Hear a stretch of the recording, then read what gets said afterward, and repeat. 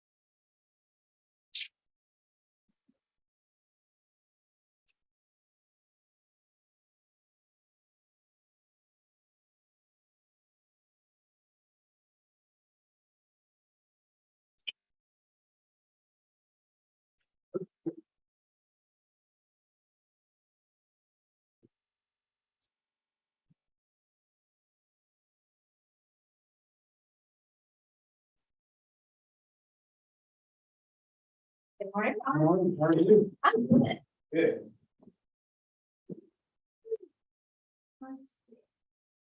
Looks like the first hearing is gonna be that the single member. Mhm.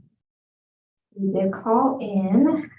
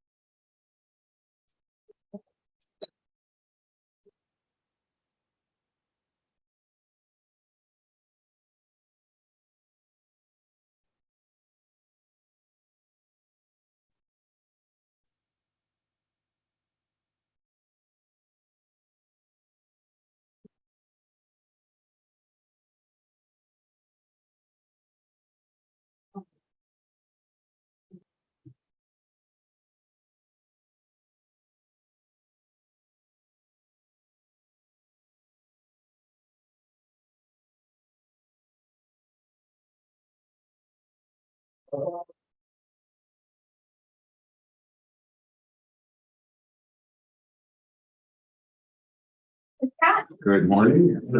How you doing? Good.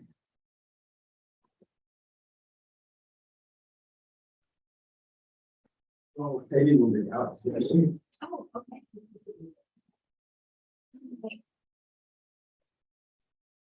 Evidently. Trained her back or something. Oh, doctor. Full muscle in your back. That's no. No.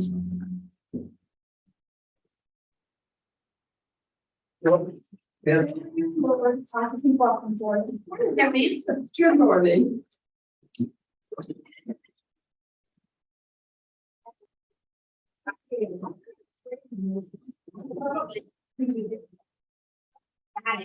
I'll get it.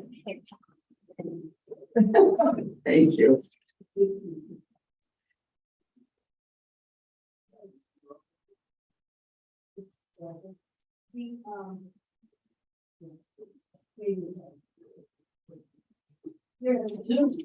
Yes. Okay. I got it. Did he? You got him? Yes, I did. I missed. I wonder what you were doing there. The door was kind of open, right? Yeah, because the lady out there said, don't, be careful what's coming at you. Barbara Staples this morning, I'm not sure it's so far over. I hope I don't throw you off.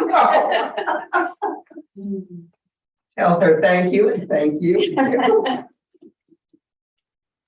15, April, August. Yes, sir. Where does the month go? Yeah, I know. Okay. And this is our last week, isn't it?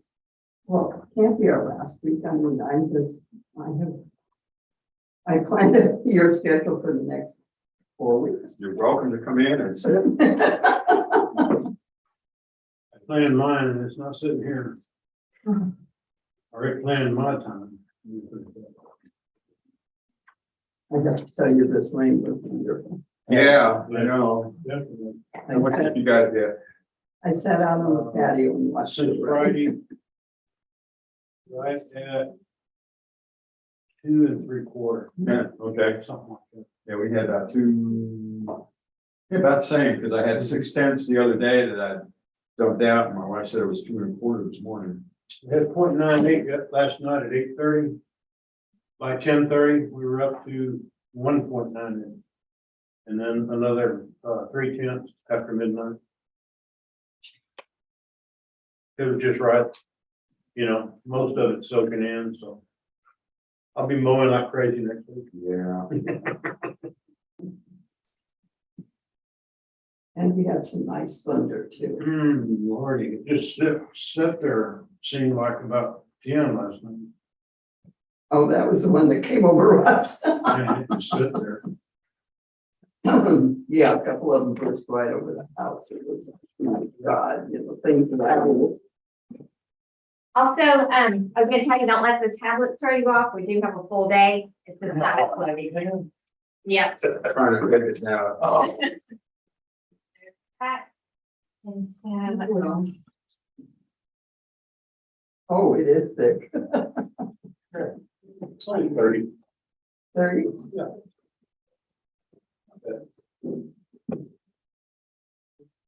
Especially when there's only one person here so far. Is your single member this morning, in person or Zoom? I thought they- Okay. So we'll, Oh, don't get comfy? yeah, we'll be moving. Yeah.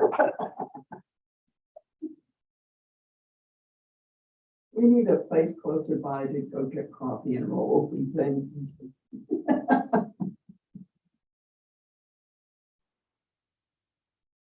Boots is open.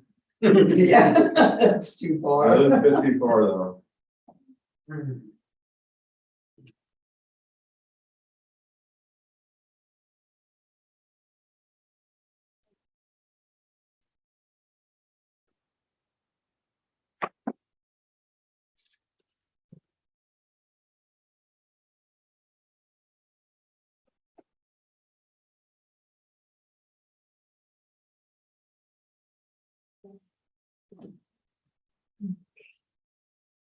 Everything's supposed to be here. I don't think Peggy's coming in. Oh, Strange. Yeah. She said, she texted me last night, said she's strained a muscle in her back oh dear. and she's gotta go to the doctor this morning and she said she'd let me know how tomorrow it plays out. Oh dear. Or the best thing is, Rest. yeah, Put some heat on it.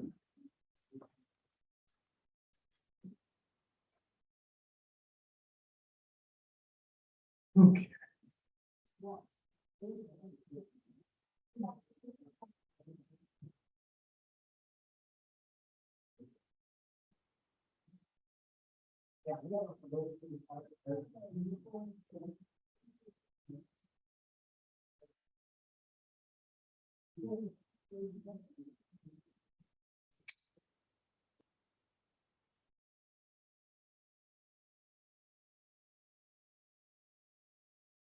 see there's one Mhm. body out there. Yeah. That's the one that warned us about the cockroach, so Oh, okay. most people just want to see what you're gonna do.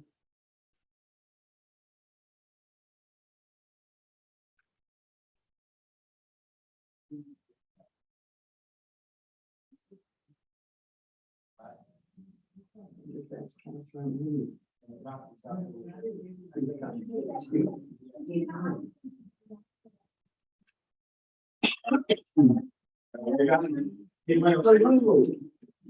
Morning, how you doing? Well, Doing good. good to see you. One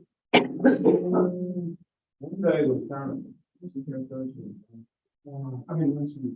one was that? Man, I've slept since then. One of them was bad. It was just.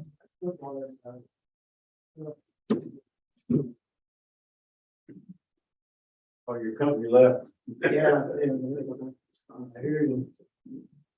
And you gently shoved them out the door. No, not at 4 o'clock in the morning, Yeah. I'm barely functioning, so I got up to say goodbye.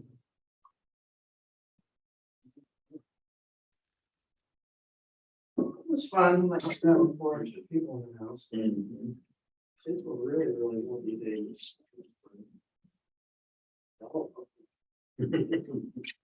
Yeah, they have to go up themselves, so they're Mhm.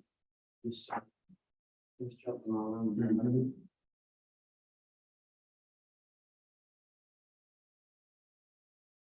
You got rain wonderful yesterday. And the day before. Mhm. Oh, that, floor out. Just right. Hmm? Just right. But it still looks like it's gonna rain some more later in the night. I don't remember, it's tomorrow or the next day, it's supposed to start raining again.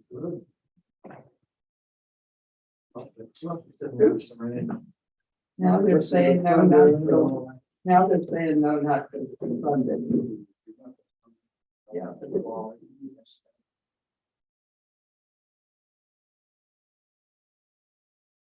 Chance to choose that I something.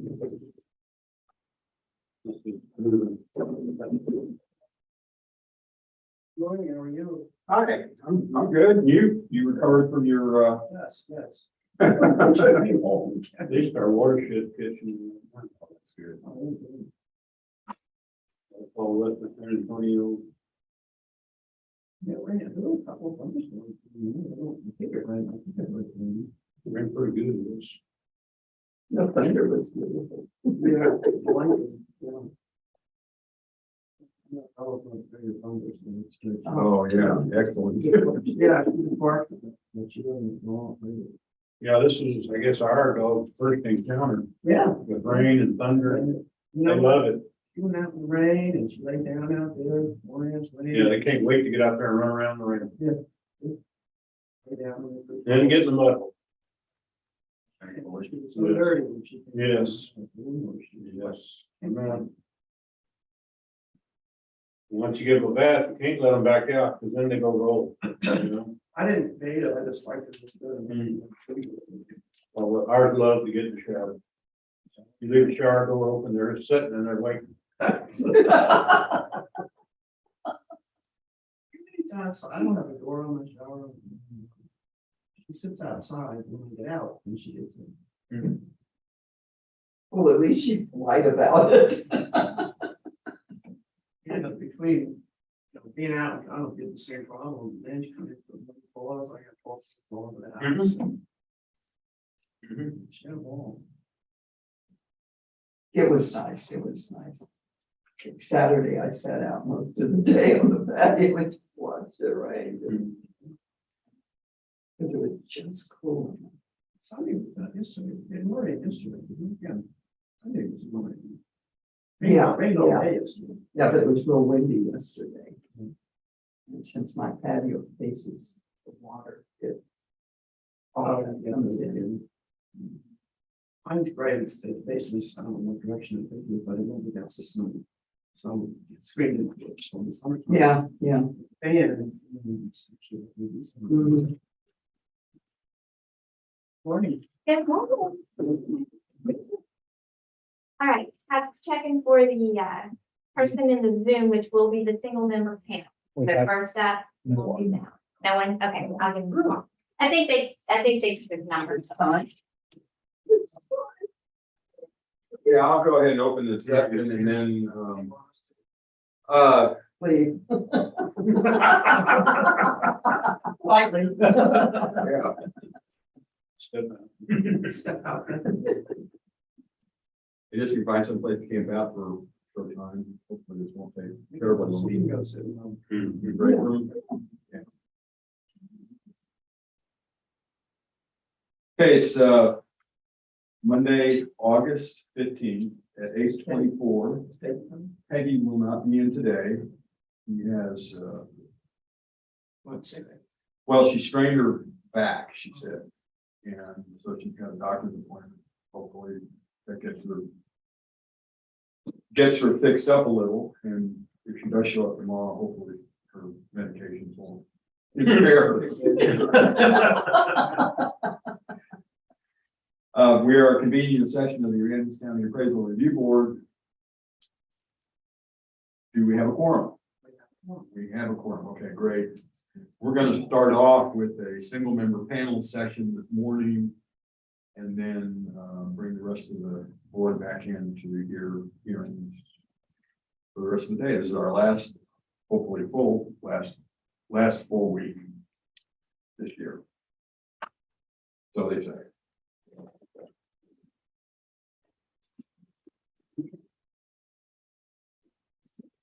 Leave any time, although I don't, hopefully it's not gonna take long. I thought Barb had said that he was just waiting. Oh, Yeah, he's gonna do it on Zoom. somebody out there. Yeah, there's a real person there too. A real person. Real person was there when I got here. So, I mean, today. Yeah, she is anxious to do it. You ready?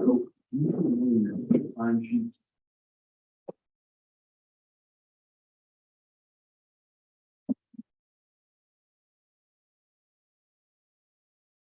So this is like Zoom, you know, Yeah, this first, the single member panel section. will be by Zoom. and you can go over with this, I think. Yeah, well, let's Okay.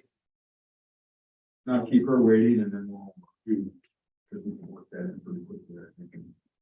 Is it just one case on Zoom? Yeah. And you sort of kind of heard it the other day. No, we didn't get far enough to even, open a hearing on it, so. And so I don't even know, I know nothing about the case. So did you have more than sessions? I didn't remember. Did he appear? One day we were back. Yeah, we had a lot of, a fair number of affidavits to clean up from Connor. Thank you. Okay, I guess you guys can Okay. here for a while. There's chairs and a table in the kitchen if y'all want Okay, to that's hang where out there. we'll disappear. They don't want us close to the front door. We'll bail. Yeah, you're welcome to go anywhere. Just let you know that is there.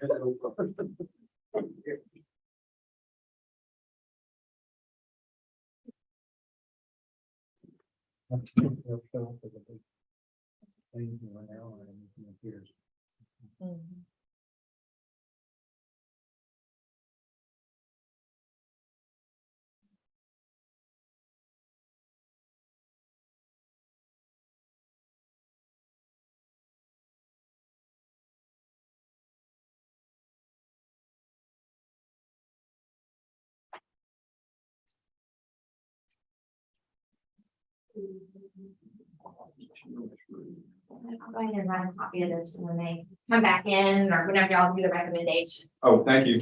Yep. There we are.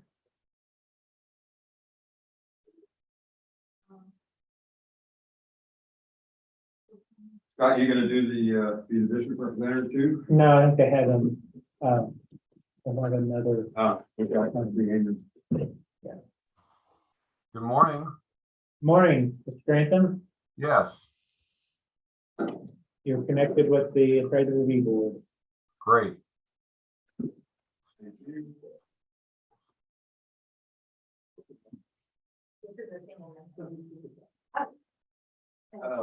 Yeah, somebody go ahead and take it. I think she loaned it to Jazz. Okay, Naaman, I'll let you catch up here. Okay, was it Mark? Yes, Okay, Mark, I have some administrative stuff to run through, okay, kick off the hearing, and then we'll get into the specifics of your case. sure. So we're commencing a hearing on case number 2022-1803, account number 15224, which is 151 Port Royal at City by the Sea. This is a single member panel session that will be convening today. This hearing is being recorded and streamed live on YouTube. And I noticed from the protest form and I'll just double check, yeah, the affidavit as well, that the market value and equity level are the elements under protest. That's correct. So I represent the appraisal review board that will be hearing your protest today. The ARB does not work for the appraisal district. We are appointed to perform an independent review of your protest. At the end of the hearing, you may complete a survey regarding your experience, and the survey may be completed using the survey form, which is included in the determination package that will be mailed out after this hearing to document the results of the hearing. Information about completing the form, including if you want to take it online as well, is included on that form. The survey is entirely voluntary. However, however, we always appreciate any feedback that you may wish to offer. You also have the right to appeal our decision, and appeal information is included in the package that will be mailed to you to document our determination.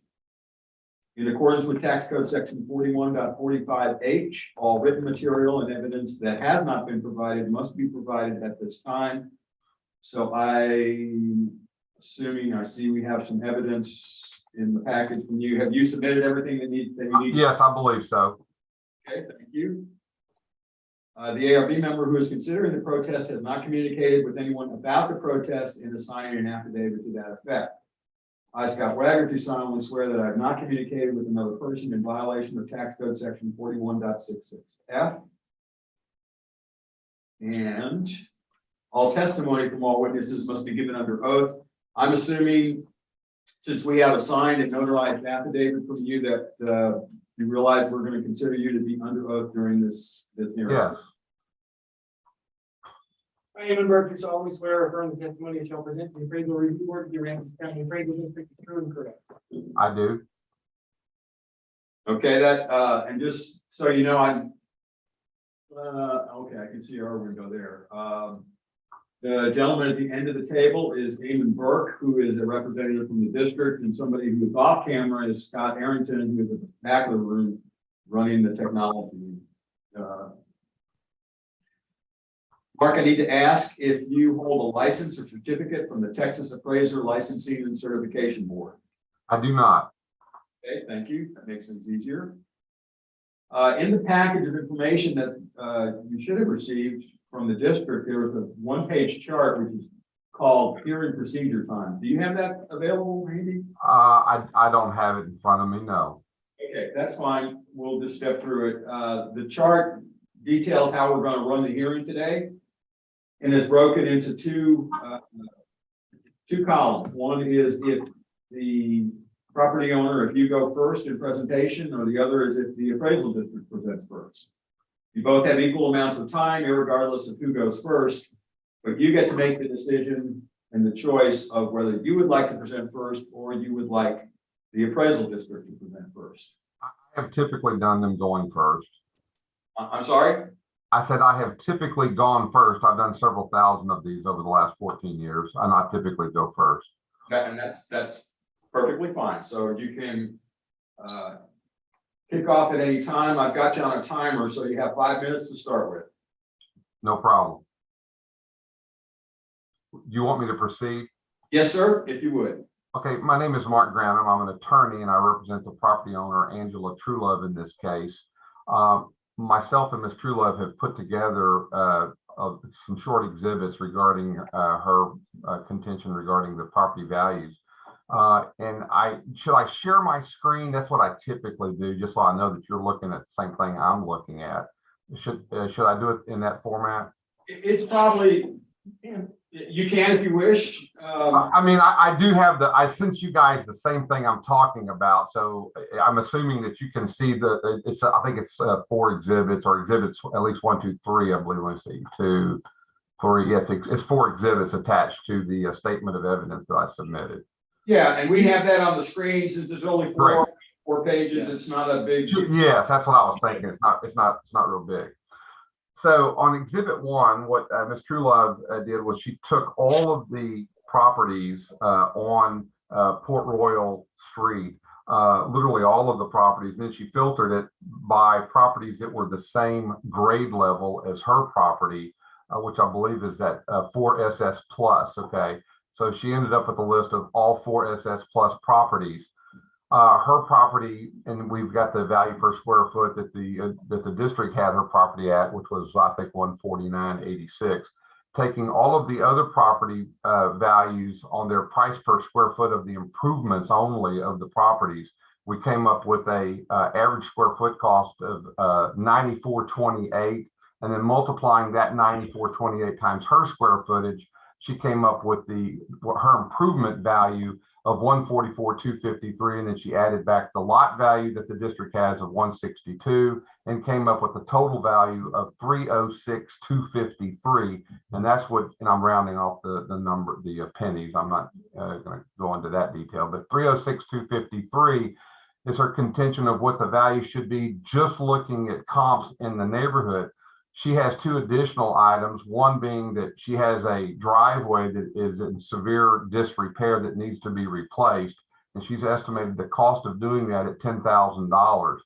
The bigger secondary concession is this whole situation that's set forth, and the driveway basically is depicted in exhibit number 2. There were some other photos of the driveway, but you get the idea there. It is in severe disrepair.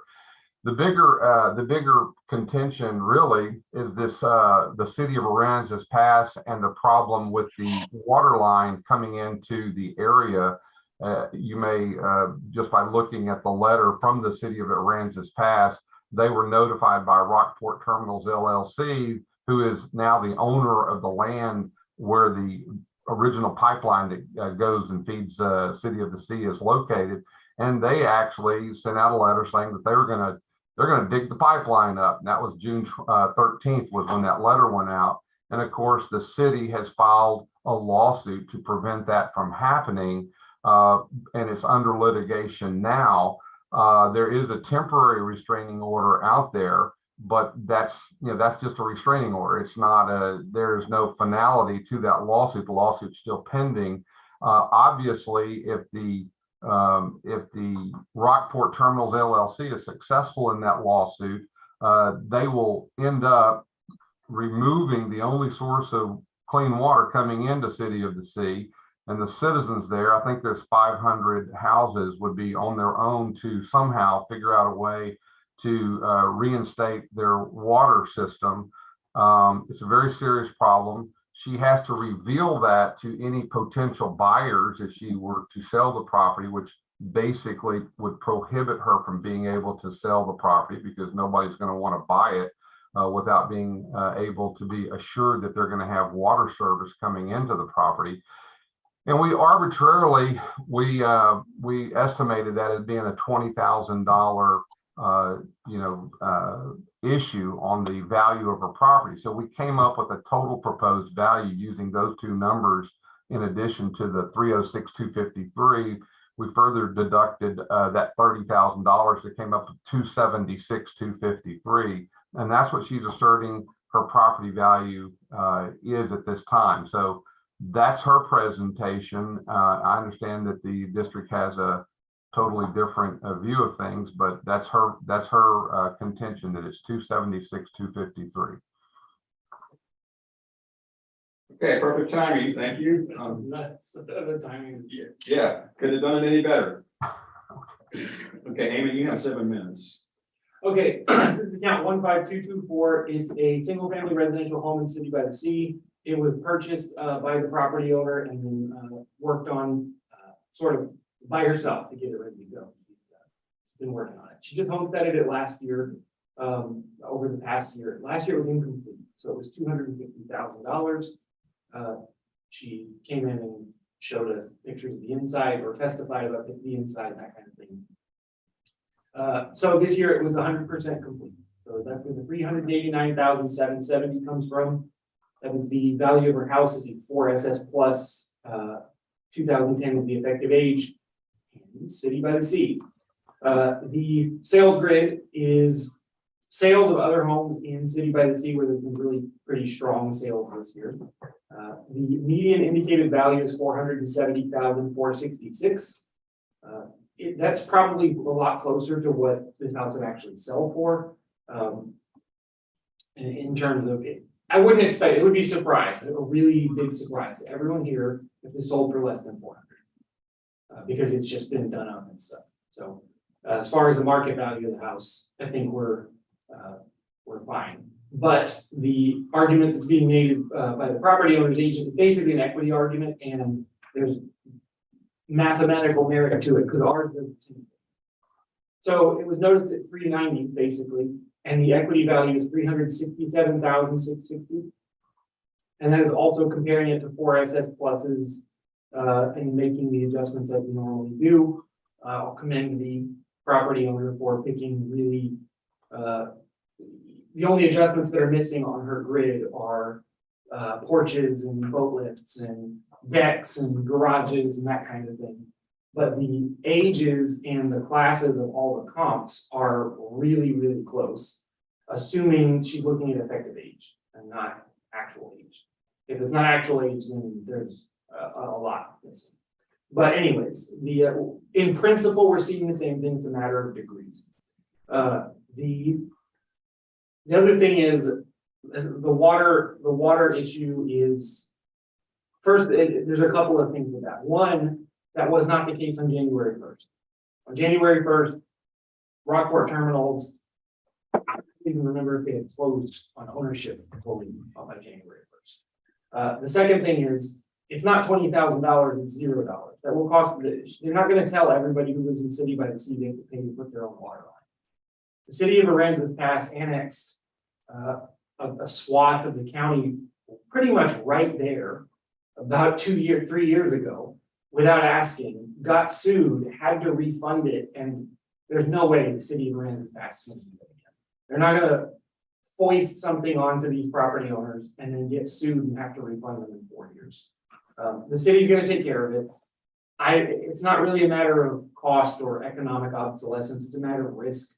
You know, does somebody think they're really gonna not have water? But no, you'd be out of your mind to think that this place is just gonna end up being, you know, unlivable for every single homeowner in there. That would be a statewide, if not national news story, that some terminal, you know, stole the water supply from a large neighborhood. So, I mean, I understand it's inconvenient and everything, but the city, that's the city's for. You know, they filed an injunction, they got one, or a restraining order, sorry, they got one. So they, you know, I think that that's gonna be okay. It's just gonna be part of the chaos of development going on next to your house. They'll work something out. We don't know the details of that, you know, with Rockport Terminal just pushing their weight around to get the city to help them out to build infrastructure. We don't know.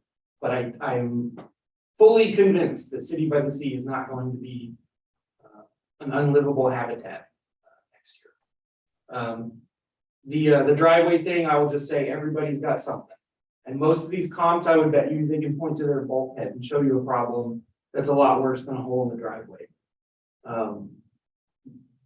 You know, value, those are market value things. I think our market value is below what this place is actually worth. On an equity basis, though, we're in agreement.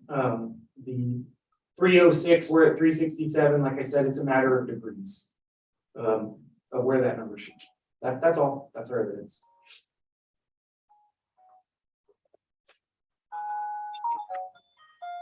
Okay, Mark, you have 2 minutes to cross-examine, 2 minutes for rebuttal, so I'll give you 4 minutes.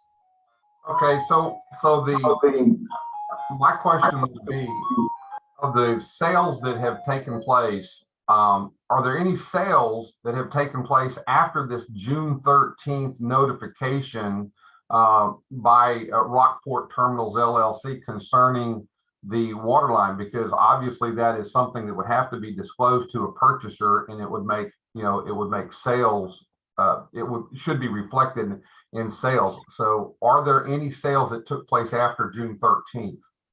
I don't know. I think that this evidence was even made in June, but the designation or the definition of market value in the tax code includes prevailing market conditions as of January 1st. So So you're saying since it was January 1st, that the market value was established January 1st, that we shouldn't be talking about stuff that happened in June then, I guess. only because there is no way to predict that Rockport Terminals is going to do anything like that. I mean, it's not. Right, that's exactly what I was thinking that your point was. But okay, so I understand that. I think that obviously we have a difference of opinion as to whether or not there will be, in fact, any sort of a water problem or not.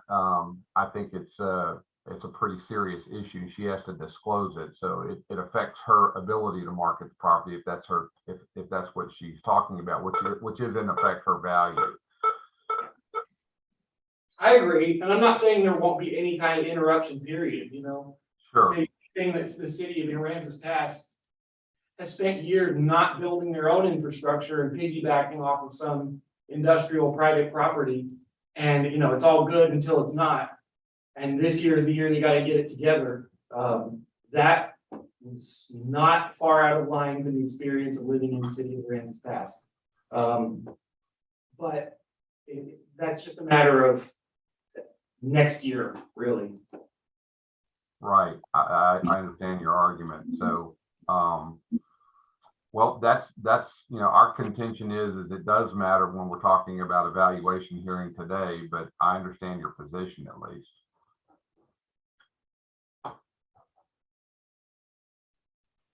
Okay, you got another minute and a half if you want it?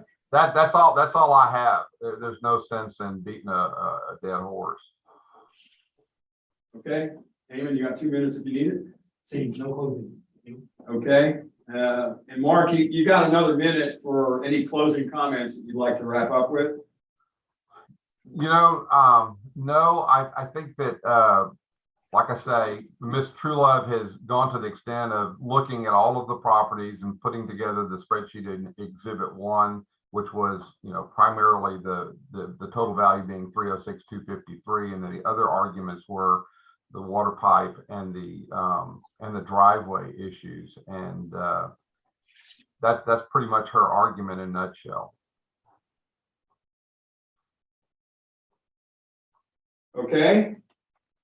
So let me take a few minutes from the ARB's perspective. Scott, could you put the spreadsheet from the property owner up? And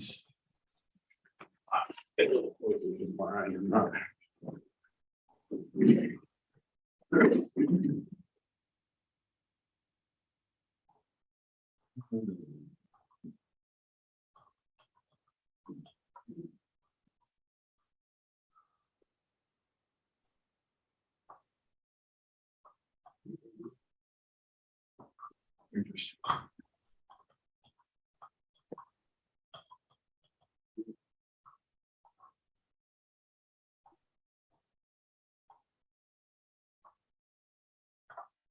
Huh.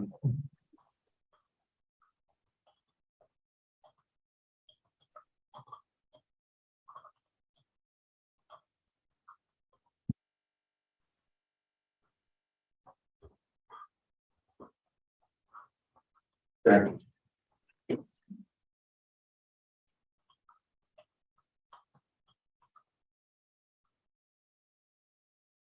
Okay, here's what I'm observing. Your spreadsheet data was helpful, and it's interesting that I think one of the main considerations, or a consideration, when I look at the district's evidence in their equity grid, is the effective year of the houses or the improvements, which, even though if I look at intersections between your spreadsheet and the district's evidence, they are 183, 203, 248 was not on your spreadsheet, but there does appear to be some consideration that we can make here. So since the district's own equity grid has evidence, brought it down to 367, and you're at 306. What I'm going to suggest is I'm going to take $20,000 off of the district's equity value and propose a new value of 347,000.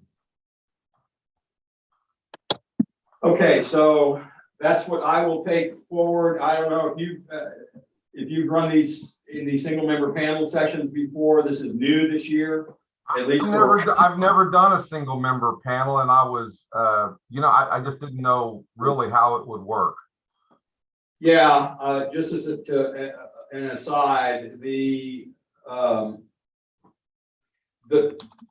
guidelines in the tax code are rather sparse in terms of how we manage them or how we actually execute them. In a smaller district like Aransas County, it's a bit more challenging because our ARB only has 5 members, so we have some procedural things that we have implemented for single member panels, just based on primarily that aspect. So what's going to happen? I know everybody seems to be running behind this year.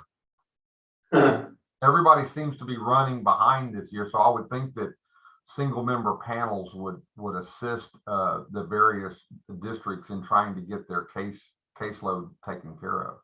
And that's probably true in the larger districts, Harris County and Bear County and stuff like that. Again, in our county, since we only have 5 members on our ARB, it's not a big help to have these single member panels in terms of trying to save some time. Okay. Now, what's going to happen next is I will take this recommendation of 347,000 to the full ARB. They will vote to approve or disapprove, or not approve rather, my recommendation. If they do not approve it, then the next step would be to convene a regular hearing with the ARB at a future date. Okay. If it does get approved, then you'll just receive the determination package that documents the fact that Do they email that or do they do it, by US mail? that's by US mail. Okay. And what's the time frame on you submitting it to the ARB panel for approval or disapproval? What's the time frame where I can tell my client as to when to expect that result? Sure. The intention right now is for me to take this and present this recommendation later today. Oh, okay. Okay. So it's a real quick turnaround then. Yeah, that's not generally the case, but since you turn out to be the last single member panel section we've got in the hearing this year, so. Will they shoot me an email as the results or something like that? They generally don't. Okay. And with the mail being what it is, I can tell you that the determination package will go out probably later today. Okay. That's good. I'll let my client know then. Thank you so much. Can I be excused? You certainly can. Thank you for your time. Thank you.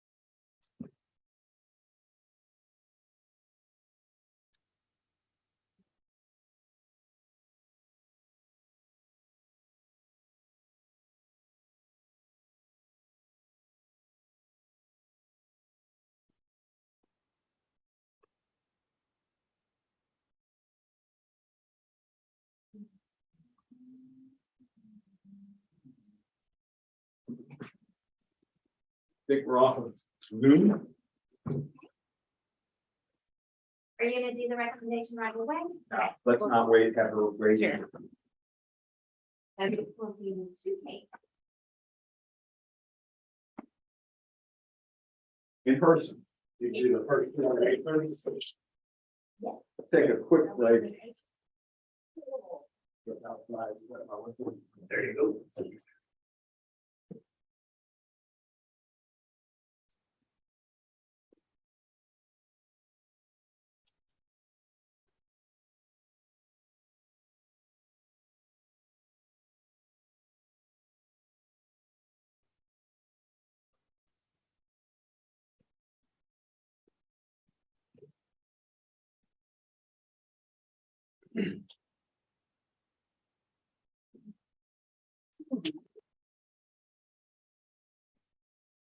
Did you have a placeholder on building it? Yeah.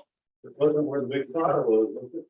No, it's a little further away from that, but I mean, we're pretty far. Yeah. We were up there this weekend. It was nice and cool. We didn't get any rain though, although, You're getting it now. yeah. So great. Yeah. Last night, it was raining a little crazy. Oh, yeah. We've got a place there. We rain desperately. Everybody. Mhm. Yeah, it moved right through It was so nice to go turn off my frequencies. I don't turn my, I'm not on. Friday, I just spread 40 loads of sand for a new foundation for the boat barn. And I was fixing to put the sprinkler on it, and it was ideal. It's so, yeah. Got to settle it down before we put the slab in. No problem, no problem at all. Starting to take water in the morning. In Seaside Loop, just 2 blocks north of the house. I can see it from my front door. Oh. Okay, we're gonna do case 1036 and 37, which is at the top of page 1. And I asked, and she would like to do 1036 first. Okay. And I'll go round up.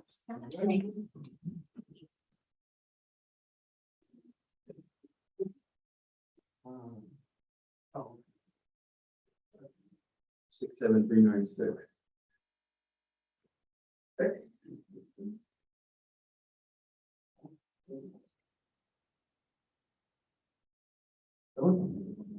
Mhm. Yeah, same person.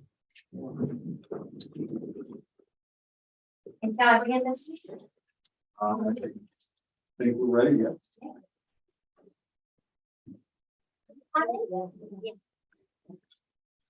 And you can have a seat. Okay, perfect. Yeah. Get my-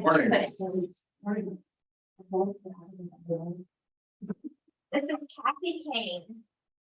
I, Kathy. Yes, ma'am. Yes, sir. That's good. Get my stuff together All here. right. You okay? I've read it. It's good. Yeah, my wife actually went to see the movie and, It's a great, the movie, the book was good, the book was great, the movie was good. yeah, yeah. I haven't read it, or read it. Hmm.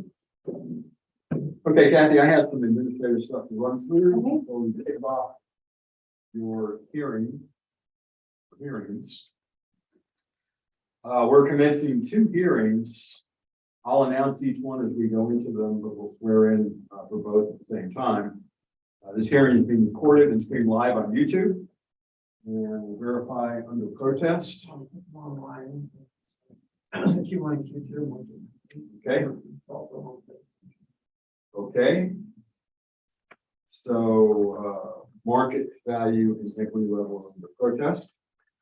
We are the appraisal review board that will be hearing your protest today. We do not work for the appraisal district. We are appointed to perform an independent review of your protest.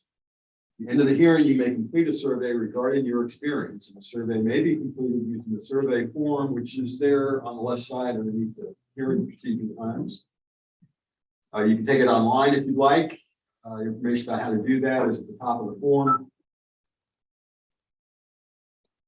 The survey is entirely voluntary. However, we always appreciate any feedback you may wish to offer. You also have the right to appeal our decision, and appeal information is included in the package that will be mailed to you to document our determination. In accordance with tax code section 41.45H, all the material and evidence that has not been submitted must be submitted at this time. You submitted all or provided all the evidence that you're going to reference during your hearing today. Okay, thank you. The ARB members who are considering the protest have not communicated with anyone about the protest or signing affidavits to that effect. I, Scott Wagner, do solemnly swear that I have not communicated with another person in violation of tax code section 41.66F as it relates to case ID 2022-1036 and 1037. I, Kathy Hoffman, do solemnly swear that I have not communicated with a person in violation of tax code 41.66F in relation to case IDs 2022-1036 and 1037. I, Joanne Ferguson, do solemnly swear that I have not communicated with another person in violation of tax code section 41.66F related to case 2022-1036 and 1037. I run 10 Sullivan Square, that I have not communicated with another person about it, in fact, so section 41.66F, related to case ID 2022-1036 and 1037. All testimony from all witnesses must be given under oath. Kathy will be asked to swear in at this time. So I, Kathy Kane, do solemnly swear or affirm that the testimony I shall present to the appraisal review board for the Aransas County appraisal district is true and correct. And if you'll reference these two case numbers. Case number 2022-1036 and 2022-1037. I, Winberg, do solemnly swear or affirm the testimony shall present to the appraisal review board of the Aransas County appraisal district is true and correct for cases 1036 and 1037.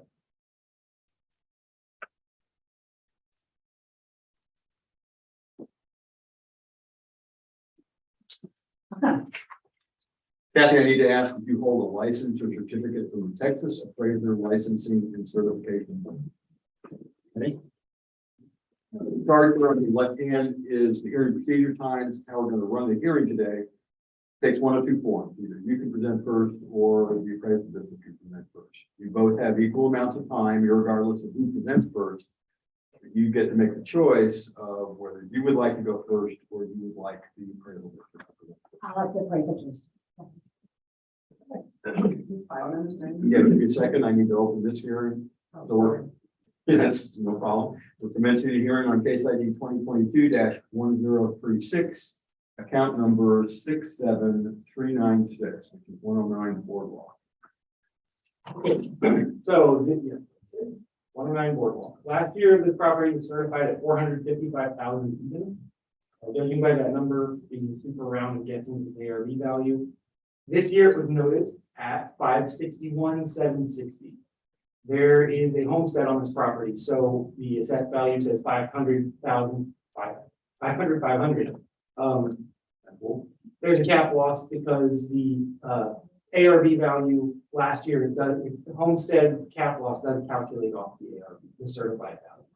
Whether it's, however it's coming up. Unless something really changed the property.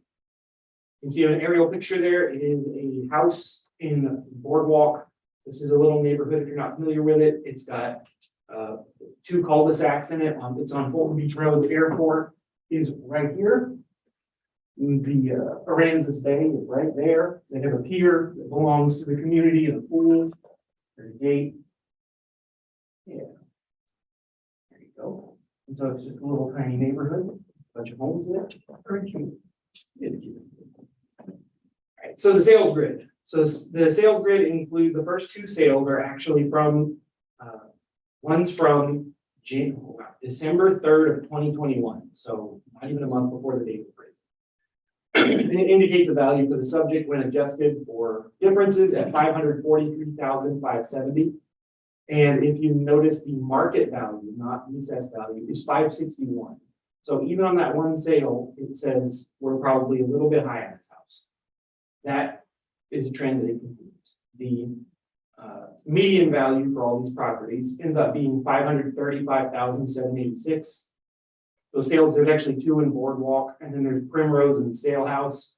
Those are very similar neighborhoods. They're little, they're cut in off of either the highway or Fulton Beach Road to build a little neighborhood in Fulton Beach Road tracts area.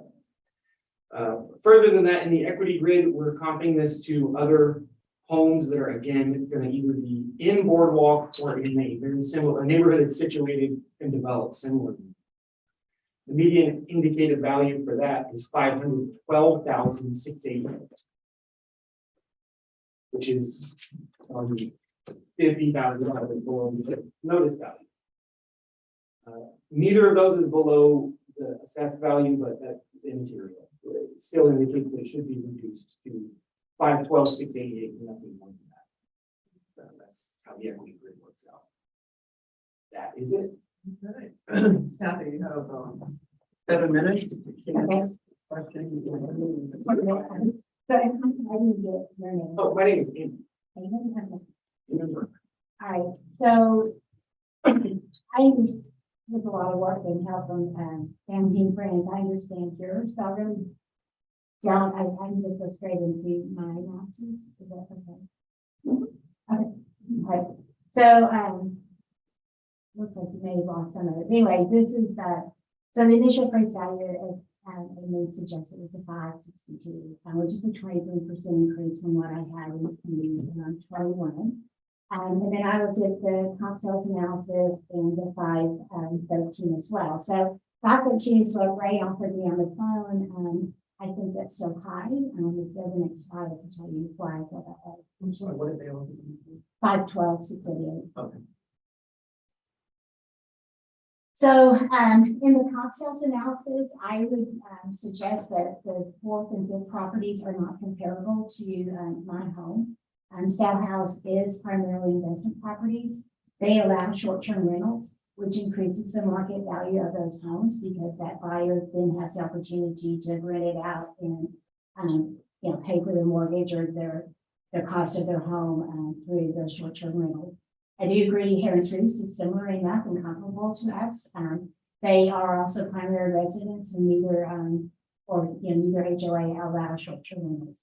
So if I average the three properties, which were in your sales analysis, 1, 2, and 3, throwing out the South House properties, I get to that 488, 644, not the 5, whatever the original number was, it's 535. And what are these pictures? Is this current? So if you'll go to similar, not quite current right now. So again, so Scott, go back one plus, and I'll just tell you Scott's my neighbors. That's what I can say, his name behind me here. But so the water dam, I have water dam. Most of the pictures that they're looking at as a 31,600. This is current, yeah, current house. And then I have window replacements that have not yet been done. And that's estimated about 40,000. So if you go look at the pictures, in February of 2022, my house was back to normal. So what happened was we believe Harvey caused this damage unbeknownst to us. It was working between the walls, and I had wood rot, which had to be completely replaced. So there was all that part of the outside, the walls, the joists, all of that had to be replaced on 3 sides of the home. Is that what it looked like on January? Yes. 2021? Well, no, it go to the next page. It looked like that on January 2022. We're working. Had been started in the inside, it was all, weather back in and stuff like that, and we were waiting on the final payments. The big work was done prior to January 1. Yes, and then the finishing of it was in February of 2022. So they can, weathered it in and then finished it out in January and February of this year. And then I just have the receipts for you so you can see that I did make this number that. So we got the left side is the amount of the repair and the second side with the PT that was done. Okay. So based on that, I think the next one I have is the windows. So when the discovery of taking the windows in and out, they determined that the majority of my windows, the seals failed. These are storm-rated hurricane windows that have been null and void since we had a hurricane. So these windows, if I were to sell the house, a home, potential home buyer would expect these windows to be fully operational working.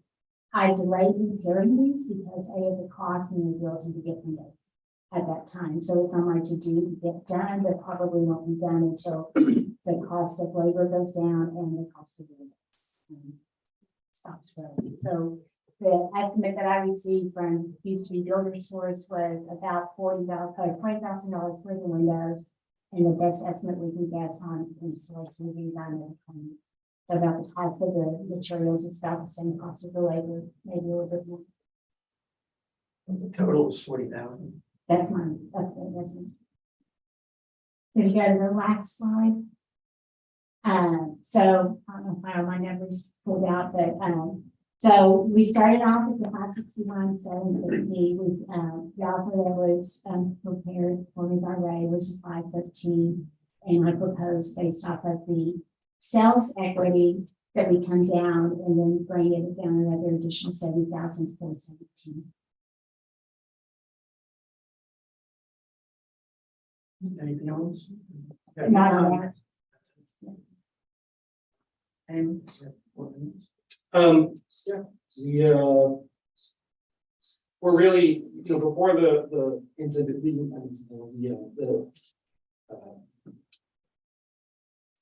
trying to think of a more relatable word, but Damage, let's just. yeah, the specific things where there's like stuff going on in using Christine's house. We're at around 500. Her number was like 488, ours was 510, and that's really not that hard. The 417, like I understand there's stuff going on. My only hesitation to that as a in principle, it's just that I don't think that even though it's getting some stuff repaired on January 1st, and the windows do need to be replaced, because they're presumably insurance companies would know these things have done blown out. They're not going to do their job. It does need to be fixed. I don't think this house is worth less than it was before the hurricane. Like in dollars, I mean, it's been, and part of that is just because we've had 5 years of very strong market growth. So it doesn't pass what, a reasonableness test that this house is actually going to sell at a loss in 2022. That doesn't seem right. But it's, obviously it's not going to stay 560. Everything's saying it should be lower. Again, it's a matter of degrees. That's it. I don't have any kind of like specific receipts and stuff. It's all very real repairs. I'm sorry, Patty, what was the number you put out? So my proposed based on the comp sales was the 488, 644, and then a relief on the repair work and the deferred maintenance of the windows. 4,000. You take that off the 588. 488. So what you're asking for is 417? I like the 417. Okay. Good. Making sure. Definitely. Anything else are you doing? Yes. Okay, you have 4 minutes for your comment. So, I put my words in here. So definitely, I think if we go with the comp sale, it's let's say 488 to me, based throwing the two for sale house out, because again, I don't think you can compare apples to oranges and say that a property area that has the ability for short-term rental. So I would go to that 488 and then reduce it down based off of the deferred maintenance of the lease of 40,000. But that is real dollars that will be heading back out the door in order to realize the full value of the home. I'd like to see the other just because that's money that came out of my pocket and no insurance is able to replace me for that value. So it certainly feels that that's real dollars that hit my pocketbook in 21 and 22, but that would be to me devalue the value of the house. So that's really all I have. I don't know if you have any questions for me. Damon, in a minute. No, I'm good. ARB has 5 minutes to go right here. My thinking is kind of the equity value is 512, 6 and change. I think that she has $40,000. Expenses yet to be spent.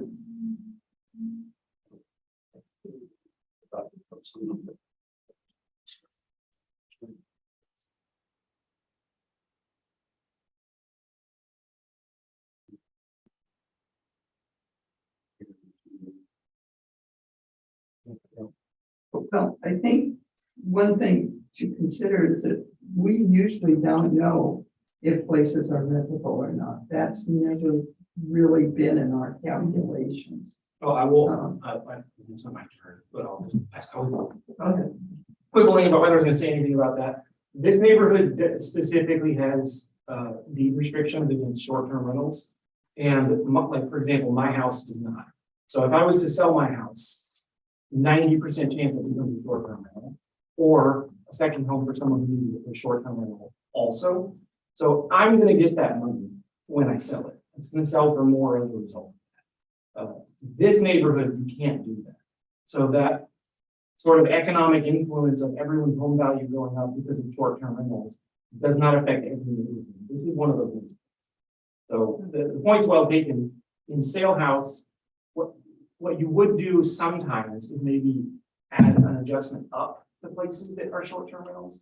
But here in Rockport, everything is short-term rental. So it's really more unusual that you can't do it.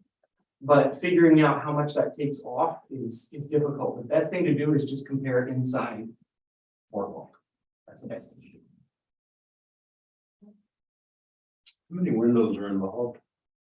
I think it's 20, and I did the estimate, just like I counted windows, I didn't go on sizes or anything, I had some that are bigger, quite a bit bigger, and then some that are smaller, and we just did a basic estimate of 20 windows. It is 20 windows, so I'd say, it's 20. Now I'd say of those 20 windows, like half are currently showing that it's breaking, but every day, I can find a new window, so anyway. Yeah. That wasn't gonna get covered by your winds form. It's null and void considering that there's a.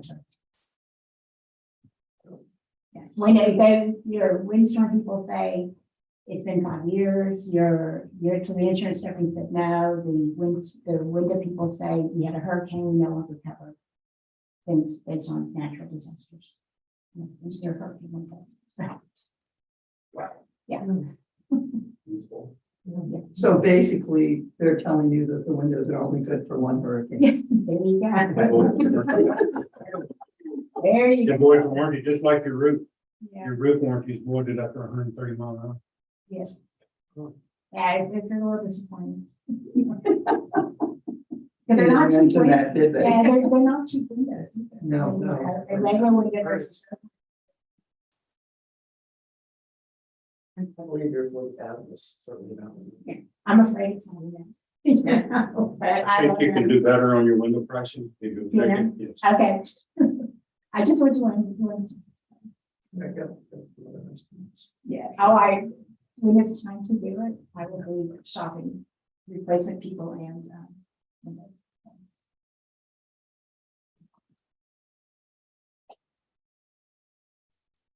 I don't think any 40,000. Where are you in 512? 512 was the equity balance, median equity balance. No. Five Not for the thirty, district. five districts numbers, 535 was the current market median level, and 512 was the current equity value. So it required a reduction in any case. Oh, there it is. I'm sorry. Yeah. Okay.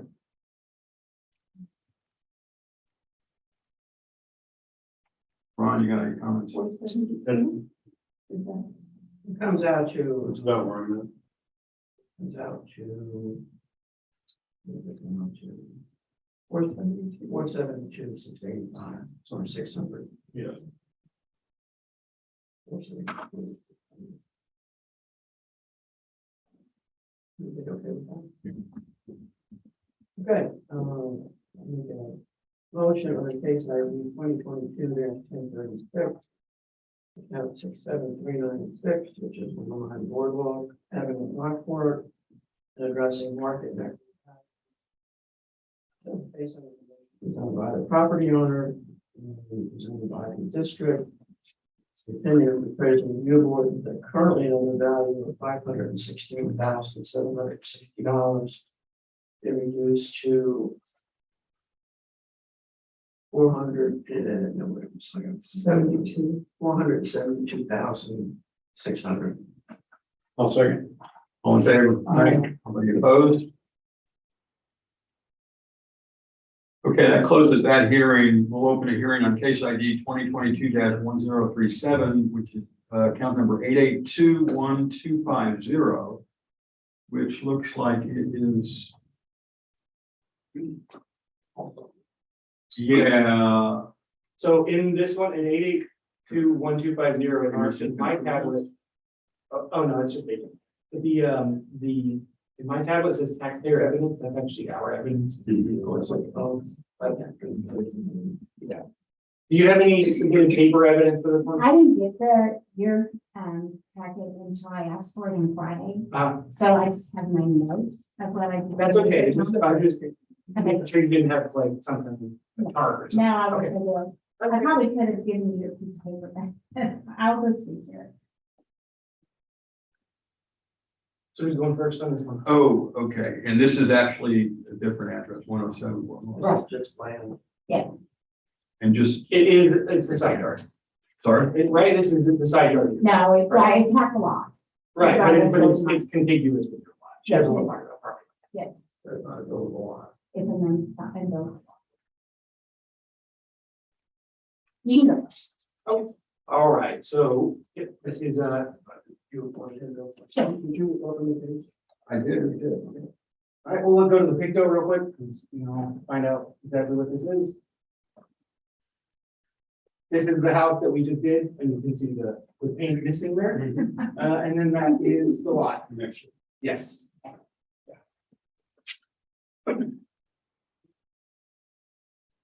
Let's see here. So basically, this thing is just on the land value forward.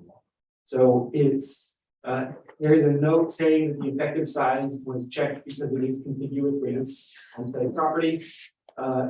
It's part of the yard for 67396. Land in the boardwalk is $8.80 a square foot. Yep, and it's a little box check, and there is an additional adjustment on this one of 70% because it is not a buildable lot. So it's actually got a lot going on with it. It's got the neighborhood land value, an effective size, and the 70% adjustment on it. So Where you said the effective size, it was checked, it doesn't Yeah. mean that it had an effect, is it? yeah, I don't know. That's a good question. Go up to the property card though. Here. Quick way to check is if the you might have to swap between acres and feet. But if this number, this is the actual dimensions, and if it has that box checked as effective acres, it'll be right here. So, and if that box isn't checked, this F acres won't be here at all. This will just be missing. So you can tell the box, the effective size adjustment has happened. We're considering this to be part of the whole property, even though it's not, this one's not actually homesteaded, because it has to be one parcel to be homesteaded. They have to be merged together. One account. Correct. And then what does it mean? Stupid stuff in the line. It'll have to be over 8,000 square feet. No, I'm sorry. Oh no, we're at the top of the table. So there's little lots in, I guess, in Boardwalk that are more valuable per square foot, but if this one's over 9,000 square feet with that one next to it, they probably all, most of them. Yeah, it's $8.80 a square foot. That's what I'm trying to get at.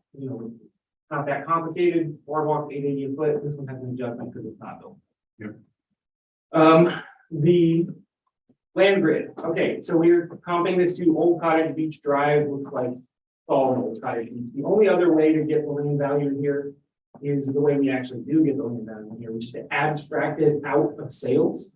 I would be presenting you evidence for 25 minutes if that was. Anyways, this is just other land sales, actual land sales. Old Cottage Beach is a very comparable neighborhood. So looks like 1140 a foot, 10 a foot, 1060 a foot, and 1130 a foot. Our median value ends up being 45,391. The current value is 25,760. So it would be 36 grand. So I don't think this is worth 45,000 anyway. This is fine. If you've got a fee appraisal, they might tell you it's 45,000. I think 30. We're better at doing land. I like our number on it, but the reason it's not 36, it's 25 is because then the it's just going to tell you it's on a So, okay, you have 7 minutes. So this one was hard, especially since I didn't get the information, flag. Didn't understand how you were coming up with the number, so, when you said that it was adjusted, the 70% adjustable, then you explained to me a little bit what that means. Yeah, we'll go back to the property card. All land in boardwalk is done by taking the dimensions of the property, which is in square feet, and multiplying it times 8.8. That gives you $36,800. Everybody, the average person, the plurality of people in boardwalk, that would be the value of their land. Because this is an unbuildable lot, presumably in previous years, that's been brought up, and it now has a permanent 70%. So whatever the lot underneath your house, for example, or the one next to you is, this one's going to be a fraction of that. It's going to be 70% of whatever it would be otherwise. This is the same sort of thing we would do if there was like 70% of the 36. So if this thing was big enough to build, or you were allowed to build, or people were putting a bunch of little cottages in here, it would be 36. But because it's, you know, a little side yard, it's on its own, you sell it off, no one can put a house on it. Its value is being retarded here by 30%. It's the same thing we do if there's like permanent water or some sort of next to a something super noisy or something like that. Because there's nothing you can do to make this lot bigger. So every year until, you know, something happens, probably forever, this is going to stay in there. That's 70%. Yeah.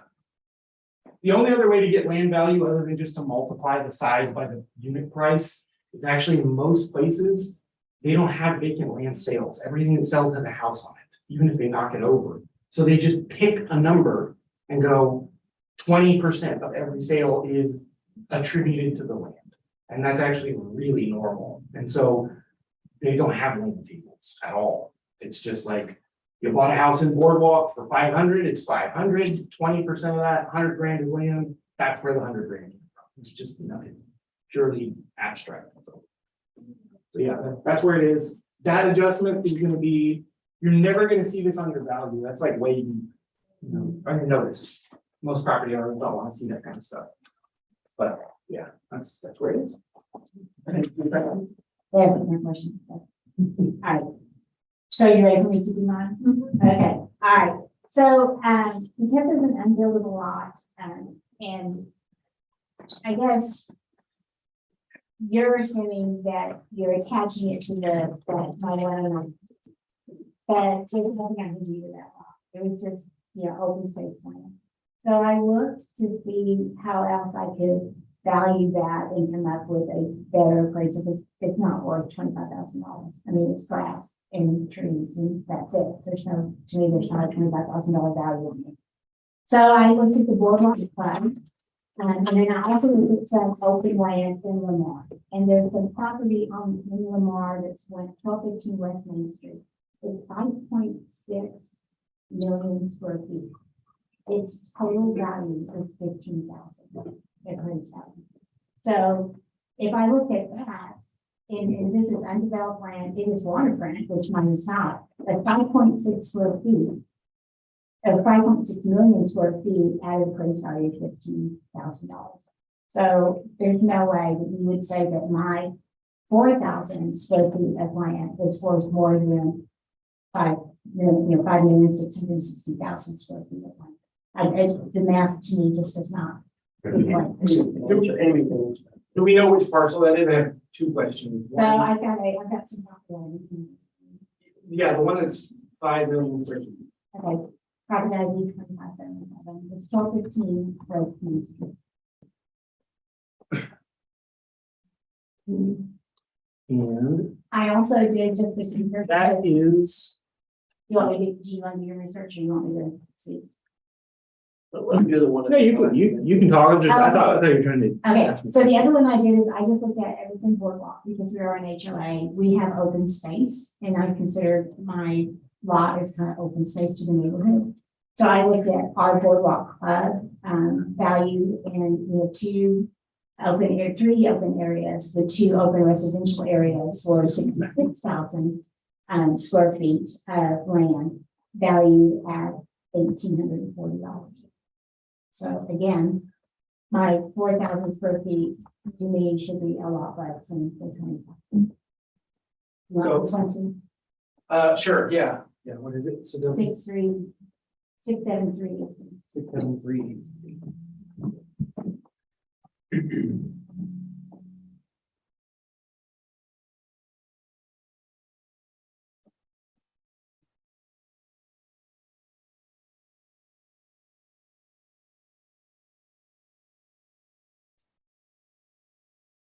Yeah, you're right. No, can you back like way out and go look at Lamar real quick?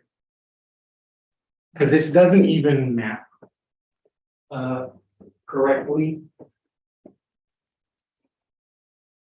And you go, well, why don't you fix your map? Because nobody's map is fixed. Not even the surveyor is this, it's okay, you can just pull out a little bit. I'm looking at this concept. This used to be like, we're gonna build a town here, town square and streets and stuff, and they never did. And now, everybody who owns little blocks and lots in here owns them in like random arrangements and weird portions. The property ID that was mentioned is $5,000 is flat valued because it's two lots somewhere in here, two sections of this supposed neighborhood. It's only 50% interest in it. And it's currently has a judgment executed on it about something, presumably, I don't know if there's an estate or somebody hasn't paid the taxes or whatever. It's hard to even get people like, how do you pay the taxes on something you don't even know where it is? And then people don't pay it, and then it goes up for sale, and somebody buys it for cheap, and then they don't know where it is, and then it's owned by more random people. And so it ends up being, well, I want to do something with this. Some people out here are like, want to buy it all up and I'm going to do it. And they can't find everybody. And the people who want to sell are like, well, I can sell you my 1/8 of it. The other 7/8, go find them. So these things, their value is just atrocious because, you know, I don't even know how this ends up ever getting fixed, really. I can't even think of like a disaster that would fix it. Can't think of anything. The other one is in Boardwalk. You can just type in the PID real quick, Scott, and I'll just zip you over there. It's what? Sorry. Whatever the 67383. 673. 38. 67383. Sorry, say again, what? 67383. 673. So this one is has an adjustment on it because this is how the neighborhood gets to the pier, I believe. Is that right? This is like the pool. That's the pool and then the pier and it's the open space. Yeah, it's for the HOA. So Yeah. that's why it's less. We would expect that. Right. So my, anyway, so my thing on that was if you're in comparing the open space within the neighborhood, then I would say compare me to the other open space in the neighborhood, which is the pier area. It's also larger, so it's a lesser square foot. No, well, yeah, but it's also, you can't sell this. Yeah. You could sell your lot goes with your house. This one can't, Well, no one can ever. Not technically.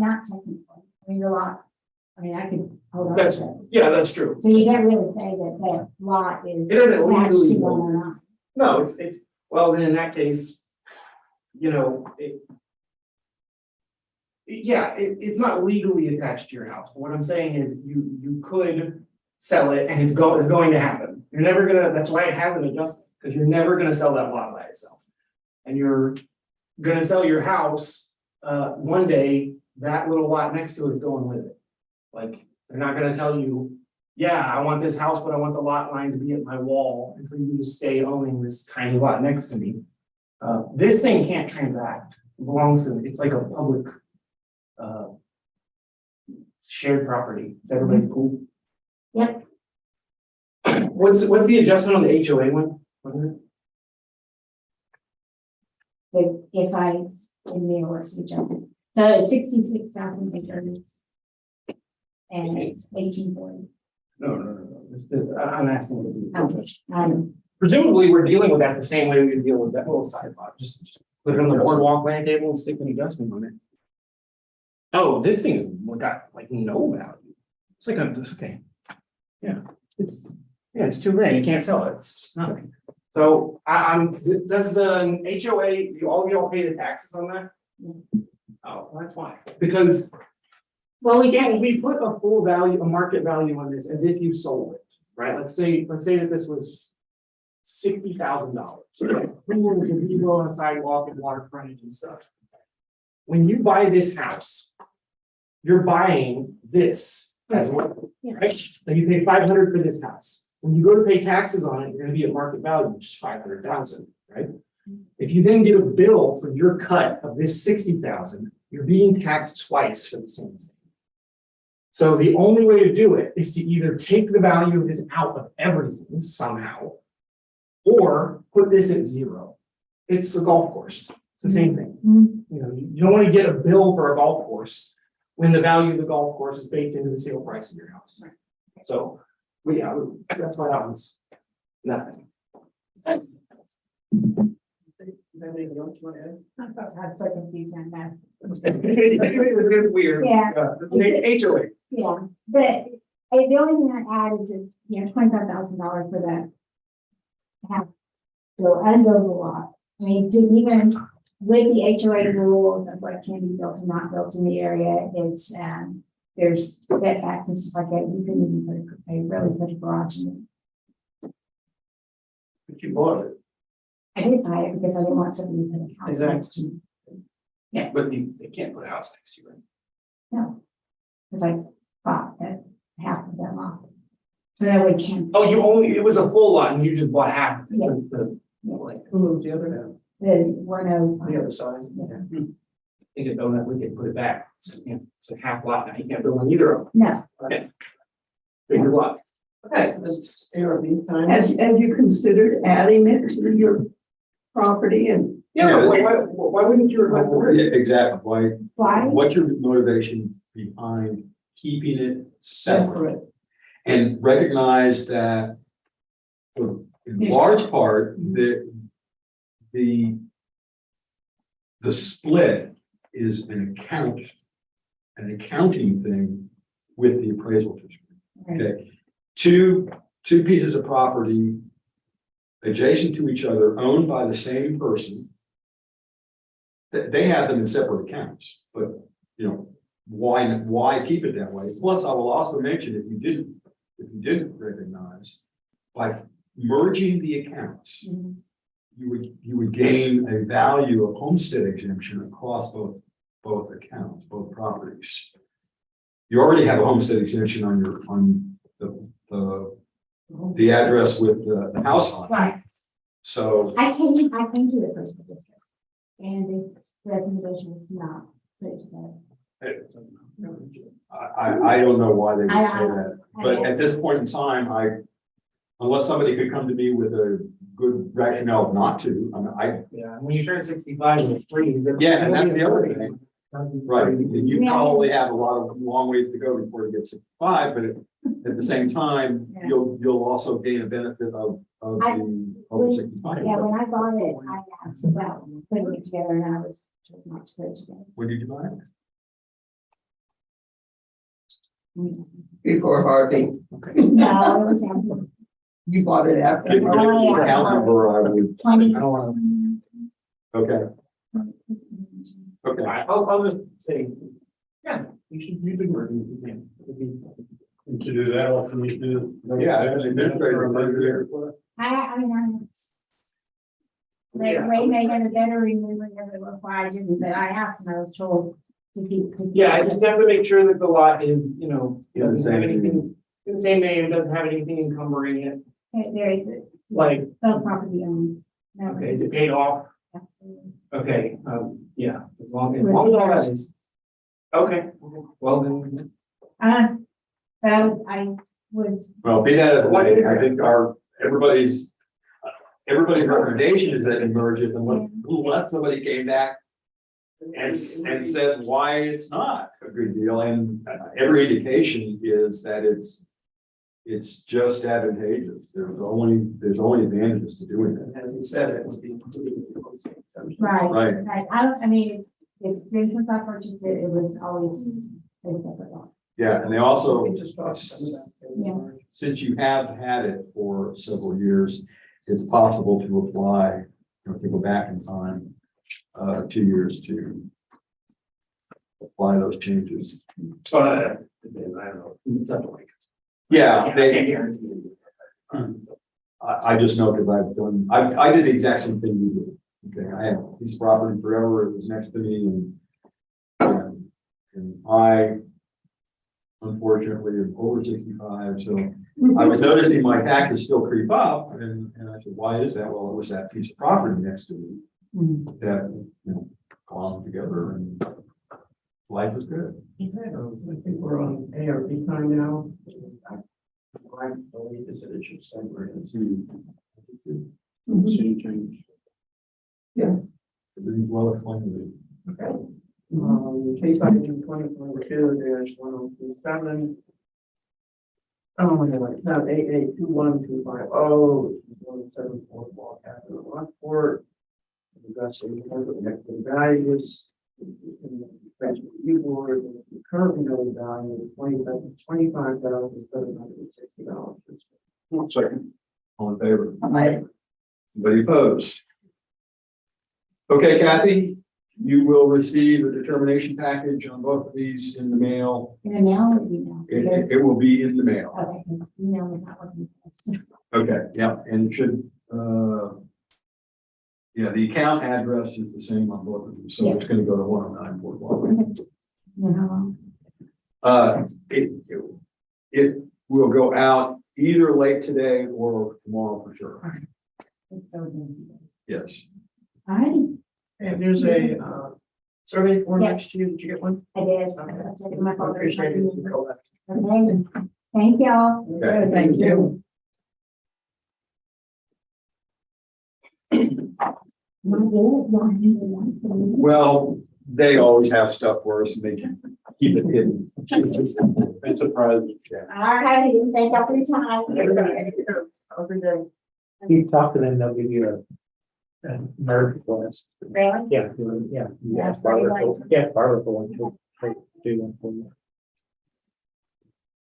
Keep on with more stuff. All right.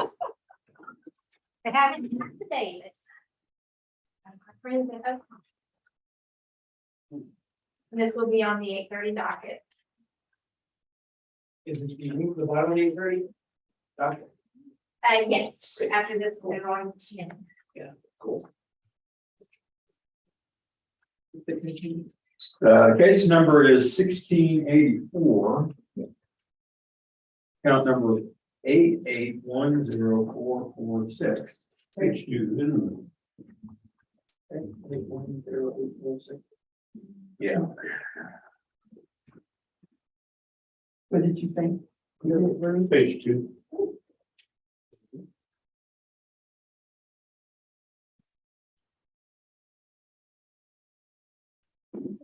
Okay, is everybody ready?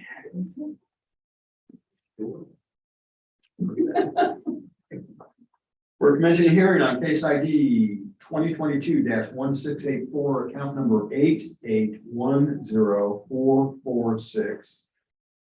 Excuse me, which is 105 East Lamar Street in Rockport. This hearing is being recorded and streamed live on YouTube. And Just consideration is market and equity values. They also have checked property description is incorrect. okay, so we'll keep an eye open in the evidence for anything dealing with the description. We are the appraisal review board that will be hearing the protest today. We do not work for the appraisal district. We are appointed to perform an independent review of the protest. Protester has a right to appeal our decision, and appeal information will be provided to the protester with our determination. In accordance with tax code section 41.45H, it is assumed that all written material and evidence has been provided with the affidavit. The ARB members who are considering the protest have not communicated with anyone about the protest and are signing affidavits to that effect. I, Scott Wagner, do solemnly swear that I have not communicated with another person in violation of tax code section 41.66F. I, Kathy Hoffman, do solemnly swear that I have not communicated with another person in violation of tax code 41.66. I, Joanne Ferguson, do solemnly swear that I have not communicated with another person in violation of tax code section 41.66F. I, Ron Kennedy, solemnly swear that I have not communicated with another person in violation of tax code section 41.66. I am at work, do solemnly swear affirm the testimony you give the appraisal review board, the Aransas County Appraisal District is true and correct. Okay, Mr. President, read the affidavit. City account 88104446, the owner is James R. Senior and Lindsay G. Campbell. 114 Bayshore Court, Unified District 78362. This property is 1005 East Lamar Street, Rockport, Texas 78382. Reasons for protest selected are Q1 and 2. Evidence is blank. Section 5 is also blank. Hearing type says, I intend to appear by telephone conference call for the hearing. This affidavit and the evidence submitted with it may be used at the hearing if I did not appear in person at the hearing. The agent for the property owner has not shown up, so the affidavit is signed and notarized in Harris County by Peter Bond. And then there is a commercial assessment comparable data grid. This is comping this property. So this is in, right, it's in shell ranges. That's South Rock. It's just north of shell range a little bit. And yeah, this goes not just south. Okay. So the they're doing an equity grid, comping this to warehouse properties in various parts of the county, 8th Street in Rockport, 35 South in Rockport, Poinciana, Sawyer Lane. You can see the improved value and the land use code in their system of WH for your warehouses. And then there's a square foot, and then there's adjustments. And that gives them the $56 a square foot. Their total proposed appraised value is $136,301. And that's it. Okay, that concludes their evidence. This is their evidence. I will. They're not here to reply about it or anything, but it's yeah, this is Water Street. This is the property, but this is not this is not commercial use, so it's not actually commercial. But this is it's terrible. Is it a house or what is it? No, it's a big garage and it's like roll up doors and stuff. It is kind of a warehousey building. I'm just saying it's not commercial property. There's a difference between like a warehouse, commercial property, and as you probably are thinking, an income valued property. Those are sometimes they're all three happening at once, but they're all different things. This is not, you're not going to run a business right here. You guys could, but my main problem is that these adjustments are terrible. This thing doesn't work. I hate these. I mean, I've done. People need to stop doing this. You're dumb doing this. All right, so go to the this thing. This is what it is. It's this. It's like a big fancy garage. You can stick boats in it, or park your car, or your Jeep, or project. I don't know what they're doing with it because they do not live next to it. I don't think. I think they just own this, and there's a little tiny house, like a mobile building. We have that as a 2SS plus. It's built offsite. Yeah. So, but it's not. Anyways. Can you go to the picture then? Yeah.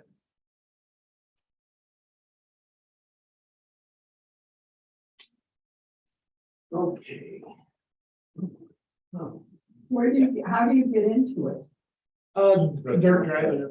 Unimproved road. Yeah, dirt drive off Magnolia or Water Street, and you kind of plug your car in there. And then there's a little living space right here. It's like a portable building, you know, low dirt center or something, but it's not a dirt center, something similar to that. It's got a little flat little roof, kind of a nice roof actually. It's pretty decent. So they're probably renting it out for someone to park their boat or maybe. I don't see how you get back into it. Yeah. It's a little bigger than it might seem. I mean, there's a trailer. You can get in there. Hey, it's a lot of boat storage places will have this stall facing the fence will be like right here. And it's like, good luck, buddy. Yep. So, yeah, it's not commercial. We have this thing at 147. I think, 147. And if you're curious, you're probably wondering, their house, someone said commercial, what the income value is? It's 150. It's insane. $150 $1,000, yeah. So it would do the same. But yeah. And then if you look at the sale grid, it's 150, 617. Comping this to, we're comping it to little houses in South Rockport because of where it is. It's So gonna be, you're saying that they use it for their equipment or whatever, as opposed to being rented out, because you don't want to. I don't know what that they're doing. with it. I would assume it probably actually is not strictly personal. They probably are, someone paid them a little bit to keep something in there. Why isn't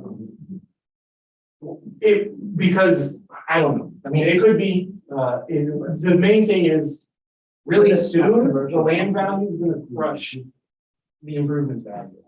And so it would end up needing, to just be flattened at the land value doing that. So I'm just saying, we could, and I don't, there's a lot of properties that will have a cost value, an income value, and, like the radials are all in there.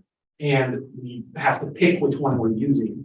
I'm just saying, if you're curious, it's basically, back of the envelope math. It's basically 2,000 square feet, pretty much.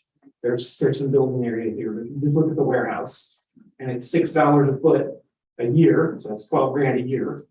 And it's about 8% for the cap rate, because it's like 7, and then you have the taxes, it's 150,000. So either way, it's yeah. So anyways, if their only evidence is that equity grid is terrible. Those things, if you make it's the adjustments are going, for every doubling in size, it's 10% unit price decrease and the rest of that stuff. The problem is, I've actually done this. You can take a street with 6 houses and it'll say the subject needs to be reduced. It's not fair. It's overappraised compared to the others. And then swap the properties through the grid, and several of them will all say they're underappraised or overappraised. You get weird results. Our equity grids make just better quality adjustments, But I just don't really see anything here. So, but that's right. That's 47, where it is. Yeah. Good man. Yep. Where I'm at. I'm surprised that they haven't found it preferable to just sell it to the neighboring property. I think they would pay pretty good for it. There's 2 houses right in front of it. They look at it all the time. Might as well have it. I'm sure they'd like to just mow it down. It kind of looks like nice, actually. Maybe because of that road going through there. Case ID 2022-164, account 8810446, which is 105 East Lamar Street, Rockport. We didn't address the property description is incorrect. It was not in the affidavit and they didn't provide any evidence. Their evidence described the same.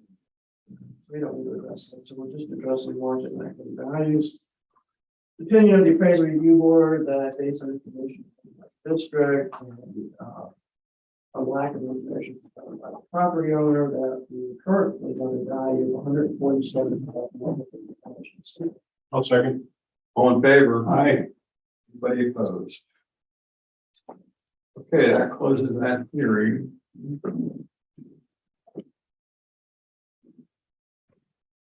Live funds at 10 o'clock. Anybody live? We have somebody on for a phone conference. They didn't give 3 or the 10 days notice, so as long as it's okay with you. Hold on. agent. And my money says the phone is screwed up. Okay. Did they have a power failure here? Life changes. I lived not too far and my power never, I didn't have a brownout, but I did lose. We glitched late at night. But I'm just going by the fact that this is the light is blinking. We came in Huh. at Market Street. Not the Oh, yeah. stoplight. Yeah, so I noticed that. Yeah. Well, our phone. We didn't call. Well, yeah, Oh, no, you're right. yeah, that's what I was saying. No, actually, I think that what happened last time was our IT department, since I. And it's sort of like. Both wait to. They updated something. They ended up moving our phone, Okay, not real communicating. but I'll put it in the notes. The solution ended up being the IT department typed the button. And so it was like. But Okay, they're not talking about. This on the 10 o'clock. this is on the 10 o'clock, I'm told, and it's account number 10, or I'm sorry, case ID 1026. Yeah, we got it. It's a different one. You said. It's amazing. We had a wireless printer we were trying to get. Oh, no. We ended up trying to- It happens to be the one that. And we couldn't get it reliably. And then we said, hey, can you, I'm busy, I've got a lot of stuff going on, can you come over here and get the printer working? And they said, you should buy a different printer. And we were like, thanks. It's on stage, thanks, you know. That was a response? Yeah, I was like, hey, I got an email so I can zoom in when I had COVID. I said, I want to use a team viewer so I can remotely access my work computer at work. And I was like, okay, I'll stop using the free one. I'll sign up and register so it's all above board. So it sent me an email saying to confirm my account. And their little spam filter caught it. And I said, please, it's caught spam filter. And they said, you shouldn't do that. It's just, please, you're just gonna make us never talk to you. We're gonna stop asking. Well, that's their whole point. Maybe. Being effective. 22824, correct. Okay, so we are commencing a hearing.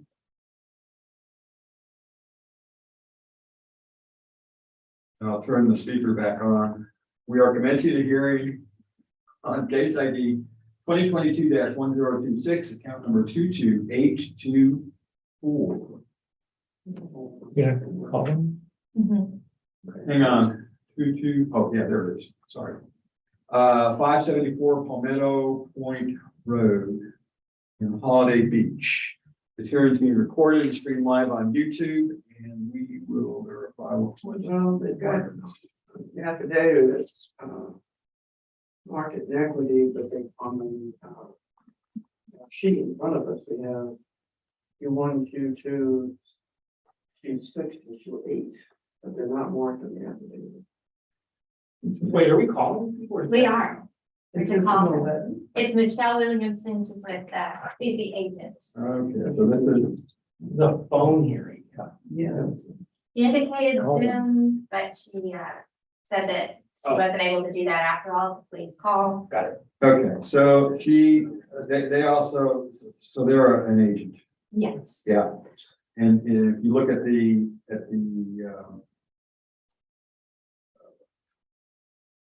Letter. yeah, there was a letter. It's under taxpayer evidence.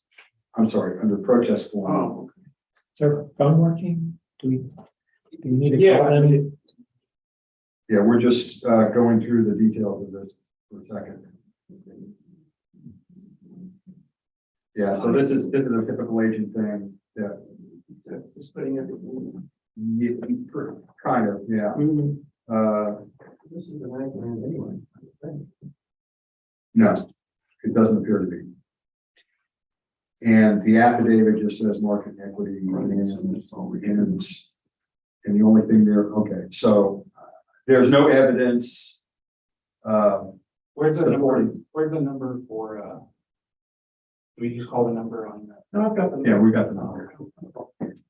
Okay, so market value and equity level are what is under protest. need to call him. Oh, yeah, I'm sorry. That's why Scott was saying, what the heck are you doing? He was polite about it.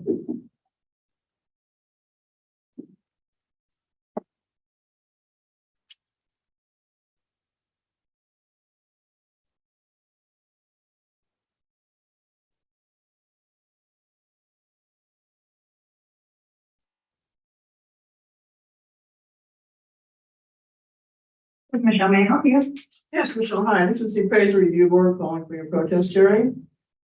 Hi, good morning. How are you? Good morning, we're fine, thank you. Good morning, Michelle. I have some administrative stuff to run through before we get into the specifics of your case. So we are commencing a hearing on case ID 2022-1026, account number 22824, which is 574 Palmetto Point Road in Holiday Beach.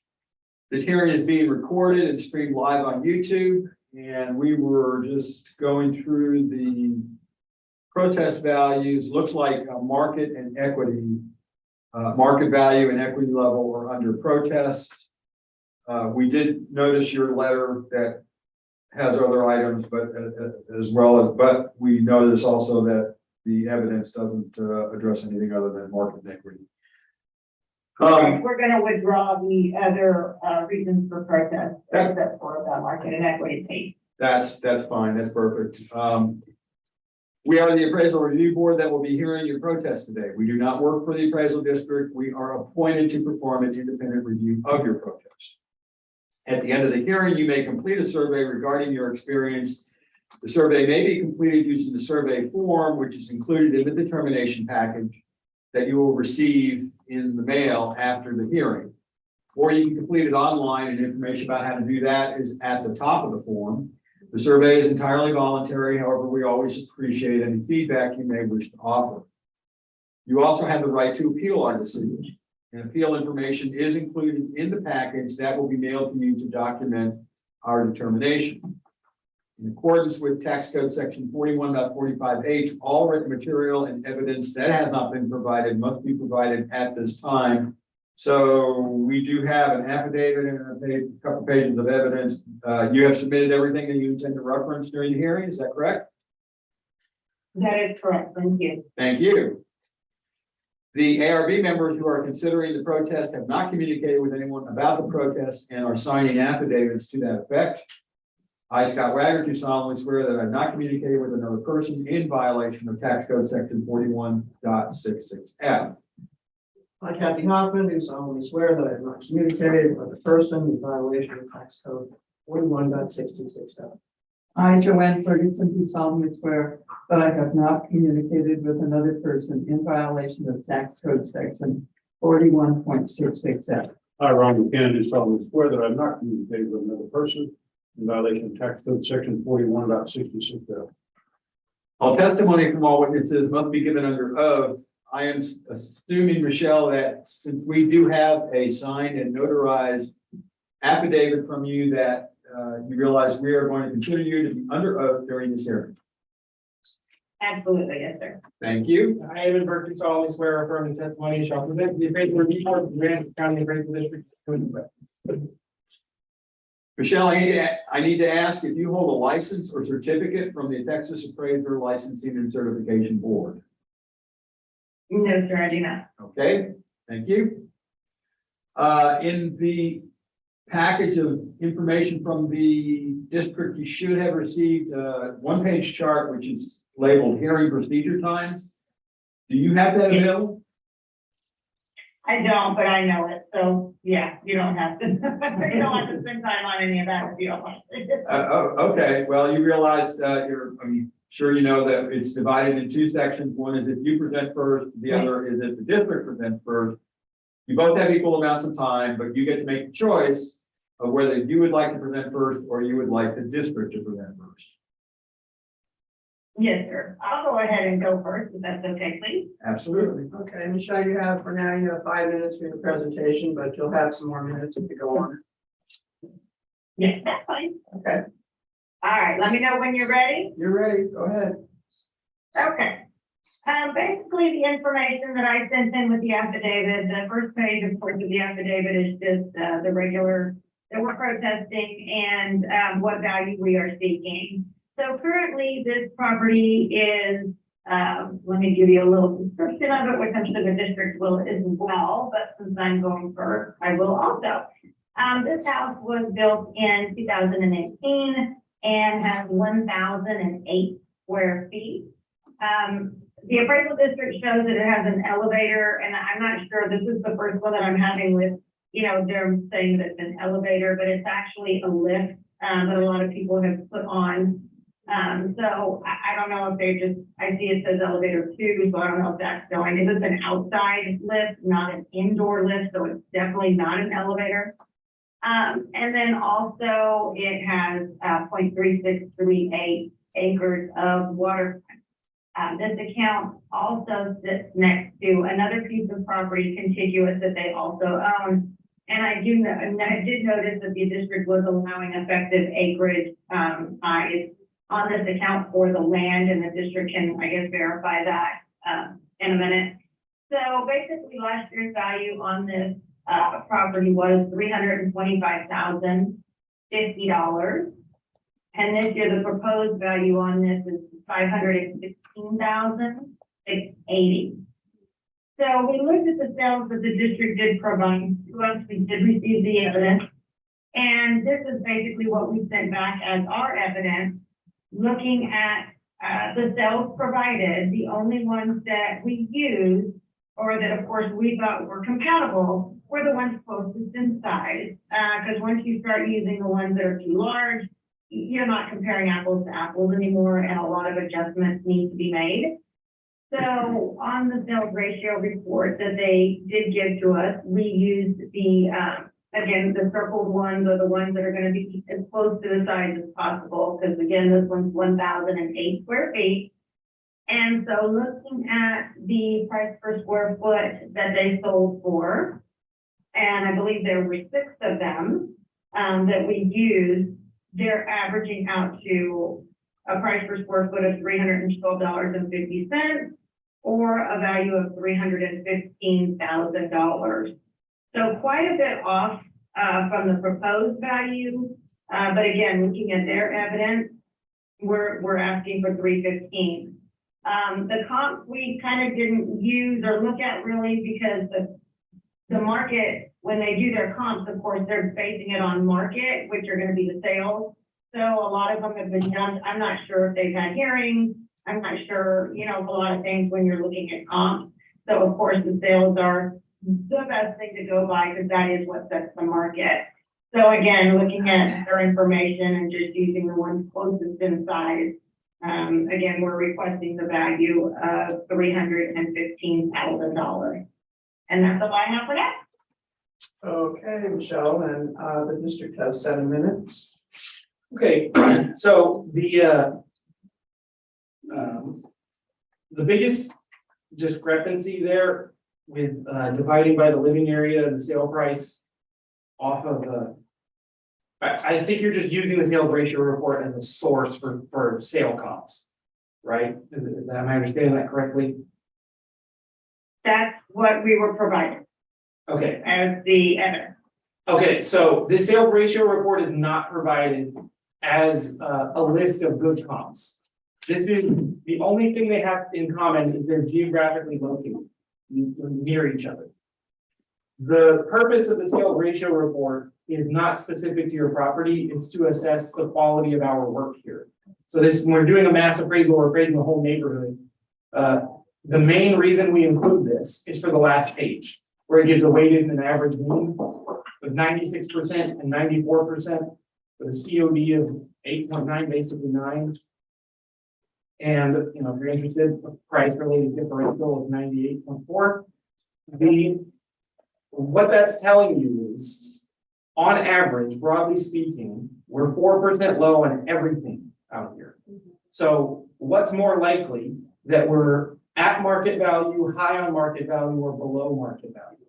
And it's more likely, statistically speaking, based on 15 sales, that we're 4% low on your fund, on every house, on every single house. That's what the sales ratio report is for. But these are real sales, so I'll just tell you, we're not saying that these are good comps to your house. This is checking how our system is producing values for property in Holiday Beach on the water. And also, the big adjustment that's missing, if you look at our evidence, because we're doing the same thing, we're gonna comment this stuff, is the land. There's no accounting for whether or not these houses, how they're situated, how much water frontage they have, are they facing the bay, are they facing the canal? This thing is situated really well. It's at the end of the road on Palmetto Point. Palmetto Point's cheaper than Bel Air, but this one's situated more like the stuff on Bel Air than the rest of Palmetto Point.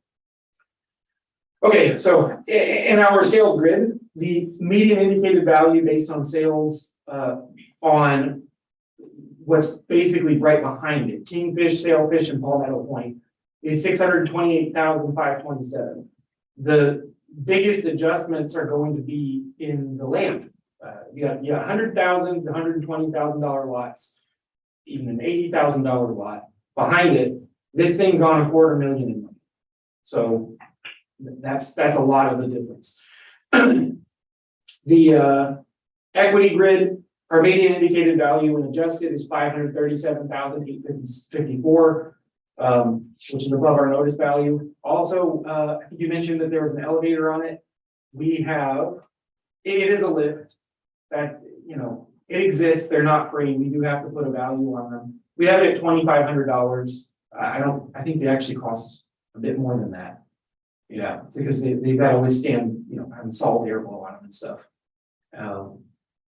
Yeah, but that's why it's not an interior elevator. We know it's a boat lift, or it's just the lift. It's for groceries and stuff. Yeah. No, that's it. Okay, Michelle, you have 4 minutes or whatever you need for comments, questions, or whatever. Okay, thank you. Okay, so again, the sales ratio, this was the evidence that was presented to us, is the sales ratio. Well, the sales ratio, again, those are sales that happened. They all happened in 21. So those are sales that need to be looked at because that's bringing the market up. When you look at comps, of course, the whole neighborhood was raised because of the sales. So, in order to get the comps up where you want them to be, you've got to look at the sales. So if what they provided is the sales evidence of the sales ratio, those are the sales that happened within this neighborhood. So they can't be not looked at. This is what's going on in the area. So again, that's why we looked at, and that's what you use to revalue a neighborhood. For the one sale that he mentioned, I don't have that page.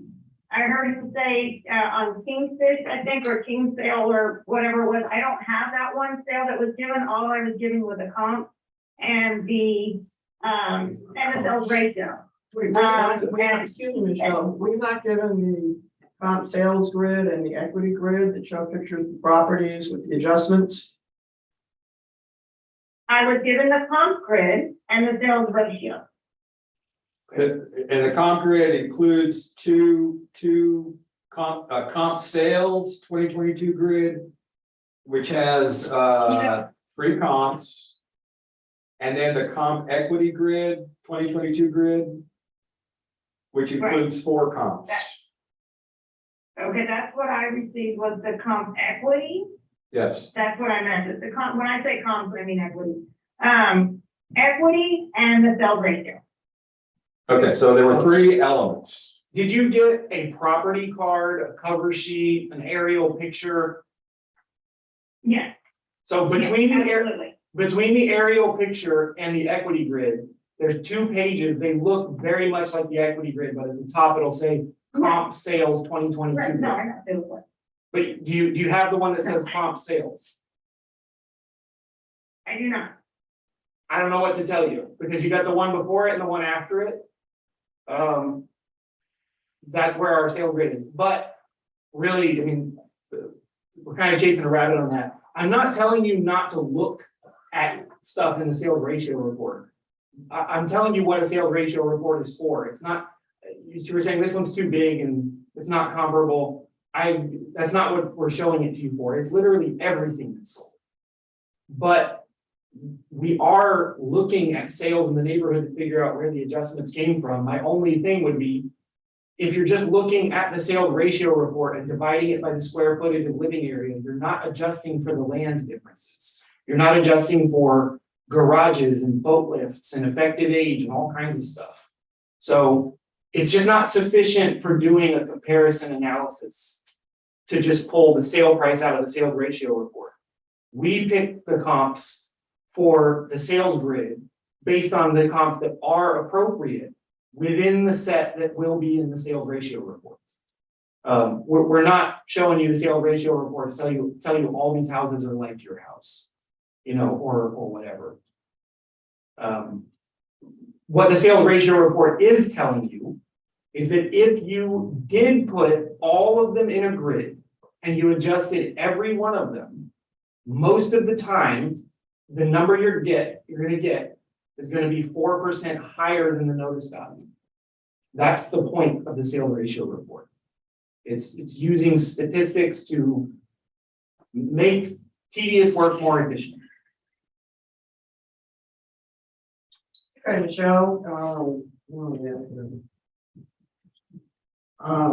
you got 2 minutes to, for any other 2 comments. minutes, I think you took up all my time, because I've never finished. Okay, you know what, the sales ratio was given to me, I didn't receive the comp sales. So this is what I used to do my information, and we're asking for 315,000. That's all I'm gonna say, because that's, I guess, all the time I have. Okay, anything? I will give any and all time I have left to the property owners. You need more time, Okay, Michelle? thank you. No, I'm fine, thank you. Okay, all right, then the ARB has 5 minutes to consider their verdict on this piece of property. Sales, unfortunately, didn't get to see that, but those sales are likely to substantially, what she's done. And what she's asking for is even less than last year. I don't see anything you can walk up. I don't see anything you can walk up. And then where you can with the elevator, which you brought up.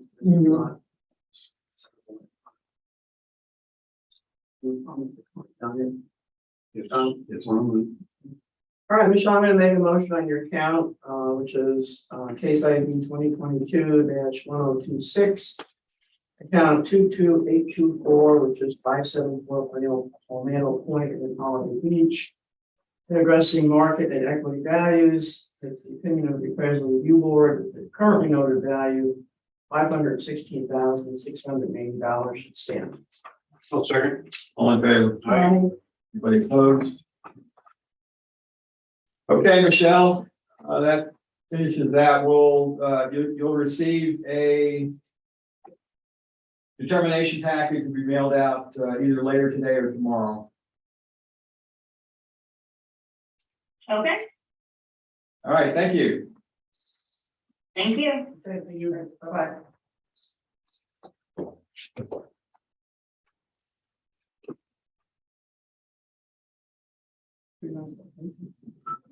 Yeah.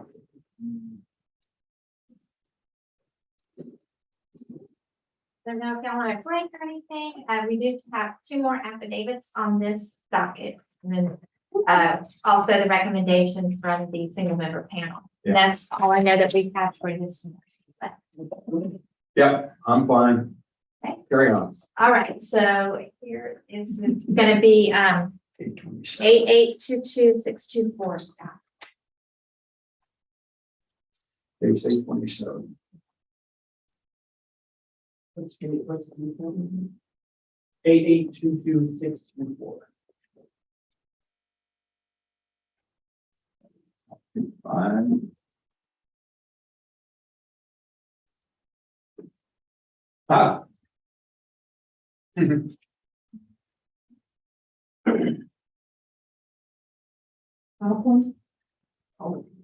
Yes. Top page 5. Personal property. I just, Yes. Yeah, it's a big account. This an agent. No, the protester is, oh yeah, it is, sorry. It's already taken care of, Ryan. all right, we're commencing a hearing on case ID 2022-827, account number 8822624, which is at 101001 West Market Street in Rockville, Dollar Tree. This hearing is being recorded and streamed live on YouTube. And we'll verify protest. Okay, on the affidavit, it is simply value. Does not indicate, Yeah, it looks like a lower, it looked like a, but they've also indicated, I don't know where, all the other cues to a letter, but it's not on the affidavit.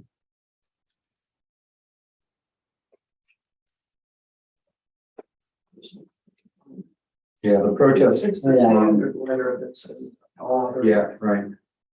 But the form simply indicates market value. Yep. We'll just keep in mind if, there are any other items in evidence that might address anything other than the market.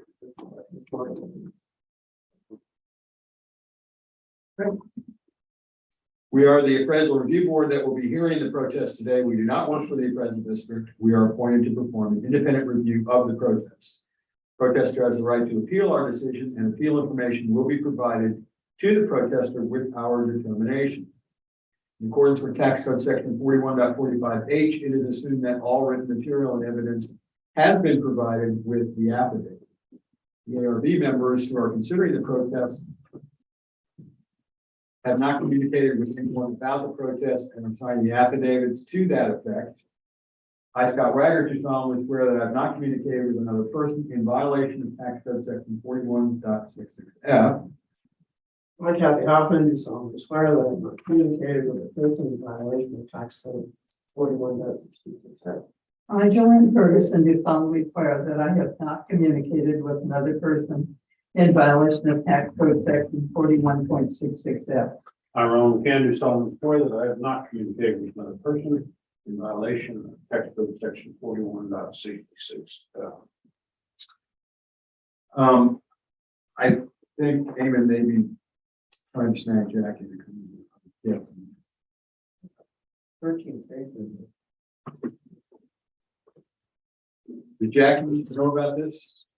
Oh, yeah, no, fine. Okay. So we're up to you, Christine. Okay, item number 2, solid character on the testimony shall present the appraisal review board. The review board for the Aransas County Appraisal District is true and correct. Read the property owner's affidavit into the record. So this is Dollar Tree and Family Dollar Stores, the owner, 500 Baldwin Parkway, Chesapeake, Virginia, 23328. Type is, the legal description says personal property, inventory, furniture, and fixtures, machines and equipment. The type of property is personal property, inventory, furniture, fixtures, machines, and equipment. The items under protest or the things in protest. The values over market. Evidence is described as being one narrative. The statement of owner is the 2022 appraised value of the subject property exceeds market value and does not meet the definition of fair market value as required by the Texas Property Tax Code. Further explanation is provided in the attached narrative along with our supporting documentation and research. Taxpayer opinion of value is attached. They say that they do not intend to appear as either. It was signed and notarized in Harris County by Jacob Dark. What follows is their protest notice. The property is the Dollar Tree. The owner is the owner. 1001 West Market. Taxpayer rendered value $170,221. And it looks like the total is 178,747. No, wait. I don't know what that rendered value is. Taxpayer rendered value. So that's their rendition. They were saying we got 170 grand of The B3. rendition, okay. And then we've got, I guess, 236 on it. Let me look at my part. Yeah, so that's what it is. They rendered, it said, 170. We've got 236 on it. They're saying it should be 178. Okay. There's a pretty long bunch of text here. I'm gonna try and read it. This appeal document will demonstrate the need for economic obsolescence component to be included. Hey, the petitioners utilize market-derived depreciation schedule. They want to depreciate their B. So they're saying the purpose of the appeal is they don't think that we're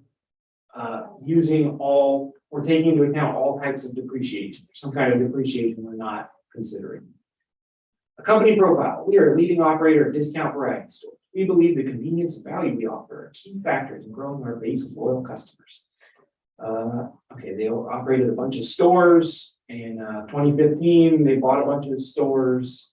These guys, I get you. They're dollar stores. They know what they're doing. They got Family Tree and Family Dollar. These guys are the guys. $1 million difference. All right, we got a bunch of references to case law and Marshall Swift and some appraisal institute stuff. Standard in Texas is market value. Texas tax code specifies the definition of market value is these things.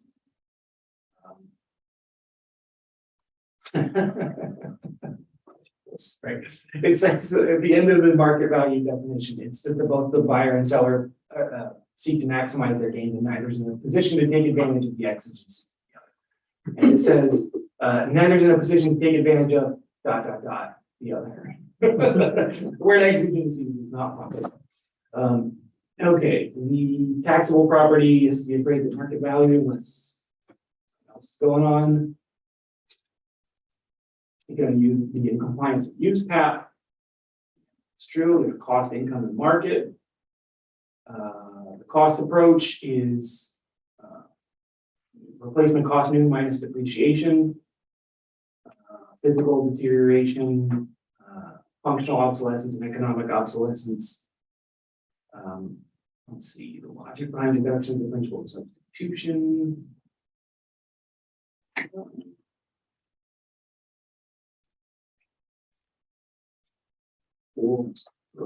We're in appraisal 101. All right, mass appraisal and the cost. The depreciation schedule for mass appraisals are starting. Not a panacea for all property, for all taxpayers. The additional market analysis required to validate the depreciation schedule for capturing the supply and demand in the market. Right, so we have to have a model that replicates all the forces of supply and demand. Industry trends, depreciation tables, and mass appraisal, the primary method of estimating depreciation. Let's see. Supply and demand, by the way, is the most common type of economic obsolescence. We normally think of economic obsolescence here as like my neighbor's yard is a dump right next to the airport or a jail or something. But most places in the world, economic obsolescence is this is the old model of iPhone. No one wants it. Economically obsolete. Okay, let's see here. Got depreciation schedule, the depreciation table based on a life mortality study or not a market-based study that does not account for supply and demand. That's true. All tables have a floor of 20%. Tables derived by the market do not have an artificial floor. That is also true. Yeah, we can go deeper. This is all like loss and value of depreciation. No, they're talking specifically, they're basically saying, look, we're a dollar store. We know what we're talking about. We're experts. Appraisal districts are just taking our stuff and depreciating it over time. And they're not taking into account that some of our stuff ends up being, there's nothing wrong with it. We can't sell it. No one wants it anymore. We've got to we gotta rotate stock, basically. So they end up liquidating stuff that is not, it's not lost any utility, it's not worse than it used to be. They just got new stuff to sell. And so they're wanting to account for that, and their standard opinion is that nobody is accounting for that but them. And and that's what they want. That's what they want us to do. And they're kind of trying to give it very. This is their evangelion of why we should do it their way. So But we're not going to do it. we are, and here's why. They render their value, and we just get their rendered value. That is how it works. When they render an inventory value to us, we'll go, okay, that's what it is. Unless what they render ends up being ridiculous. If it ends up being ridiculous, then we're gonna go, okay, this is weird. But if somebody has a store inventory, rather than going through there a little deeper and pricing everything, we just let them tell us, how much your desk's worth and the rest of that kind of thing. So. Mhm. Yeah, what? Right. Yeah, and they're saying like, well, that's year-old stuff. Like their depreciation is just hitting super hard. Are you saying that you accept the 178? I'm still, I'm not really done presenting there. No, I know, but you said you go and you just take their line. I'm kind of struggling to understand if that's exactly what they're asking for. Are they asking for 170 or 178? I think it's 178. Yeah, that's what they had in their affidavit. Okay. And then let me look at. I'm sorry, I said that and I may have misspoken. I was looking at that one chart. We have taxpayer field value, but right. That's how I interpreted it, whether that's correct or not. So, Eamon, we don't need to go through all of this boilerplate, which is making us professional appraisers. Yeah. Can you go into your evidence, which I think might be more helpful? Do you have a date of receipt on that? I'm guessing he'll probably address it. April 19th. Assuming that they did a rendition, the discussion is depreciation but if they did a rendition, I'm sorry. I'd like to know what the rendition was. We can't show you. We can't show you their rendition. It's it's confidential. That's one of those things. Okay. Public can't see it, you guys can't see it, that is part of the deal. And now, when you say can't see it, is that the detail or the bottom line? I can tell you what's, I can tell you the number. No. Okay. I can tell them. You can tell them any number they say. You can't give anything out of what Right. was sent in. Right. If they have it in their evidence, you can put whatever is in their evidence. Yeah, that's what I'm saying. Like, I can tell you, they reflected that, that they told us already in their thing what their rendered value was. What's the 178 then? That's what they think it should be. That's kind of what I was saying. I don't really know why these are $8,000. I don't know. I can tell you this is their notice value. Right. And they're saying, yo, we rendered 170, so it should be 178. Maybe it's just I don't know, who knows? Okay, so Who knows? Let's present our evidence. yeah, that would be helpful.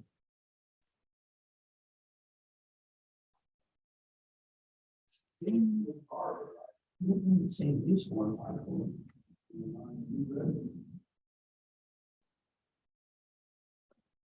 Oh, there we go. Okay, so. So this is this is the property card for this. So this is, we got computer and furniture and inventory and the rest of that stuff. 236,000. So then on the next page, Where did you get those numbers? what, the value? Yeah. It's a schedule. Yeah, or it's either a schedule or it's gonna be depreciated from a previous year. That's what I'm gonna show you. The next thing is, it should be our depreciation table here. Yeah. Yeah, there you go. Okay, so this is the depreciation table that we use. So we'll use this to arrive at the value of stuff based on like when it was acquired, the cash register and that kind of things. Fundamentally, what they're saying is that this isn't satisfactory. And that it doesn't take enough value off. Pretty much. So we have them on a schedule. They are they're saying this schedule does not deplete their value enough. I did ask our BPP person and she's a little confused because she said that they did render on time, but I have a note saying in here, penalty was assessed. And I went and asked, that's where it was at the beginning. Penalty would be assessed if they didn't render. Right. But she's like, well, they did render time, so I don't really know why it says penalty was assessed. I don't know what that's about. We got their rendition in April, so. There's not enough. There's not enough. For me, there's not enough information here. Can we go up one page? Okay. This is different. That says 2021, and go back one more page. 2020, okay, thank you. Yeah. Thank you, okay. So that says 236 in 2022, 250 in 20. Oh, look at that, that actually matches what's on the page, look at. But it went down. It did, so now. The reason it went down is I'm assuming, yeah, exactly, that's what I'm assuming. However, the thing that is not, and this is where we're playing with half a deck, is how we get from their 178, since they can't tell us what the rendition is, since it's quote confidential. Right, and in their narrative, I was saying like, I wasn't sure if I was done because I didn't know if they were gonna get to the point where they talk about this store in particular. Right. And it doesn't seem like they did, to say, this is what we had, this is the right way to do it, here's how we get to our number. For that particular store. Right. Okay, so are we assuming correctly that going from 250 to 236 is entirely a depreciation exercise? Oh, yeah. Okay. That's what it is. Yeah. All right, yeah. But they're saying that they don't agree with that. But they didn't give us any more information upon which to support that. So to me, but you guys talk too. I agree. I gotta believe that, the 236 or 60. Especially when it's not on a specific store. Maybe you would think there would be some. We don't know. differences between the We're stores. not to know that. Yeah. I'm at the 236. See you moving. Yeah. Yes, ma'am. Case ID 2022-827, which is account 882264. Family stores, 20001 addressing market value only. The opinion of the review board. Presented by Agent.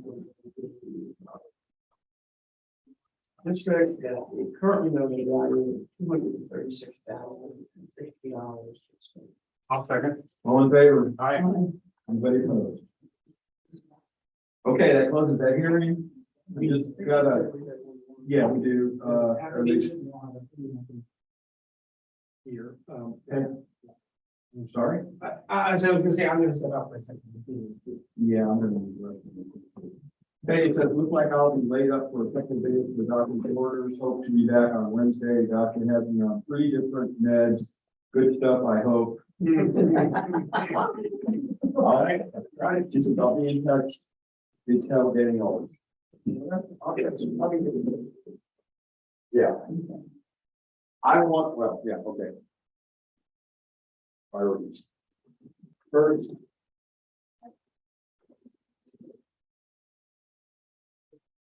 I think we can write that one as the most confusing than anything. I would agree. They were given generic stuff, I think, on the whole That's the family first one. dollar deal. Yes. That's the first one we've seen with that.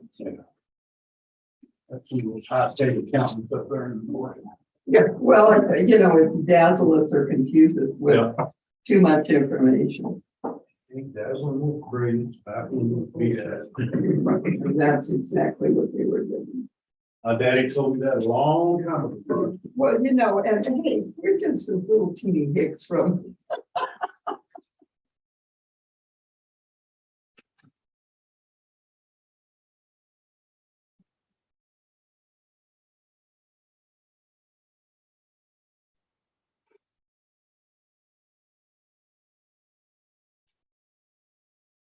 We only have one more. Yeah, whatever. I think Resolve it, whatever you have, yes, morning, so. Yeah. We've got to do the thing from Scott, and then I think I thought they said there was one more thing, one more, yeah, so we're fine. They don't even have anything down this afternoon. It's not on here this afternoon. Yeah, there's that.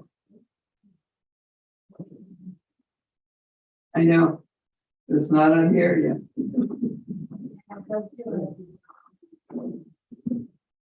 Number 130 to 35. Yeah, we'll find out. I will find out.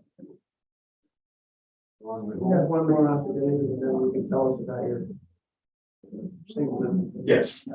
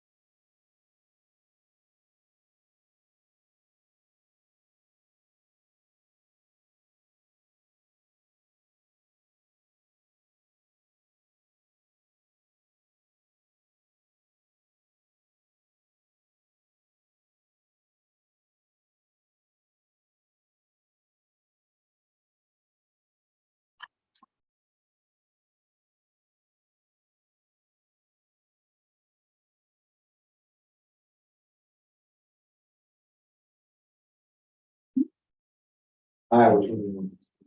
Did you bring up the next page?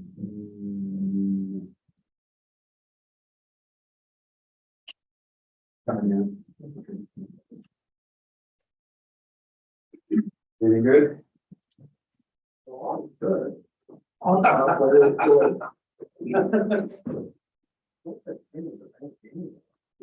No such thing. 2279 case ID.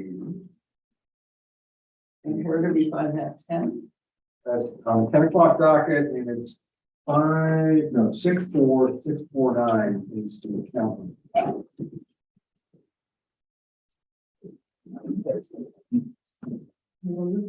Page 6, bottom.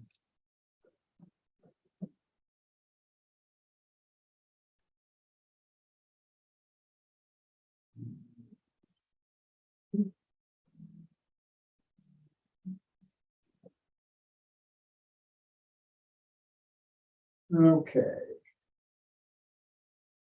We'll commence the hearing on case ID 2022-2279, it's found number 64649. 2029, that means 2165 in Rockport. Okay, this is probably a commercial thing.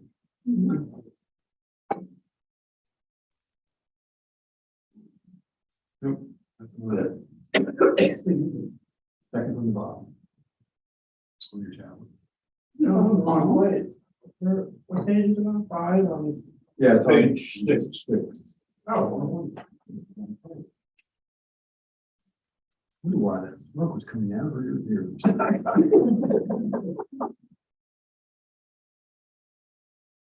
That's a neat piece of property. That key body.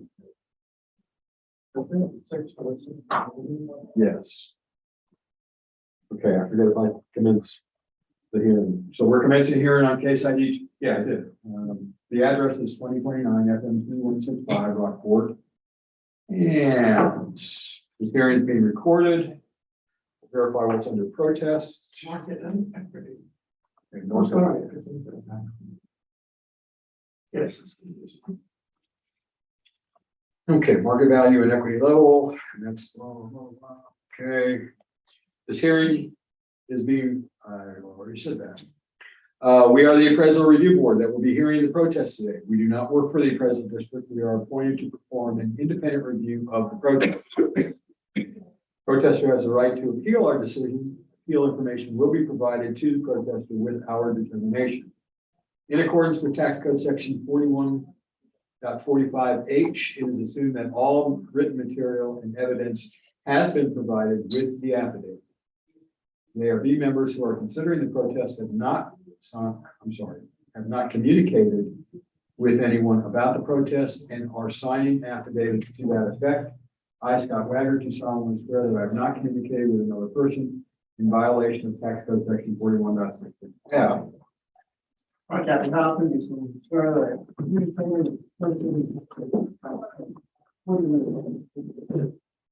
Joanne, for this, and do solemnly swear that I have not communicated with another person in violation of tax code section 41.66F. Ron Kennedy solemnly swear that I have not communicated with another person in violation of tax code section 41.66. I am Berkeley solemnly swear or affirm the testimony shall present the appraisal review board to the Aransas County Appraisal District is true and correct.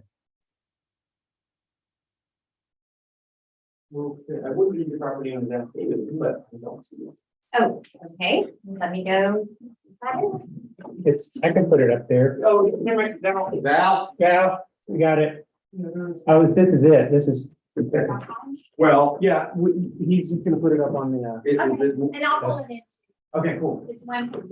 All right, so this is, Is it different than this? Because we have that. We have no, those. I don't, I Okay. don't even know the protest. Okay. Okay, so it says, dear ARB members, Christian Spawn Health System Aransas PID 64649. I, Gregory C. Chapman, agent being first duly placed under oath by the undersigned official authorized to administer oaths under the law of the state, do solemnly swear or affirm that the information contained herein or attached is true and correct. We protested the proposed 2022 100% valuation, but we have not heard from anyone at Aransas CAD, therefore we are submitting protest by affidavit. The subject property 64649 is a vacant. This is a different piece of Christus Spawn property. This is not the subject, is it not? Am I This is it. What account are we doing? 64649. Oh, It's ad use and it's, oh, I'm completely on the wrong one. yeah, it's, I don't know, average. Oh. Market and then. Okay, never mind. Sorry. I was looking, so there's two Christus Spawn protests on this paperwork, and I was looking at the one that was a medical building. This is a piece. Okay, so this is a vacant 45-acre tract of land. It's on the corner of Pearl and the bypass. Yeah, 2165 on the bypass. All right. Yeah. Gas station. Oh, okay. Sorry for the confusion. So the Okay. That's weird. It's also weird that they didn't have one. Let's see here. It's assessed correctly as ag use, having corner frontage of 35 and 2165. Christus protests the proposed 100% market value of 1,298,450 or 28,850 per acre as excessive, not equal or uniform to its closest comparable 45057, which is assessed at 13,910 per acre. 45057, 31.515 acres, is located across Highway 35 on a corner, and like the subject has frontage on 35 and 2165. We feel the closest comparable, which is a similar size and location, is assessed at 13,910 per acre. And the subject assessment of 28,850 per acre is clearly not equal and uniform. In conclusion, we petitioned the ARB to set the 2022 value of 64649 at the per acre level of 15,000 or 45 acres at 15,675, not 28,850 per acre, or 1,298,450. Thank you for your consideration of this matter. Gregory C. Chapman, Senior Property Tax Consultant. All right, and can you see the so they want it to be 675. Okay. All right, let's look at our evidence. Scott, you had displayed another map. Oh, okay. Okay, that's. So this is Pearl Point up here, and then this is the new. It used to be a dialysis center, now it's just an emergency room kind of thing. Yeah. And bypasses here. Christus Spawn owns this hard corner. And the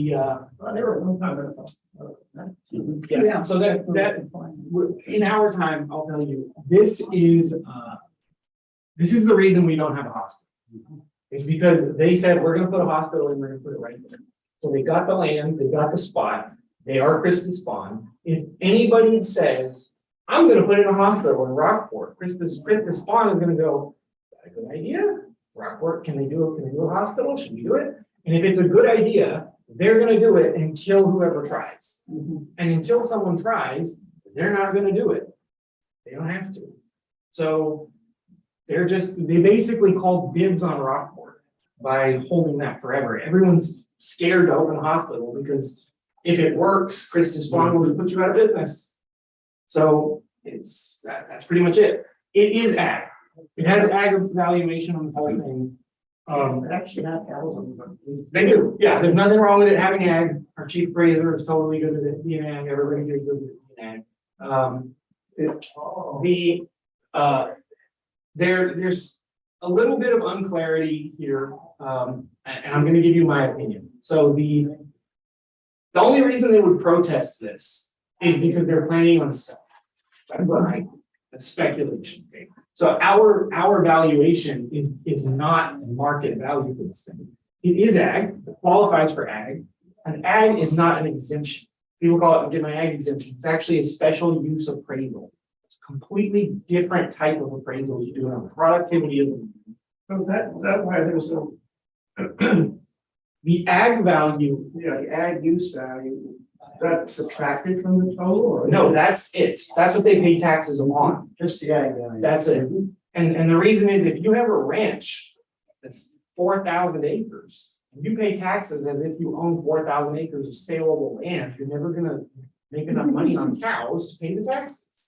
So this thing qualifies for ag. They're getting a special use appraisal. They're not taxed at market value. They're paying a pittance in taxes. It costs them nothing to hold this thing. If they sell it, there's a rollback for a couple of years. So if you go back a couple of years and you take the taxes they would have paid if it wasn't ag, and those are immediately assessed. So possibly they're trying to lower that number so that when they sell it, the rollback is less. That's the only thing I can think of, because other than that, Christus Spawn has no problem writing $1,000 check or whatever it is to pay the taxes. This thing sold in 2005 for $900,000. Yes, the current owner bought it 15 years ago, 17 years ago, for not almost $900,000. There's no way its fair market value is $675. The hard corner across the street, just scroll down to the thing. The picture, that little nugget right there sold for like $850. So how much is this worth? Yeah. A lot. But it's kind of immaterial. Like, I don't even think that we have to have 100% full market value even calculated. I don't think we're even required to do that. Because a productivity value is not a discount from this number. It's a completely separately calculated thing. Like, So they're only being assessed at $770. that's it. Where's their problem? Again, the only thing I can think is that they might be trying to save money on a rollback. It's not even that much money, so we're baffled. This is weird, it's very weird. So this value is $1,298,450 meaningless. It's totally hypothetical. And that's what I'm saying. I don't even know if somebody came in and deleted or burned down the entire appraisal district and we started from nothing. I don't know that we would even have to come up with a market value for ag properties. I think that we could just get a productivity value, like the King Ranch. I don't know that the appraisal district has to have a sale market value for the King Ranch. I think they can just do a productivity value and just leave it, because it will never not be that. So anyways, if we are to look at what it's worth on the market, it's worth way more than we have. You know, it's a hard corner, we're not at full value on hard corners. The sale prices, you can see what these things are selling for. The best comp is the one catty corner to it, which is the other hard corner of the gas station. Yeah, so I think, but they're also not really saying that. So basically what they're saying is, we have an ag value, it's super tiny, everyone should be happy with that. Then there is the market value, which is again, kind of, you said, meaningless, but then they're not even making a market value argument, they're making an equity argument on the market, or on the, I don't even know what you would call it. It's Yes. they would want to hire. Well, it does increase the rollback. Oh, good. Yeah, that's like, again, I can't, maybe they got something else going on, I don't know. Let's look at the equity group. Well, it's way there. And I find their letter or their evidence, I won't say misleading, but they don't use, oh, here we go, market value. Protest the 100% market value. Okay, that's the only place where they use the word market value. Even in their conclusion, they say set the 2022 value. They don't talk about market value. So I agree. Yeah, It's 770. And the only thing I would suggest, Kathy, in your motion, it is just reference both. But say the assessed, the assessed value, which isn't on our case listing. The assessed value is $770 and the market value is 1.2 whatever. That's my suggestion. Yeah. David, you okay with That I don't see any reason to knock this down. yeah, I mean, you can't change the productivity value, it is what it is. But the market value is 1.2 million, and so you just think that we're way low on it. I think we're accepting the assessed value of $770. So you need to No, raise make a it. motion on the 1.298. And the market value, not 770. No, the 770 is like, they just, that has nothing to, you can't protest it, So we were recommending reading the value. Yeah, that's right. Not mentioning 770. I think the big confusion here is the same one we had when we got the protest, which is like, why? What do you want? Because they're not paying on this. So it's weird. I understand where they're coming from, but it's just the letter of the law. You make a motion on the market value and. Make a motion on case ID 2022-2279, which is account 64649, 2029, 2165 in Rockport. In addressing, I believe, just market value, is that correct? We're not doing equity as well. I think the word market and equity. Well, it doesn't Doesn't really. identify that I could see. It's in the protest. Is it on the protest? Yes, in addressing market and equity value. It's the opinion of the appraisal review board that the currently noted value is $1,298,450. I'll second. In favor? Aye. Anybody opposed? Nope. Yeah, that closes that hearing. All right, I believe we've done everything that was going to be addressed, at least for affidavits. Go ahead and knock off this single member panel session. Was that on the 8:30? Yeah. It was on the 8:30 docket. It's account number, well, it's case ID 1803. Account number 15224. And it's. It was page 2 though. I did not. Yeah, this is the bottom of page 2. That's it for stuff you got. Okay, so we're gonna just close up the. We haven't gotten into the 1:30 to 3 o'clock pockets. No, but we do have 1:30 and 3 o'clock, that those will be uploaded. Okay. Get my. I'm sorry, what page is that on? It's about Page 2. Thank you. We're commencing a recommendation hearing on case ID 2022-1803, account number 15224, which is 151 Port Royal, City by the Sea.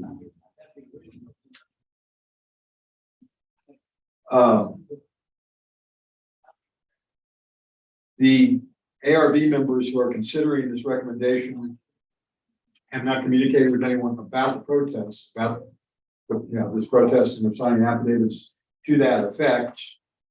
And, I got confidence on the swear that I communicated with other person in violation of tax code 41.66. I, Joanne Ferguson, do solemnly swear that I have not communicated with another person in violation of tax code section 41.66. I, Ron McCann, do solemnly swear that I have not communicated with another person in violation of tax code section 41.66. Okay, this hearing was conducted by video conference through the appraised value, as you can see from the case listing, was $389,770 after consideration from the district, in different evidence presentation, and in the from the property owner, was determined to lower the value to $347,000 even. 347. 347. That's based on our equity and sales figures. It was, in large part based on the equity. And it was the equity value, the evidence from the district would have lowered it somewhat, and then based on other evidence from the district, it would lower it even a little bit more. Motion on account case ID 2022-1803, account 15224, which is 151 Port Royal and City by the Sea, and addressing market and equity values. It's the opinion of the appraisal review board that the currently number value of $389,770 be reduced to $347,000. Okay, all in favor? Aye. Anybody opposed? All right. I believe that is all we have this morning, as well as all from the single member panel session perspective. Lunch, just about. We're back here at 1:30. Yes. Sir.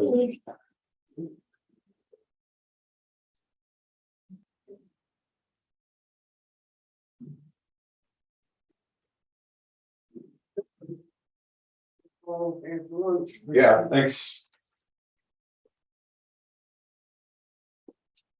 Anybody need charging? No, I didn't check it out. I turned it off. I turned it off, I didn't check it. 66. 60. Probably should. I wouldn't think so. But I did turn it on. You know, that's good. All right, see y'all after lunch. Okay.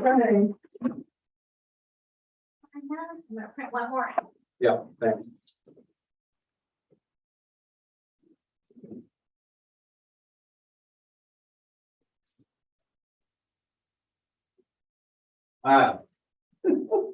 Single member panel things are kind of.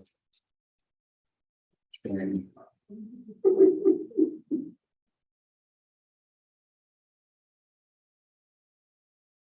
A lot more work. Well, yeah.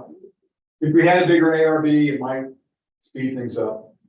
I mean, the guy that presented in this scenario, really the lawyer, he said a lot of it.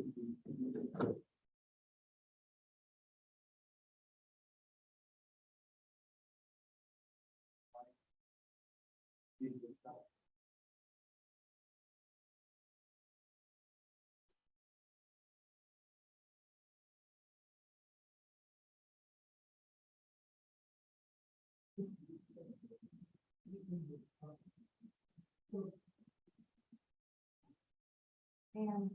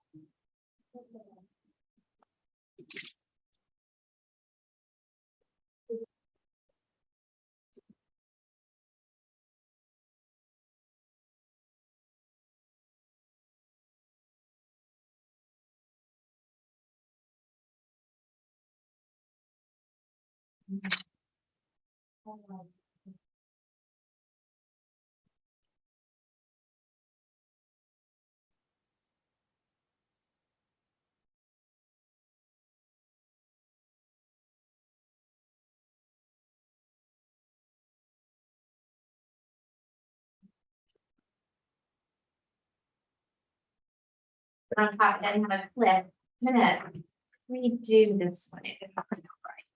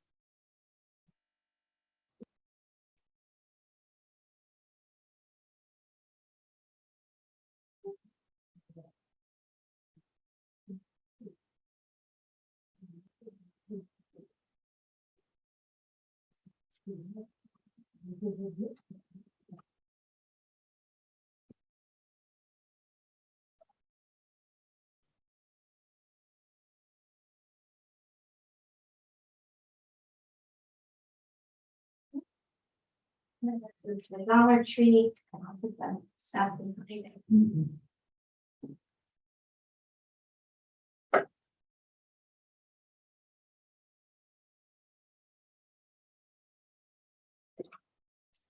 And this is O'Connor.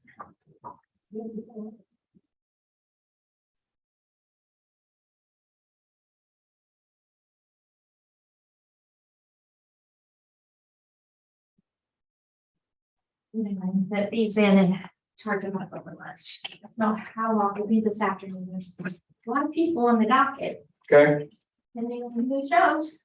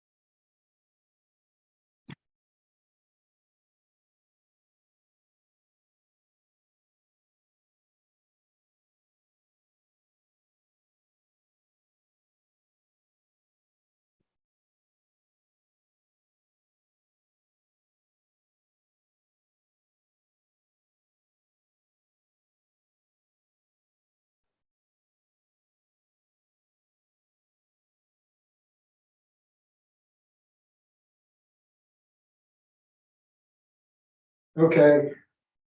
New line. Just take it easy. Exclamation point. New line.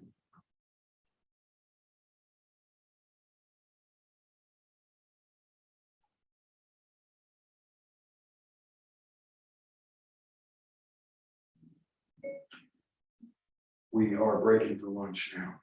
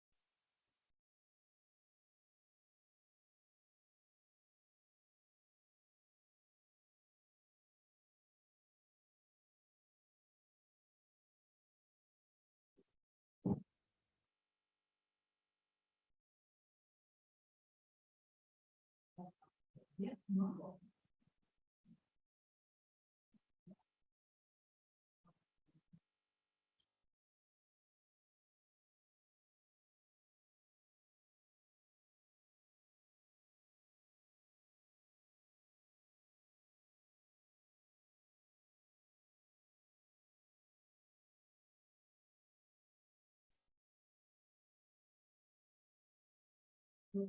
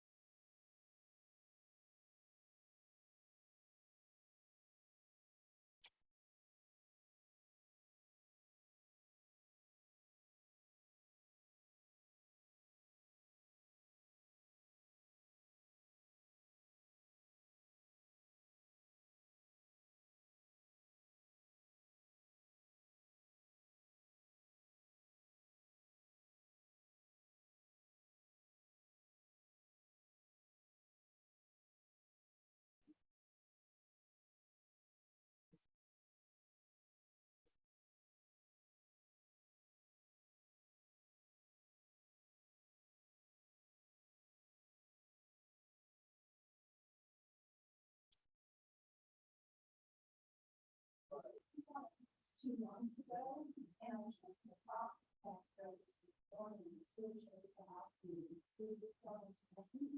We have all the products we told me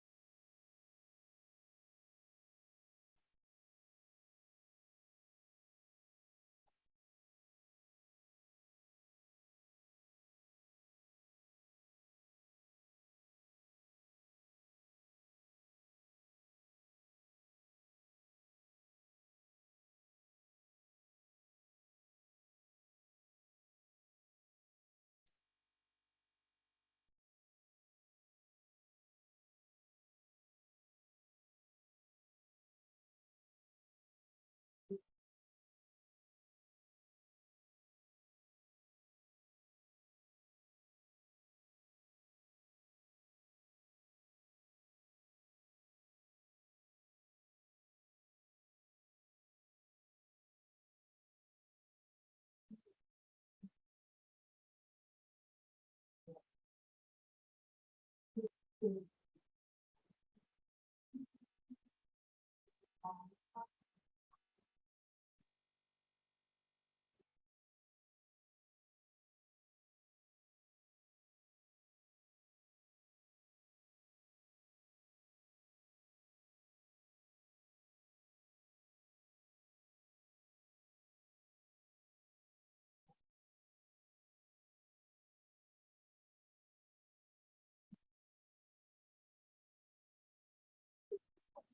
it.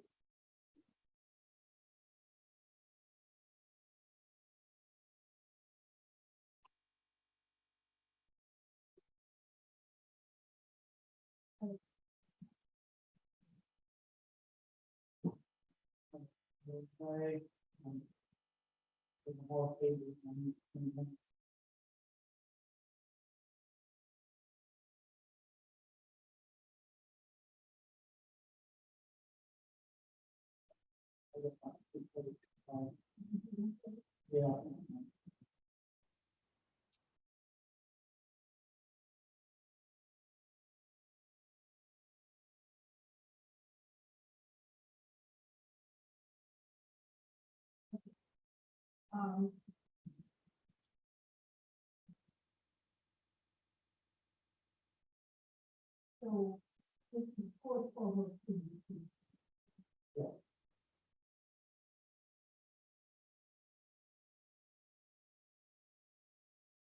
what was your previous? Well, you're going to probably and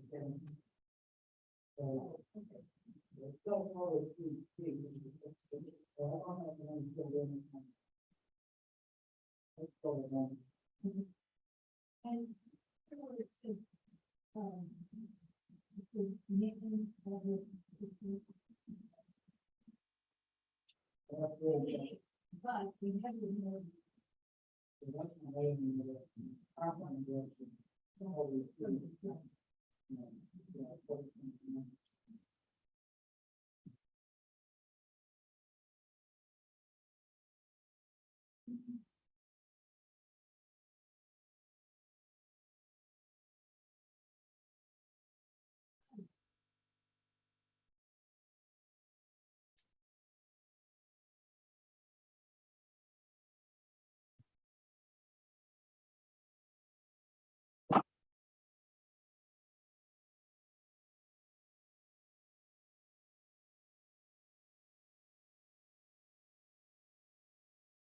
we have probably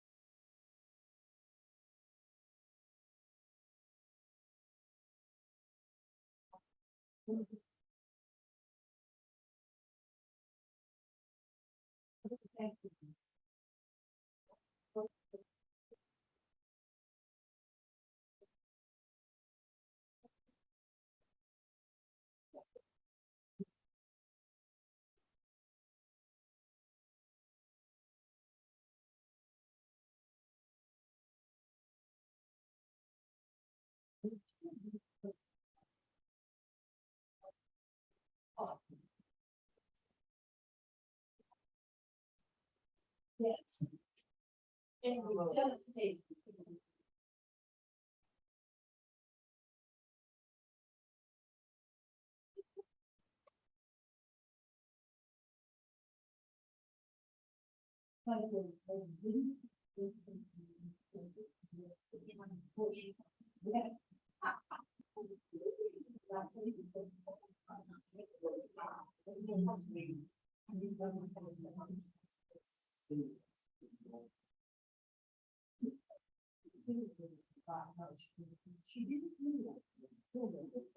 Oh, I was just.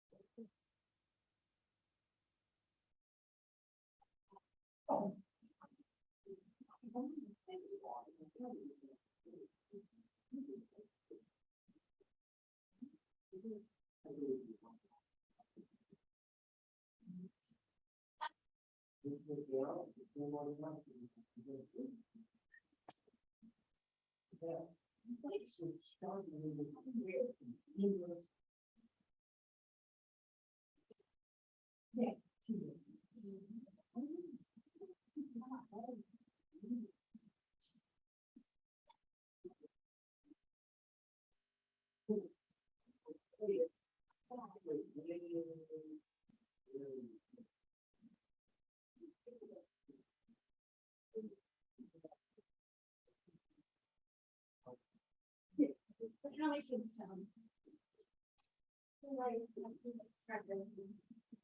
Me? Yes.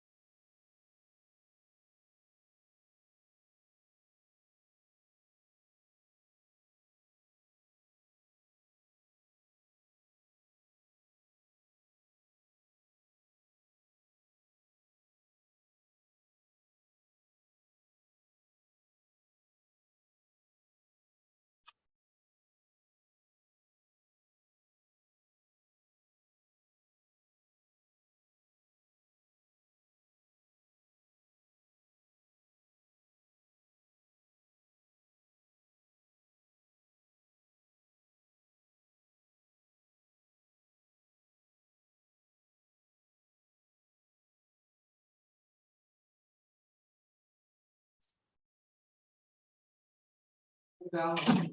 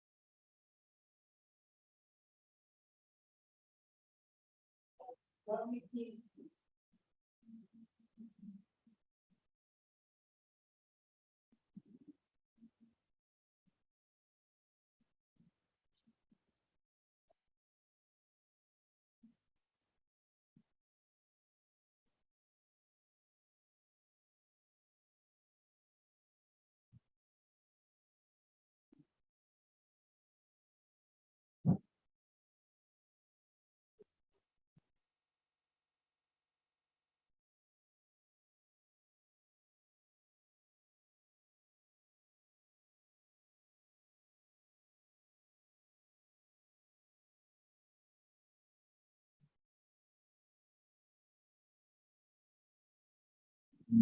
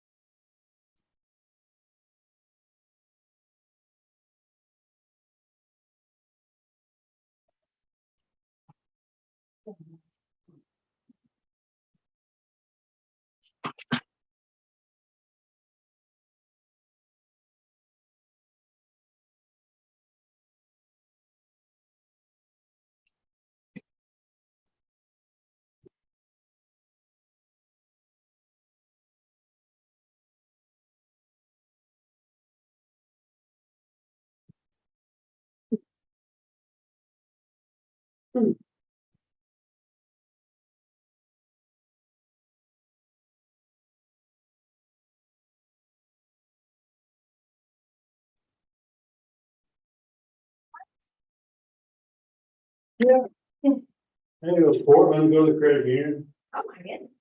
Yeah. Have a lot of fun. So I just rented the drive through the building, we got less IT. Oh, my, that's what we call a light line. Mine will be yours. Thank you. Hey, come in. Oh, you.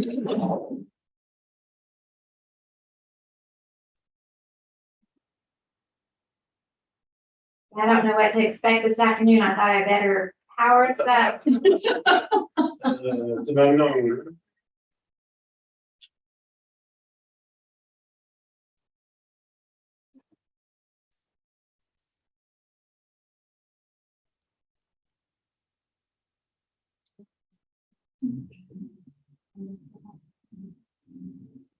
Ooh, we're all on here.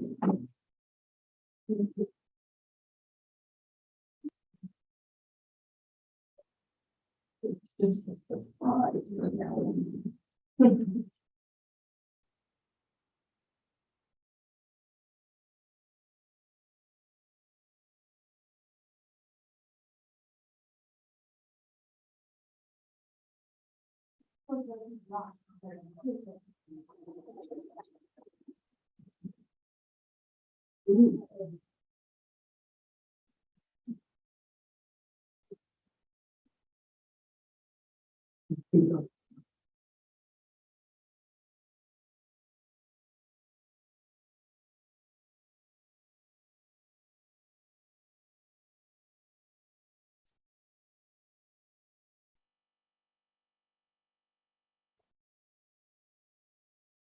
Bet you guys are glad when this is all over. Well, we are excited. You know. It is. We still have other things we need to do. Oh, I understand that, but. Yeah. You won't have to be taking care of us anymore. Well, y'all take care of us. Amounts to.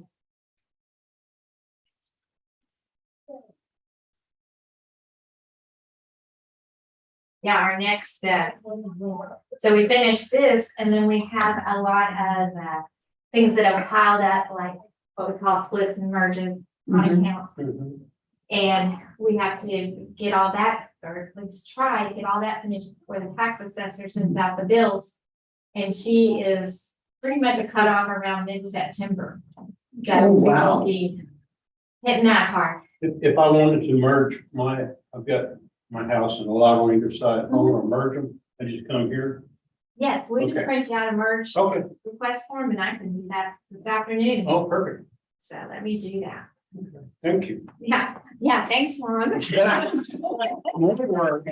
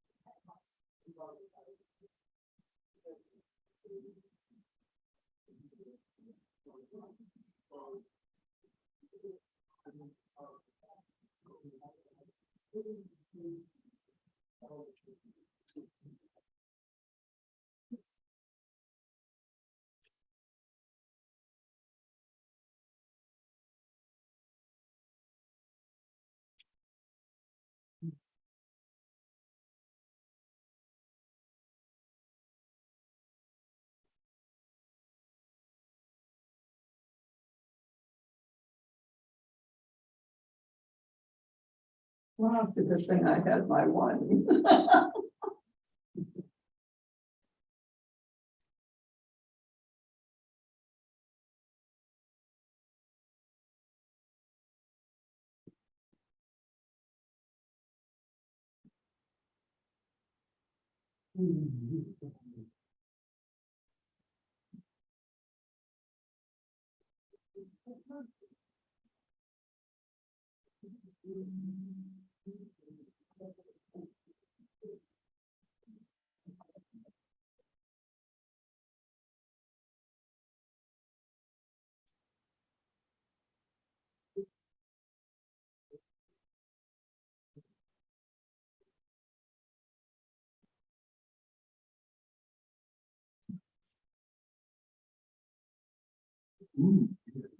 No, that's okay. You sure? Keep me. Already? Okay, right. I'm just doing inventory. Yeah, Oh. he's reading down. You're checking out.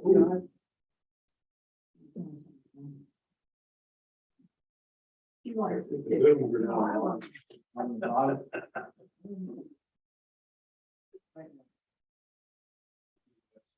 Come back in an hour, right?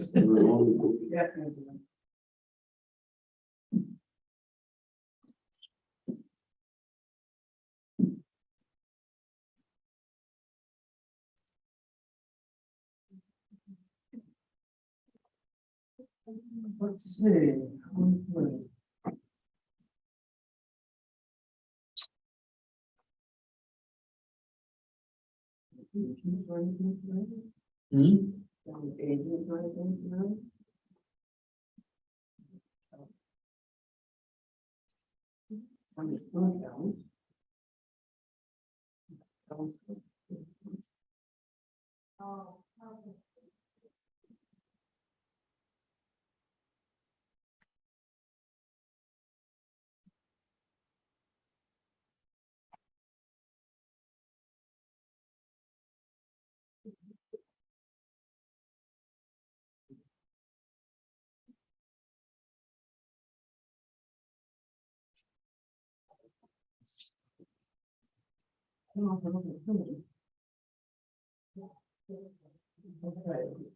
see.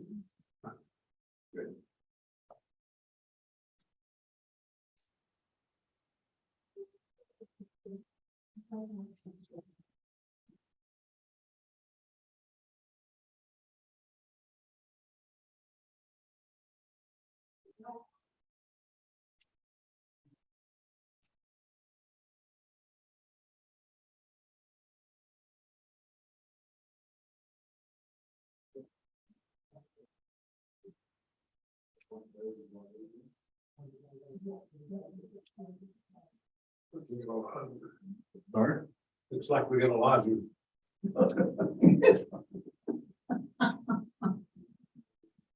We're in the same one, baby.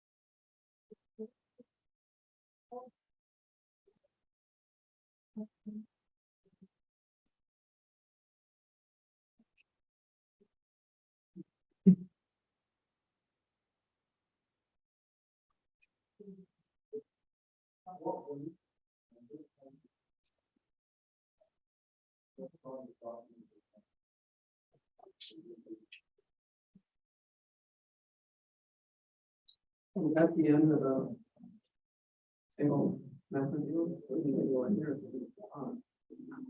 No, that one actually was one that was supposed to happen earlier in the week. We had 6 scheduled. Yeah, it was Monday. Tuesday or Wednesday, I don't remember. That was Wednesday. Yes, because we were a lot after that was after. Anyway,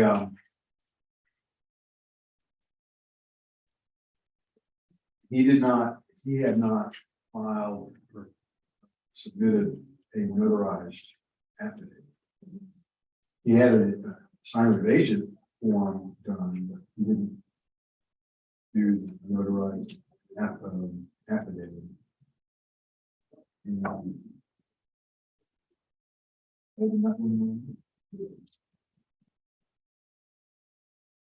He gave me a lot of pushback.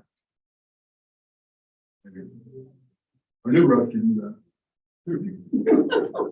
Oh, well, Gave him 2 choices. Said, well,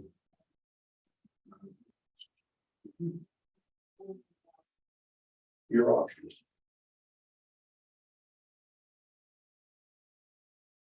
All the other ones. They don't get there.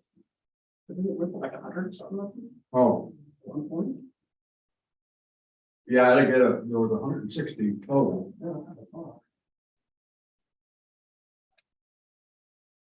I don't know how many we actually heard.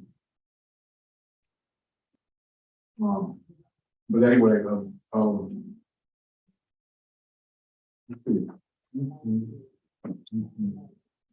of the 6 that were scheduled,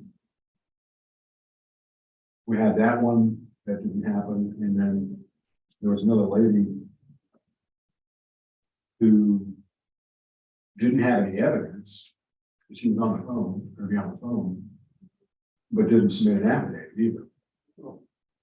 Because she thought, she didn't read it close enough. She thought since she didn't have any evidence, she didn't need to submit an affidavit. Oh. What happened to her? Didn't get her.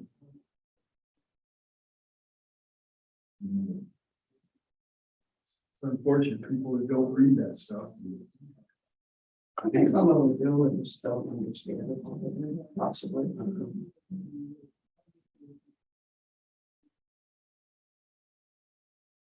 Well, they always have the option of calling back and clarifying.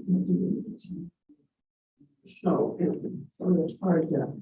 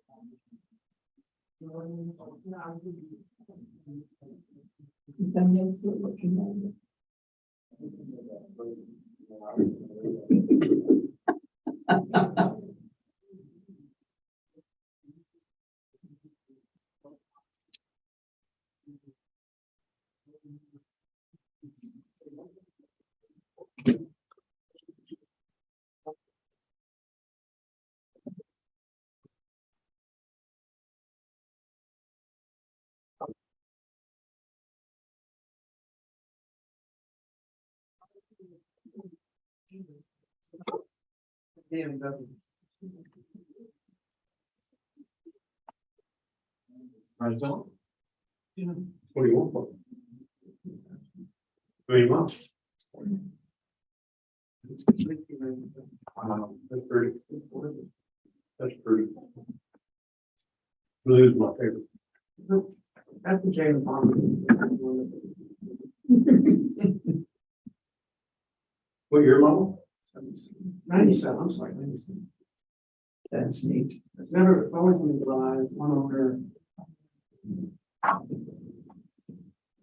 nice. You drive very much? No, no. It's like this thing on the control. Mm-hmm. Well, if I wasn't buying a new tractor, I'd buy it. Don't get the tractor. Priorities. You've had trouble driving it because I can't even probably get in and out of it. What is it? Huh? What is it? 1997 BMW. Convertible. Hmm. Did yours? That's mine. And you're selling it, or you said? 25 years. Nice. I need to send you an email friend of mine sent. It was,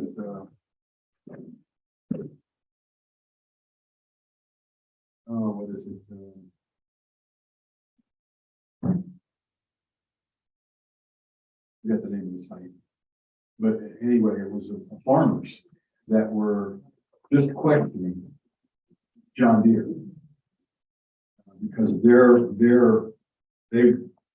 drunk the lemonade, they're pushing their electric farm. Yeah. Tractors and stuff like that. And guys were asking questions, like, look, I farm 10,000 acres over 3 counties. During harvest time, I look at my equipment 24,000. 24/7. How am I supposed to charge my equipment? Yeah, we're running. Yeah. How much will it cost? Just, for my stuff now, I have fuel trucks that come, that come on site and refuel my equipment. And John Deere just, oh, well, we're working on that. That's actually a thing. There's no way. I don't know if you remember this, but in the 90s, there were concept cars where they would have, it was just a concept, so they had a really goofy little bicycle wheel, and you had to lay down to get into it. The whole thing was solar panels. And it was like, maybe this could push a car, given enough time, but there's no way that a car or any kind of vehicle like that, tractor, car, truck, will have enough surface area to collect enough sunlight to push it down. Really, when you think about it, Yeah. Especially when you start loading it up and pulling something, yeah. Just luggage. Yeah. It's interesting. I never thought about electric farm equipment. That is probably impossible.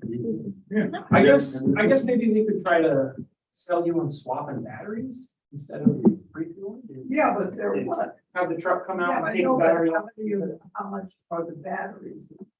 Yeah, and give it, right. Cheap. A lot of weight. And You would need the another thing, just lift and help move them over. motor trend, and I told, we talked about this one, where they had the Ford, the F-150, that is, they're pushing electric F-150. And they're saying they would get 300 miles an hour, or 300 miles on a charge. But that's, once you put it under load, they're running every day. Full trailer, and they had the smallest trailer. 300 miles downhill in neutral. Yeah. You got 115 miles off of one trailer, off of a small trailer, and it's down to 95 miles on one And how trailer. do you every 150 miles find a charger? Try and go from here to Aspen. Right in the- Anyway, You couldn't even make it to San Antonio. okay, we have case news 1725 and 1733. In person. 533, okay. 25. page 8 and page 9. There's only evidence on the 24225. Okay. And is he going to use the same evidence or just no evidence on the other one? Just no evidence, Okay. but he confirmed. All right. 1725 is the account one, there's the case that we need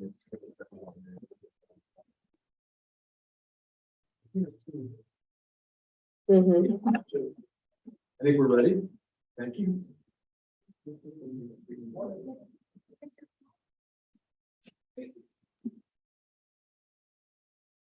have a seat right there. How are you? I'm good. I'm prepared, but I'm good. Mr. Patel. Okay, I have some administrative stuff I'm gonna run through. You've been through this before, I think. So we are gonna commence 2 hearings. I'll announce each one as we go into it, but we'll swear in one time for both, for both cases. So this hearing is being recorded and streamed live on YouTube. And we'll verify what's your protest.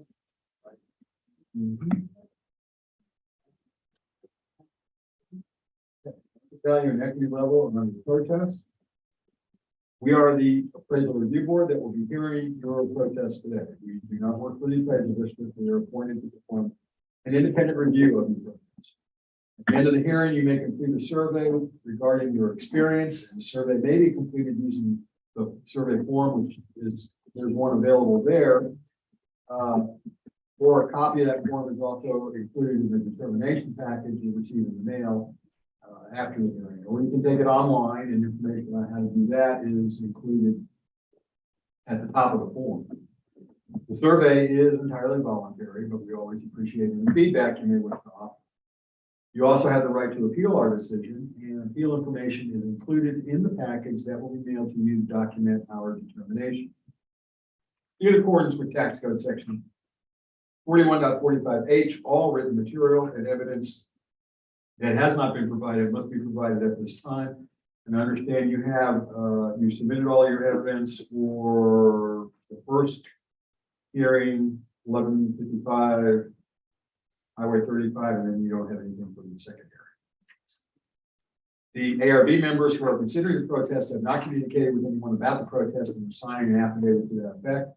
I, Scott Wagner, do solemnly swear that I have not communicated with another person in violation of tax code section 41.66F regarding case IDs 2022-1725 and 1733. I, Kathy Hoffman, do solemnly swear that I have not communicated with the person in violation of tax code 41.66F in relation to cases 2022-1725 and 1730.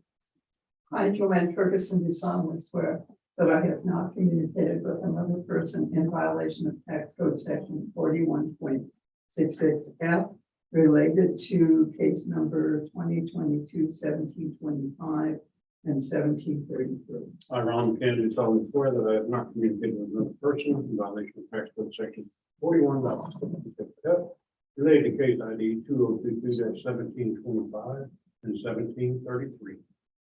All testimony from all witnesses will be given under oath, so you'll be asked to swear in at this point, and I will help you. I do solemnly swear and affirm that the testimony I shall present to the appraisal review board, to the appraisal county, to the Aransas County Appraisal District is true and correct. The team to Chandra Patel, Reference these 2 account numbers. account number 1725, 1733. I am Burke, do solemnly swear or affirm the testimony and shall present to the appraisal review board of the Aransas County Appraisal District is true and correct, cases 1725 and 17.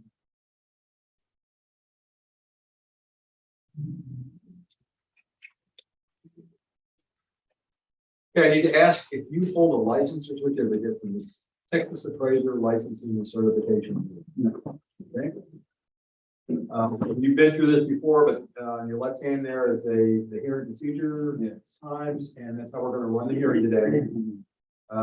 Takes 2 forms. One is if you present first, or the other is if the appraisal district presents first. You both have equal amounts of time, but you get to choose whether you would like to present first or you'd like the appraisal district to present first.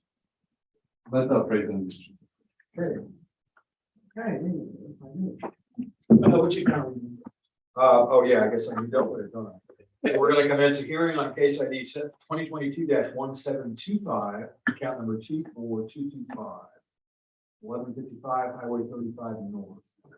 So.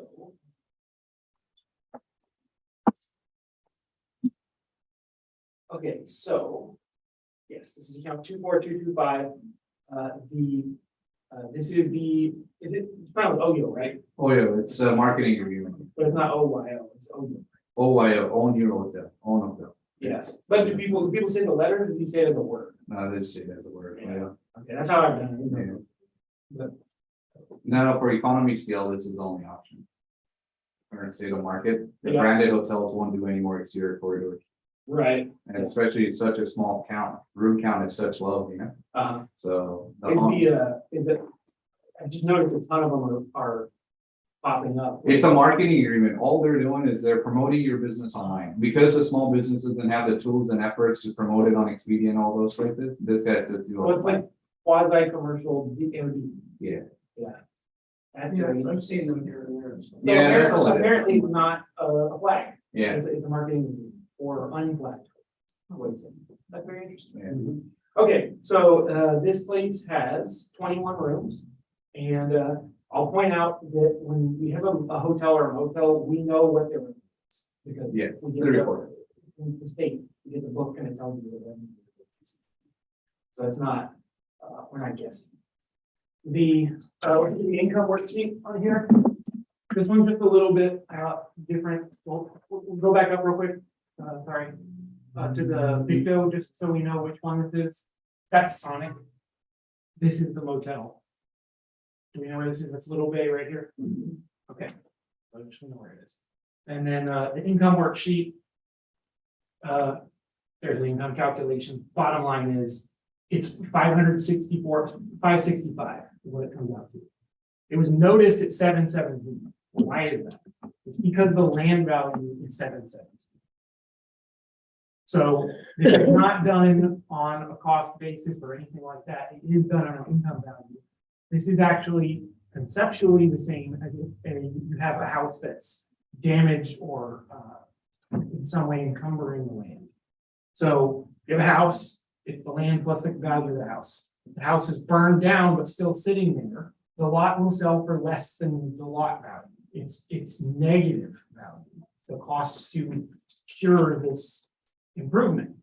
But we do not put negative values on improvements. We can't put negative values on stuff. The land value is the floor for stuff. So Yeah, the idea of something, No improvement value. None at all. Hotel is not valued. it's basically The reason- ignored. Yeah, And the reason is the value of the property as it currently sits is less than if the land was just a vacant lot.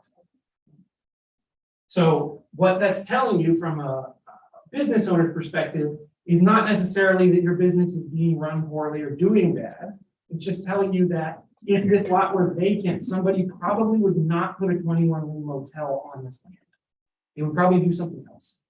That's what it was. The other one that just happened to was the lumber storage yard by Rocks. building first floor. That has been a lumber yard forever. Well, now it's the area is growing and growing and valuable. You would never use that land for a lumber yard anymore.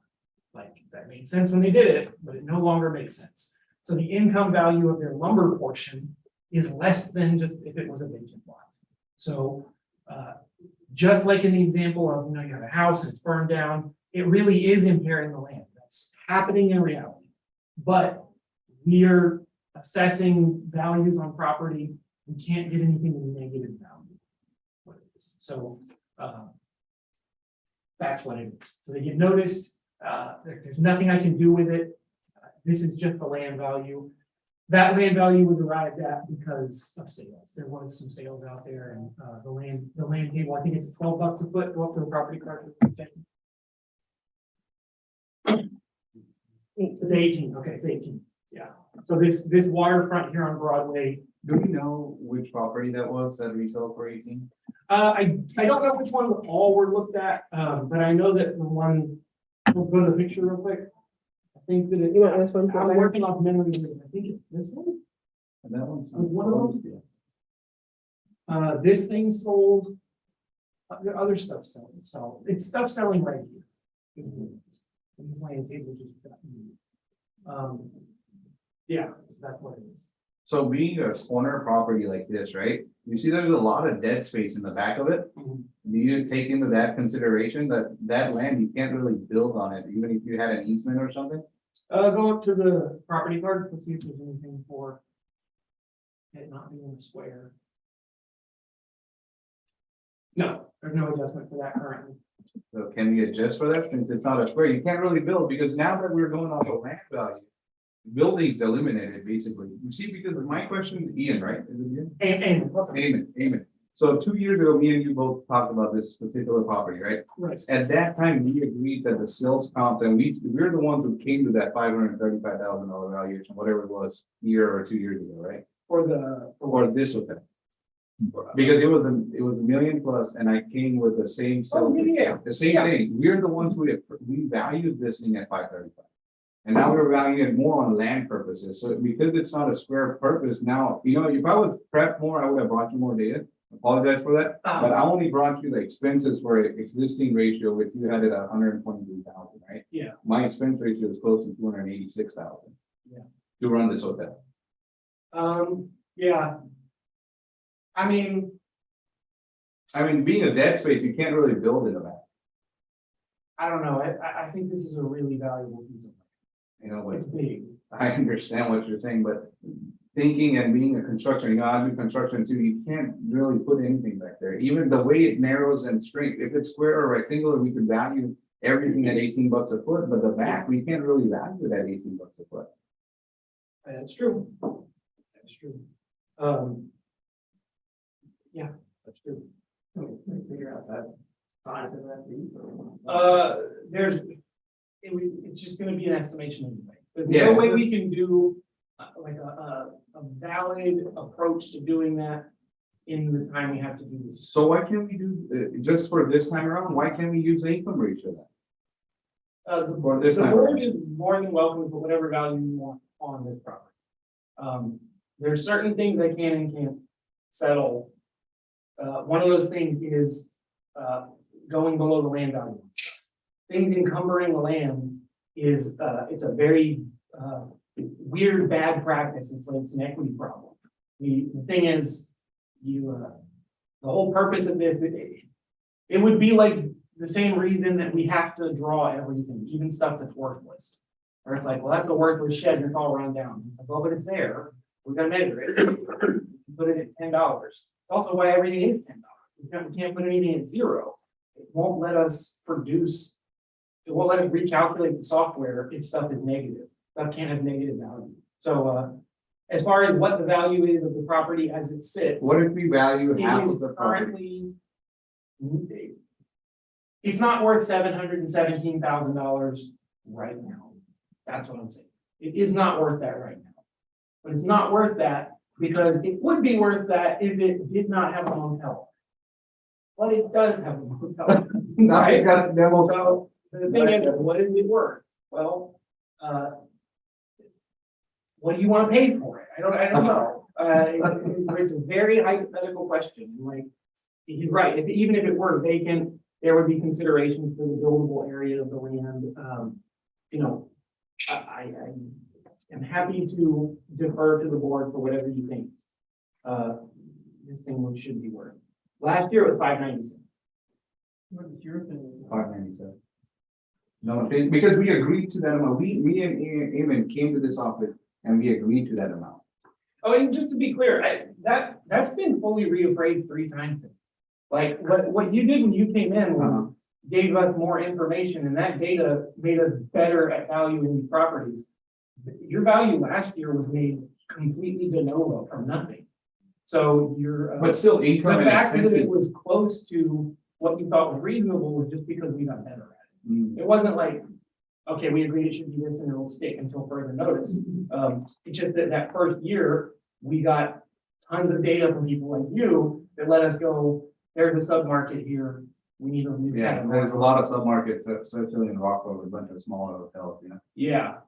So this year, it's just a matter of, you know, this is an edge case. Look, if I were you, even if we look at the expense ratio, right? If you plugged in that expense ratio, that value would have been dropped than 592. True or false statement? Oh, no, the value, go to the appraisal of the income worksheet.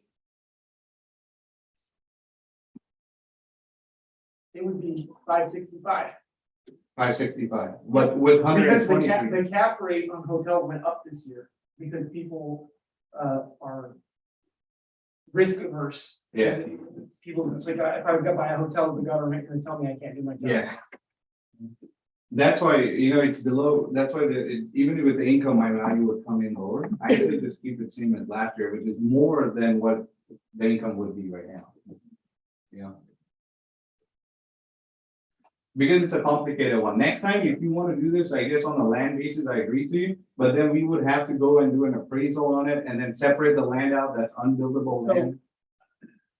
I hate to, there's certain types of property that this time of year, in our office, the equalization process exists for a reason. And one of those is like, if your house has 3 rooms in it that aren't finished and there's studs everywhere, and you're gonna take 5 years to do it, you're gonna have to tell us every year.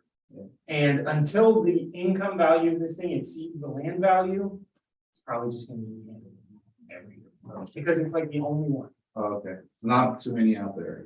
No, that's what I was saying. It's just an unusual thing. And again, it's just like the lumberyard thing. At one point, this land was not that expensive. You can buy it, put a motel on it. Motel makes money, life goes on. But now people are paying out the nose for this thing. Yeah. So it's like, if you bought it now, you'd be crazy to put a motel on it. Yeah. It's not meant for it. Yeah. But doesn't mean It's there, it's gotta be operational. But we just can't notice stuff at like negative value. So the notice value will go out.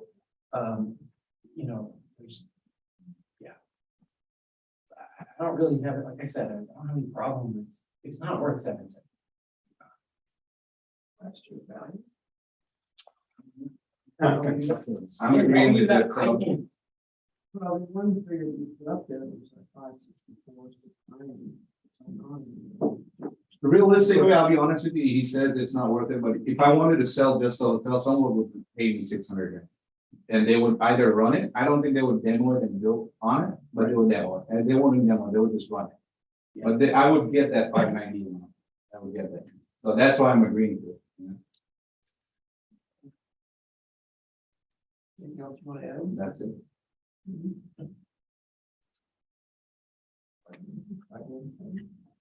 Yeah, I'm okay with that.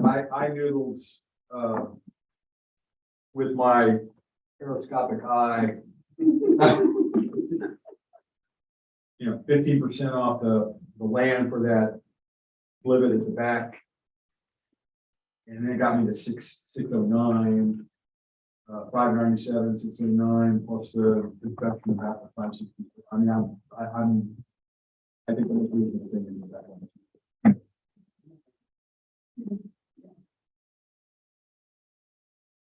All right, case ID 2022-1725, which is now 2455 155 155 north.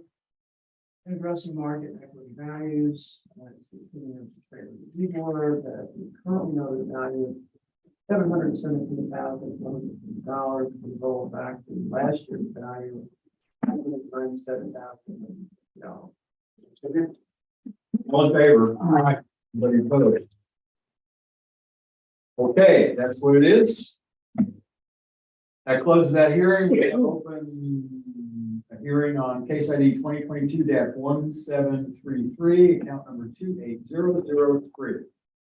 2021 West Market Street. 28. Okay, would you like the president to go first? On this one, I don't have any data. I didn't have much time to prep, but I only wanted to ask, I just looked at your comparisons with the other gas stations and they were valued for much lower than this. Yeah. And on prime location, this one doesn't sit on a prime location. This should be last year's value. Okay. Yeah. This one should just be last year's value. It got a subdivision adjustment on the improvement and it's a gas station. Last year's value. Yeah. I agree with Is that. it Sunrise? Sunrise. Okay. Where it is.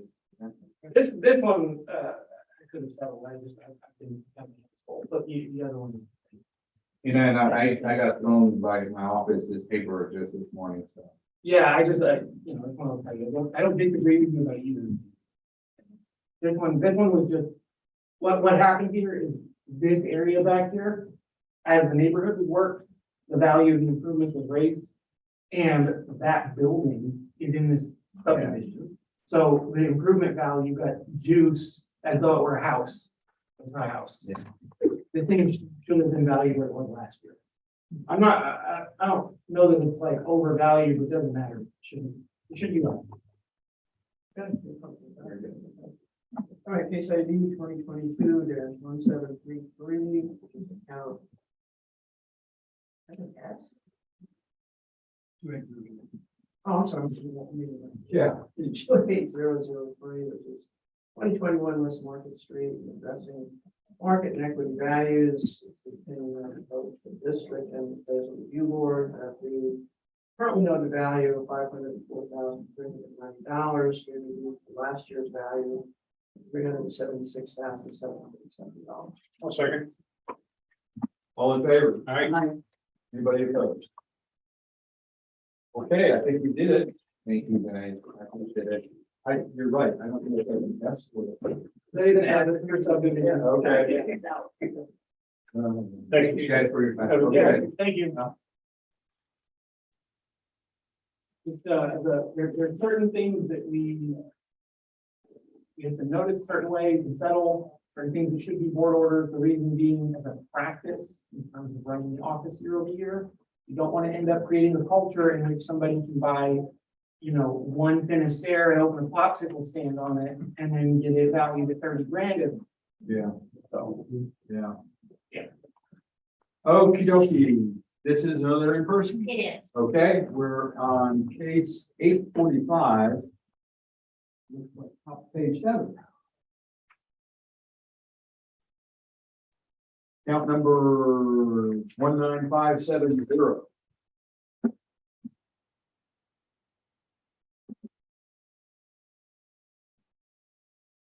And I believe we're ready. Mr. Hopper, donation.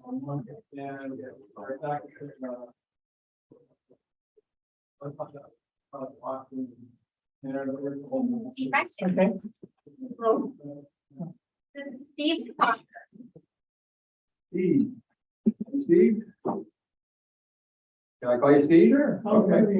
I just want to make sure you're not offended by me calling you Steve. No. Okay. I've been called worse. Okay, I have some administrative stuff I gotta run through. Okay. And at some point we'll be asked to swear in, and when we get to that point, Val will help you do that. Okay.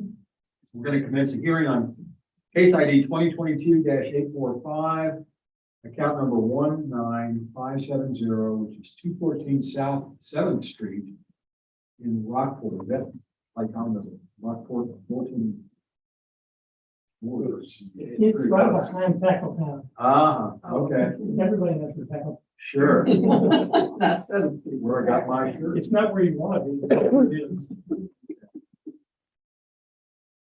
This hearing is being recorded and streamed live on YouTube. And we'll verify under protest. Okay, market value and equity level are under protest.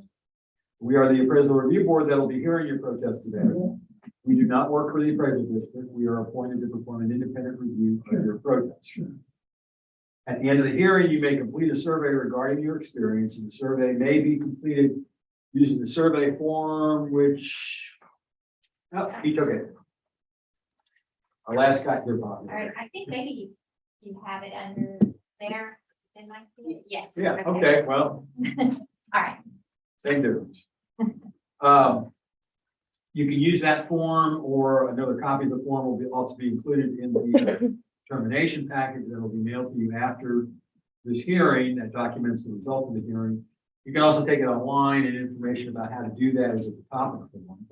Survey is entirely voluntary, however, we always appreciate any feedback you may want to offer. You also have the right to appeal our decision. Appeal information is included in the package that will be mailed to you to document our determination. In accordance with tax code section 41.45H, all written material and evidence that has not been provided must be provided at this time. I see we have 4 or 5 pages of evidence and pictures. Have you submitted everything that you intend to reference during your hearing? Great, thank you.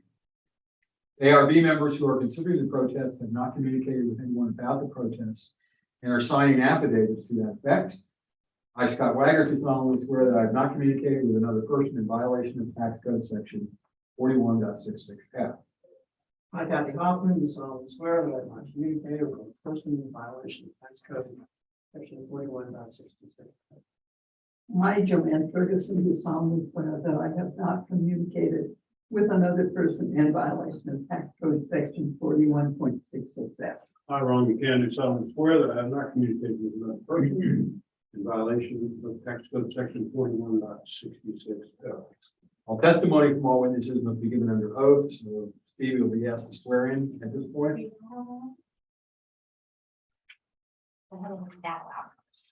Read that, you solemnly swear or affirm that the testimony I'll present to the present board for Aransas County is true and correct. Yeah, And if you'll state your name? Steve Crocker. I am Bert to solemnly swear affirm the testimony shall present the appraisal review board, the Aransas County Appraisal District. Is true and correct.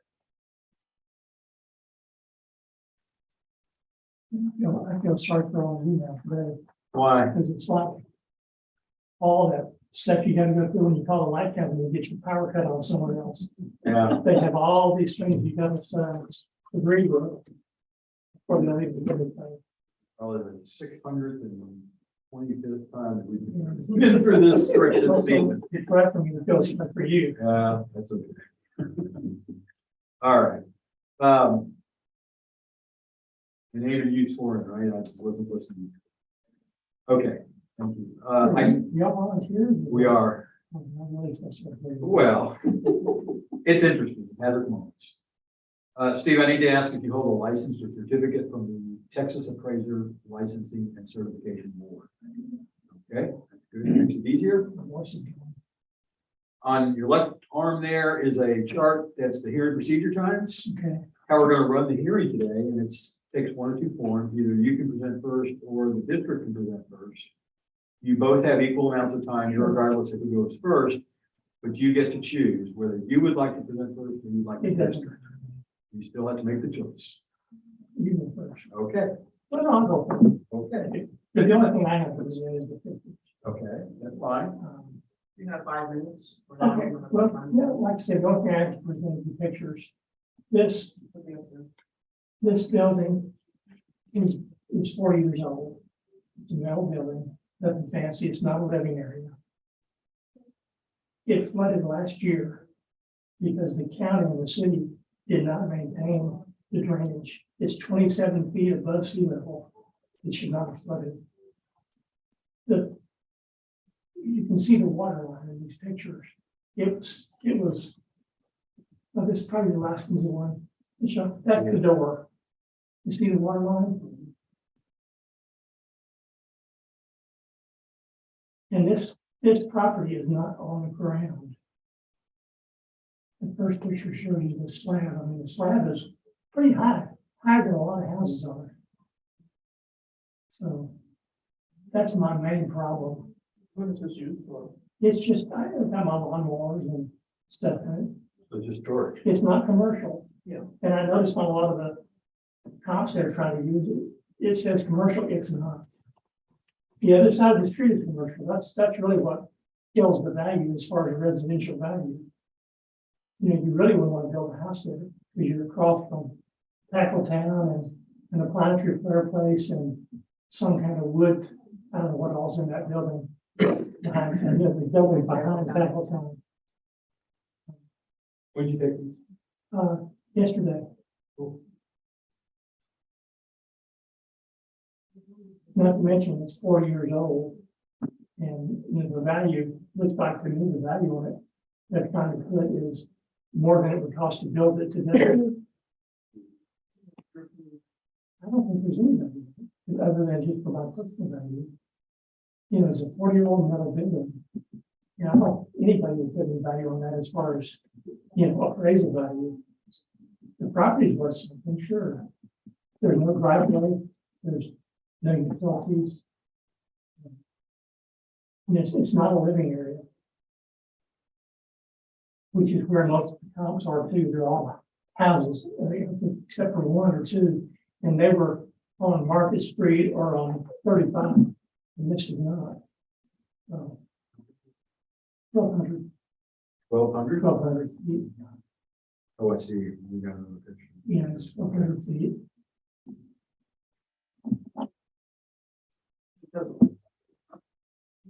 Well, it's 30 by 40. It's got one car garage door in the front. Oh, okay. That's all. Yeah, besides that and there'll be a front door. Okay, you have more time, anything else you want to add? No, that's it. Okay, 7 minutes. Yep, okay, so this is 19570. Last year it was certified at 79,230.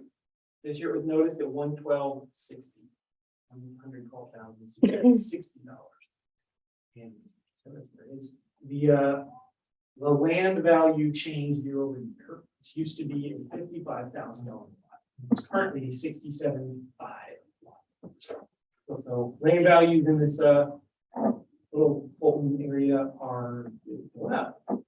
It's just gonna- where people are paying more for stuff. There's a sale grid, the sale comps are really weird, but it doesn't matter, because the equity grade is 91,000.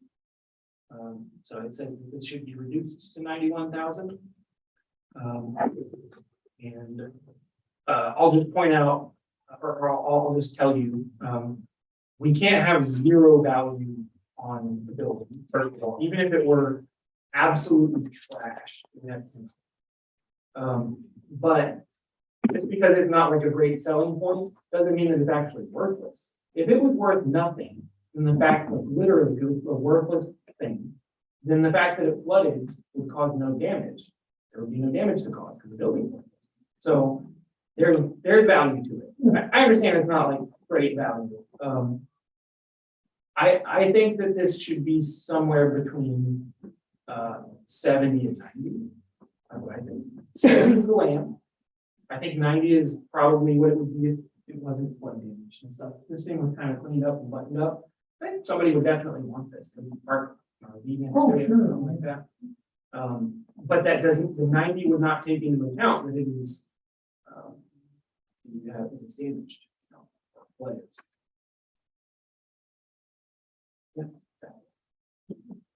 You have more time? Yeah, if I'm not basically kind of adding what you're saying, it affects the property value that it's flooded. You know, if you're gonna sell it to somebody. That during the big rain. Yeah, last year, yeah. If you're gonna sell that lot to somebody, you gotta tell them, flood it. And it was, the flood happened before January 1st of 22. It's not a this year, the last year flood. That's it. Anything else? Anything else you want to add? Oh, no, I mean, that's basically all there is to it. Well, I mean, other than, I got a guy next door who's supposedly building something on his lot on the corner. It's been like that forever. Slabs of concrete next to my stuff, overgrown grass, palm trees, and the other one is the vacant property that sold. It's been that way since Harvey. There again, not an incentive for somebody to buy that to build a house on, which is, probably worth the most, because it's not commercial. You own the property next to it? No, I don't. You want to take it back to last year? Yeah, I actually do a couple numbers. Even if I took the improvement down to 12,000, half of last year, but added on to this year's land, because the land is land. What? It gets us right kind of back to where we were at 79,000. 79. It's on the same there. Yeah. I'm fine with it. I have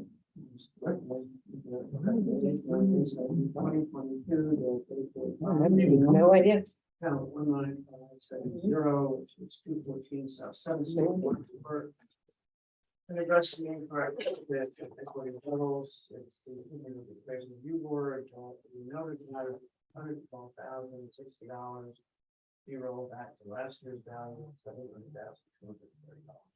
I'll second. In favor? Aye.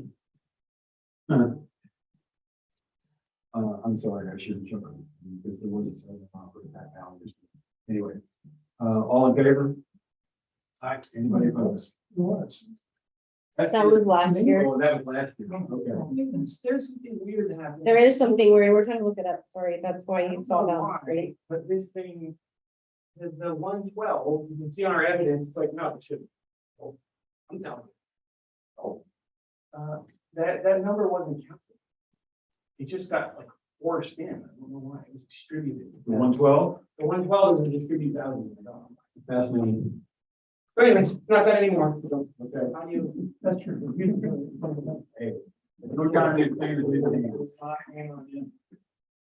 okay, so you understand the value? We moved it back to what it was, 79,230, last year's. Okay. We took a couple of different approaches to get there. We got there, but we got I there. don't care about that. Okay. You got Thank that. you. It just makes us feel a little better that we're not out in left field. All of a sudden, I don't want to talk. Right. You're lying. Okay, I think we're all squared away, and you'll receive a determination package in the mail. Okay. That's all I need to do. That's it. Right. We're done. Sorry to take all your time. Hey, no worries. We're here for you. You take a survey if you want, or not. Yeah, appreciate it. That's fine, you know. Up to you. I should. And I'm just so tired of them every time you do anything before you even get anything done, they want to survey. That's like what we were doing. Yeah, all right. You take it. Oh, really? Let's see. that way. Yeah, you gotta go out. Oh, that was my door. Yeah, sorry, that is. Yeah, I know. Yes, it does. Okay, thanks. Next one is going to be on phone.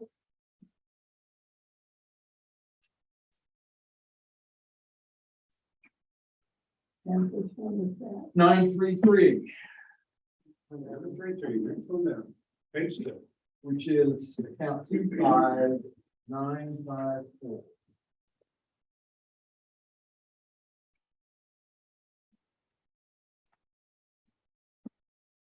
In person? Oh, no, it's on the phone. I'm sorry. Yeah.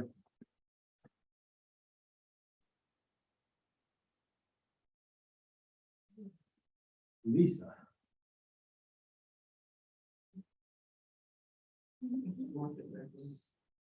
Did you print that? No, that's Taryn. Oh, she has good Yes, writing.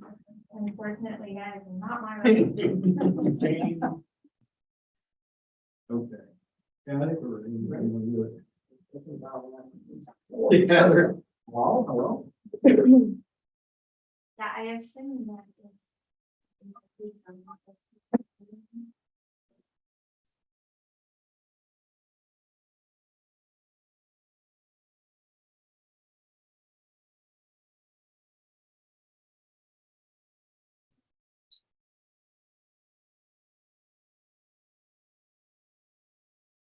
Hello, is this Lisa? Yes, Lisa, hi, this is the appraisal review board calling for your protest hearing. yes, Okay. Hold on a second. Good afternoon, how are you? hello. Hello, Lisa, I have some administrative stuff to run through before we get into the specifics of your hearing. So if you bear with me for a second, and then we'll get into the specifics. We're commencing a hearing, on case ID 2022-933, account number 25954, which is 138 Lamar Beach Road over in Lamar. Correct. It looks like we have an online submission here, so. Okay, so under protest is market value and equity level. That is correct. This hearing is being recorded and streamed live on YouTube. We are the appraisal review board that will be hearing your protest today. We do not work for the appraisal district. We are appointed to perform an independent review of your protest.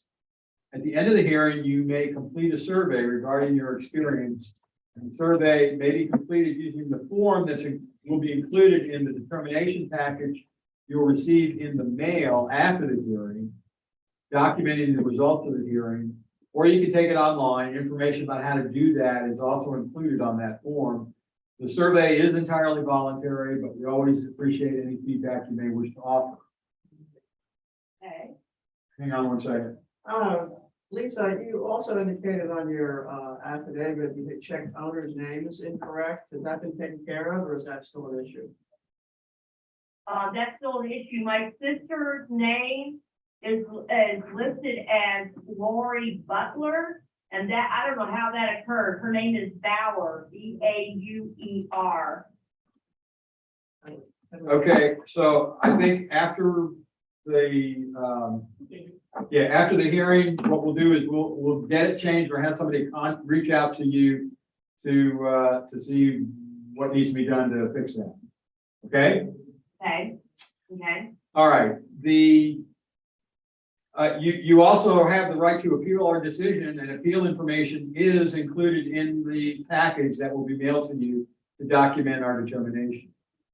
In accordance with tax code section 41.45H, all written material and evidence that has not been provided must be provided at this point.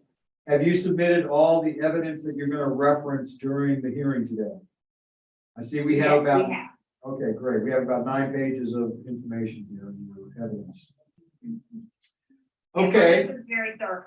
And just to let you know, my husband, Kenny Glimmer, is here presently and has helped with this whole process. So he has my permission to engage with you guys. Okay. Yeah, unfortunately, the affidavit that we have on file that was notarized only has your signature on it. So he can make comments through you if you like. I mean, he can ask you something to relay. Okay. All right, the ARB members who are considering the protest have not communicated with anyone about the protest and are signing affidavits to that effect. I, Scott Wagner, do solemnly swear that I have not communicated with another person in violation of tax code section 41.66F. I, Kathy Hoffman, do solemnly swear that I have not communicated with a person in violation of tax code section 41.66F. Joanne Ferguson, do solemnly swear that I have not communicated with another person in violation of tax code section 41.66F. I, Ron Kennedy, solemnly swear that I have not communicated with another person in violation of tax code section 41.66.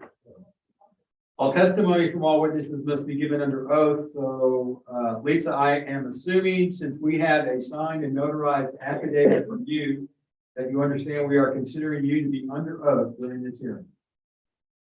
That is correct, yes. Okay.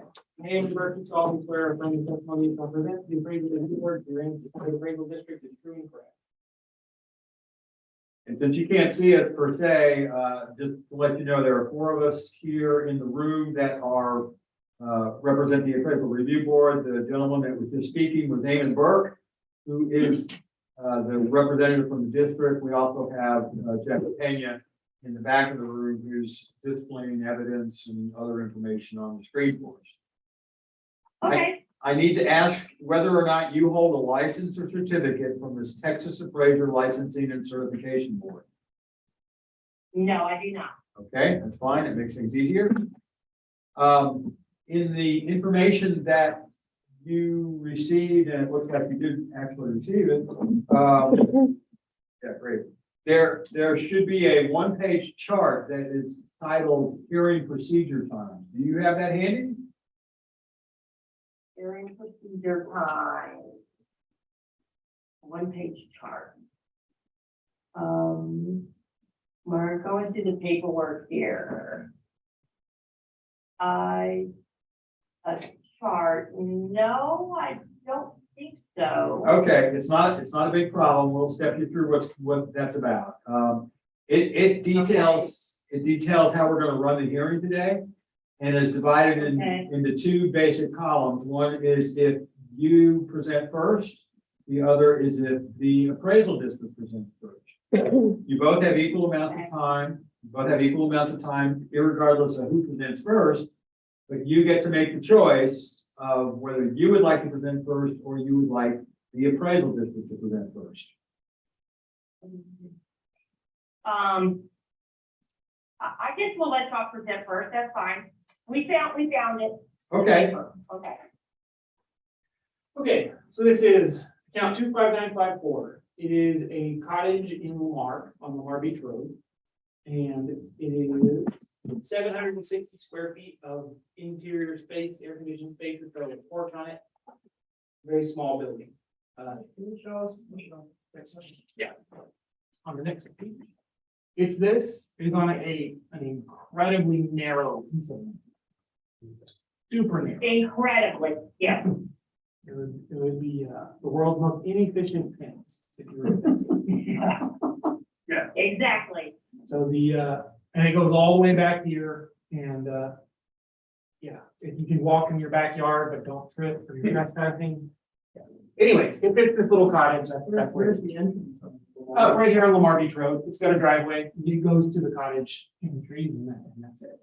There's not a whole lot of, if you're out there, there's not a lot of boundary lines. It doesn't look weird when you drive by it. You see it, so how it's trailed.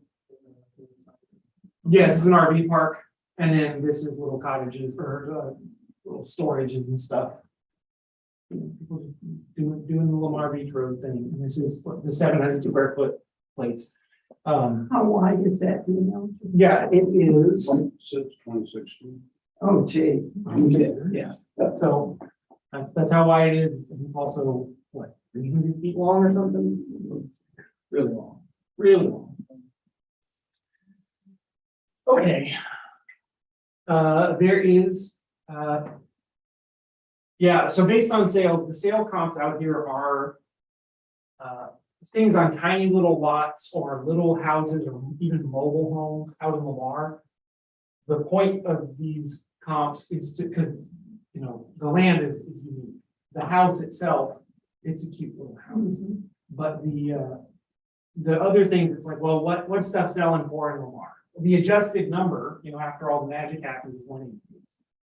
But if you just want to know, kind of get your bearings on it, this is a mobile home that sold with a lot it's on for 100 grand.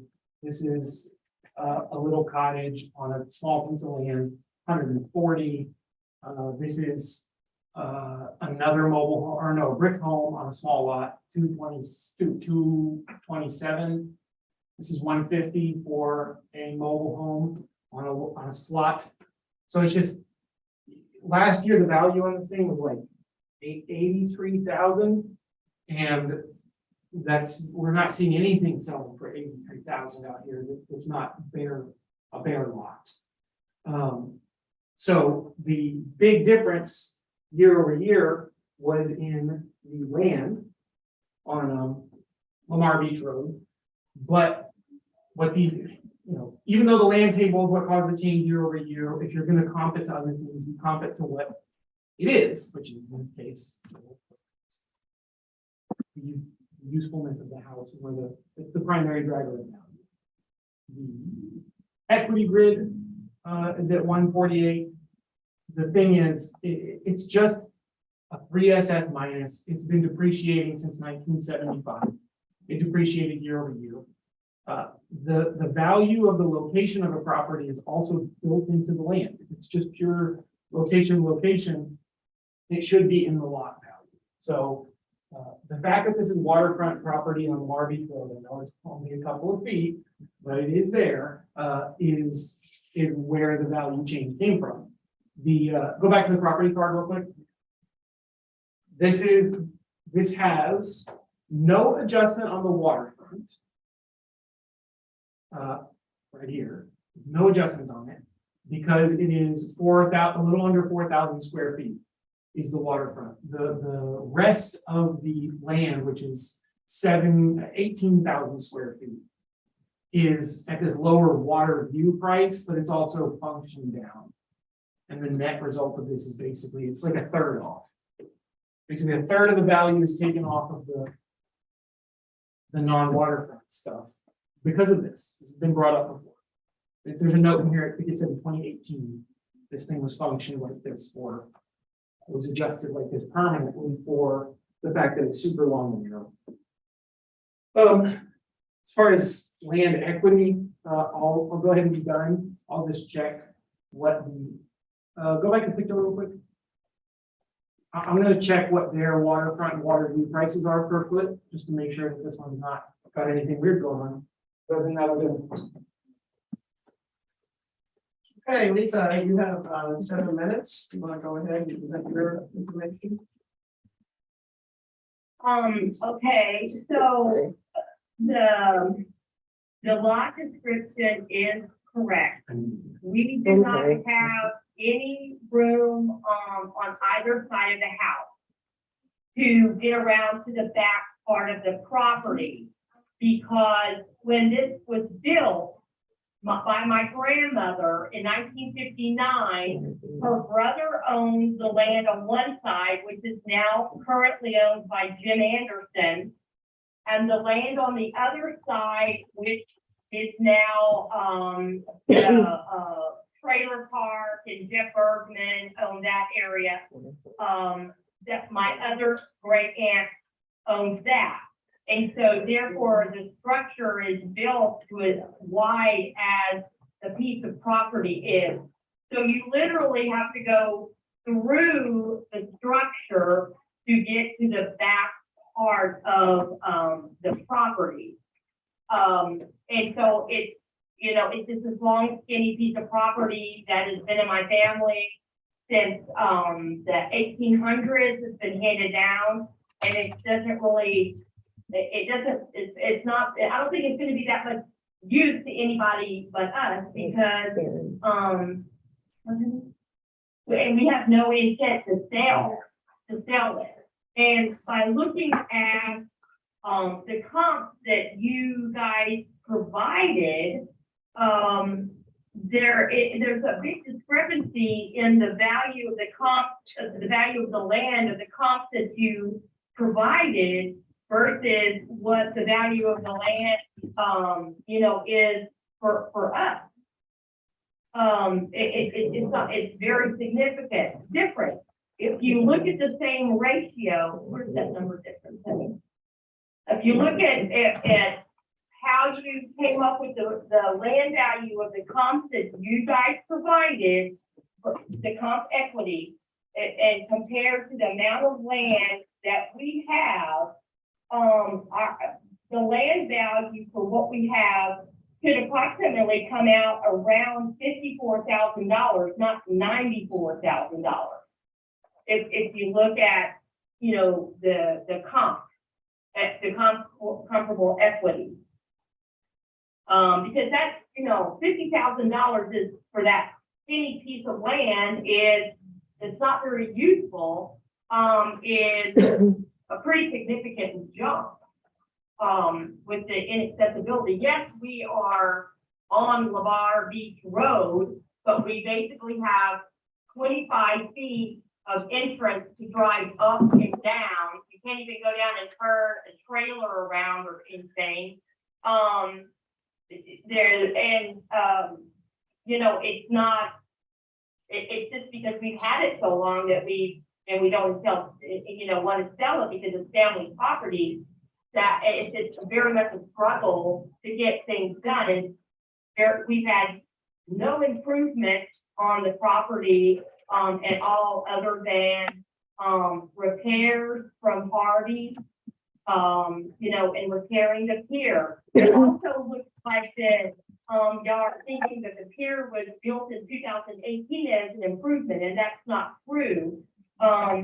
It was built in 2001 by my parents, and basically all we did was go in and repair the middle part of the pier that was taken out. That was part of the original structure. And it's not a new pier as of 2018. Anything else I need to say? No. I don't think there's anything else, you know, or that I can add. It's just this long, you know, skinny structure. If we have to do any repairs on the side of the house or do anything, basically in the past, my parents have called Jim Anderson and he's given us permission to put ladders on his property over the fence line because there is a hurricane fence that's on that side of the property. There's not any fencing between our side of the property and the trailer park next door. That's open. That is a business. And the trailer park, you know, is a business. In fact, we have difficulty with the residents there that encroach on our property, throwing trash and, you know, fire nets and stuff too. So, but, you know, so the value of it, you know, that's the business. And since they rebuilt the trailer park and Jim built those duplexes on the fence line, we don't really have very much water view front that we used to have when the cottage was built in 59 and that whole area was open because it was owned all by, you know, family members. And that's all I have to add. Okay. Amy, you have 4 minutes. I'm going to recommend $100,000. And here's why. I looked at the land. People up, we go. Something with color in it.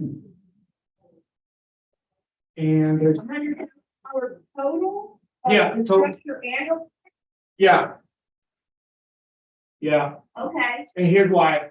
I looked at the land segments on this property, and this property, to see what their price per foot was on their waterfront and water view. And every one of them is lower. Like, in some cases, kind of a lot. So what's happening is the small square footage is raising the value, and then we have an adjustment lowering the value because of the shape, but it's just taking it out of one pocket and putting it in the other. Doesn't make any sense that we'd be adding something to lower value when we're doing something that's raising value. No sense at all. So average of each of these segments, put it all together, and what do you got? It's $61,865 for the land, and then $38 for the building, the $100,064. So just nice round 100. Sounds fair to me. What do you think about that? I agree, that would be fair. Okay.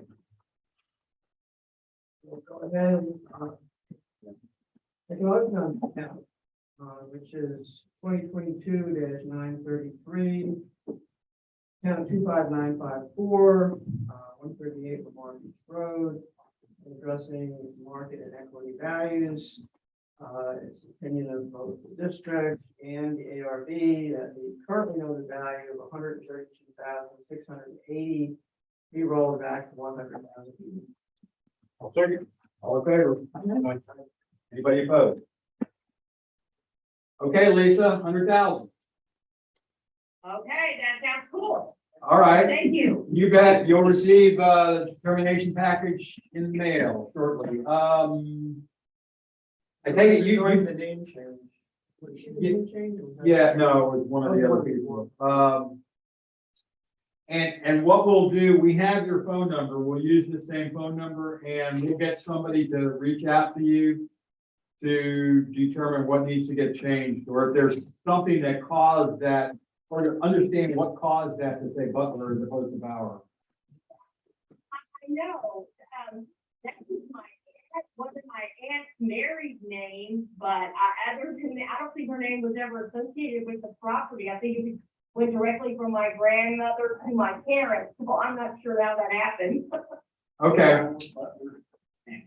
Hey, at least it begins with a B. Yeah, exactly. Okay, thanks for your time. Thank you so much, I appreciate it. Have a good afternoon. Okay, bye-bye. Bye. Without belaboring things, can you get somebody at some point to reach out to them? And I don't know if there's a form, yeah, the Bauer versus Butler. Yeah. Okay, thank you.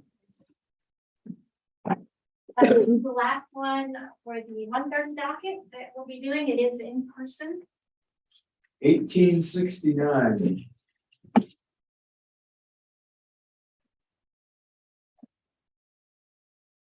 And there's a USB for evidence. 18 or 16?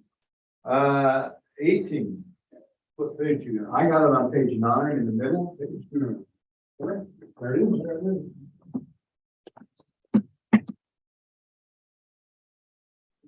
You said different version? Yeah. Okay, I think we're, yeah. It actually is 130, yes. The account number is 1860. Oh, there it is. We're ready? You ready for it? Want to come on in?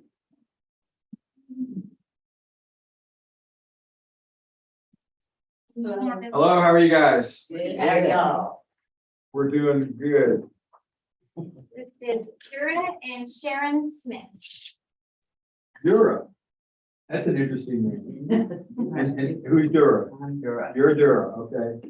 Okay, if I call you that? Sure. Sharon.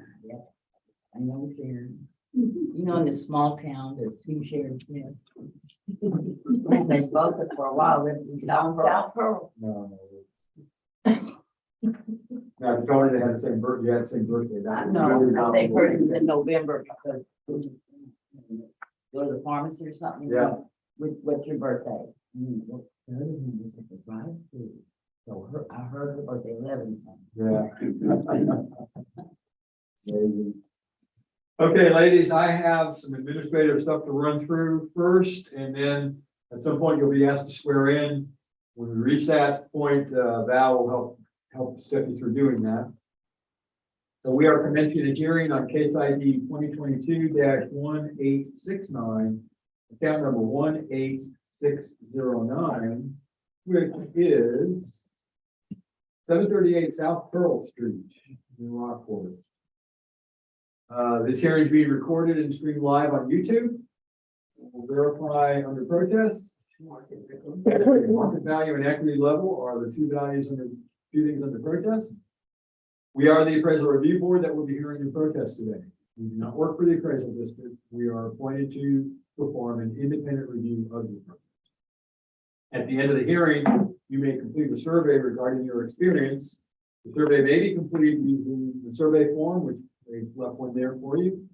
There's also a copy of that form will be included in the determination package you'll receive in the mail, which documents the results of of this hearing. You can also take it online if you wish, and information on how to do that is at the top of that form. The survey is entirely voluntary. However, we always appreciate it and feedback you may want to offer. You also have the right to appeal our decision. Appeal information is included in the package that will be emailed to you to document our determination. In accordance with tax code section 41.45H, all written material and evidence that has not been provided must be provided at this time. So have you submitted everything that you're going to reference in your in the hearing? Yeah. Oh, that's right. I told you that. Okay, excellent. The ARB members who are considering the protest have not communicated with anyone about the protest and are signing an affidavit to that effect. I, Scott Wagner, do solemnly swear that I have not communicated with another person in violation of tax code section 41.66F. I, Kathy Hoffman, do solemnly swear that I have not communicated with a person in violation of tax code section 41.66. I, Joanne Ferguson, do solemnly swear that I have not communicated with another person in violation of tax code section 41.66F. I, Ronald Candy, solemnly swear that I have not communicated with another person in violation of tax code section 41.66F. All testimony from all witnesses must be given under oath. You'll be asked to swear in at this point.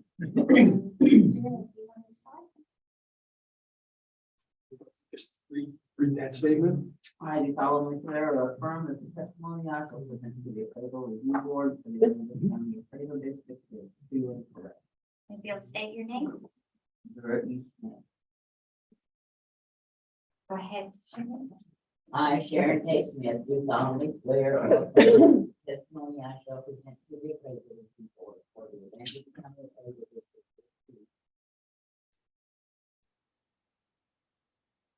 I am in person solemnly swear from the testimony shall present the appraisal review board in the Aransas County Appraisal District is true and correct.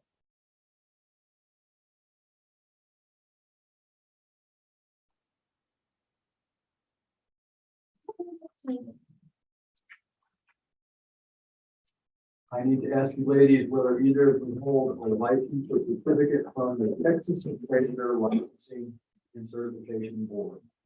Okay, and that's everybody. Underneath the survey form is a chart, which is called the hearing procedure times, and that shows how we're gonna run the hearing today. Has two sections. One is if you present first, and the other is if the appraisal district presents. You both have equal amounts of time, regardless of who goes first. But you get to choose whether you would like to present first or whether you would like the appraisal district.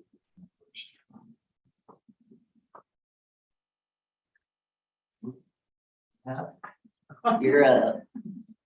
So you want to go first? Perfect, That's fine.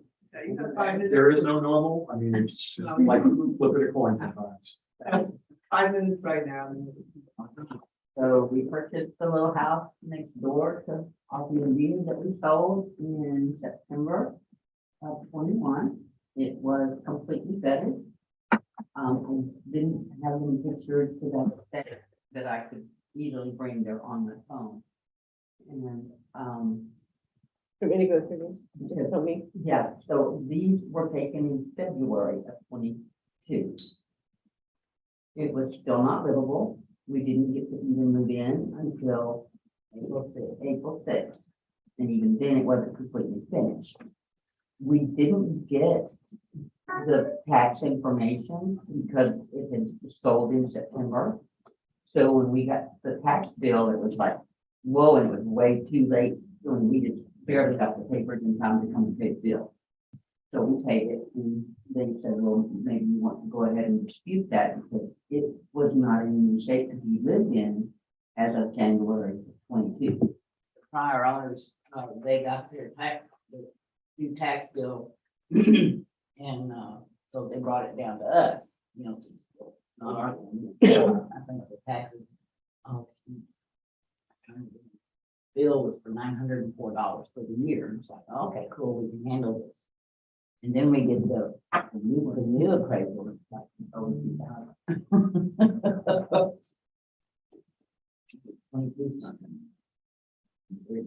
so you moved into the house when?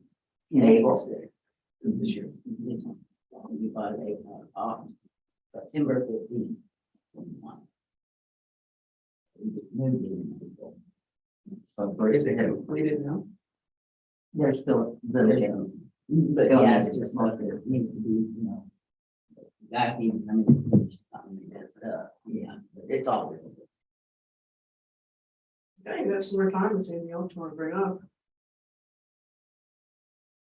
I think that's the main thing is that it jumped so much in that period of time and it wasn't even livable yet. So I can understand that. Yeah. And the sale price we paid 138 total, yeah. Okay. And 7 minutes.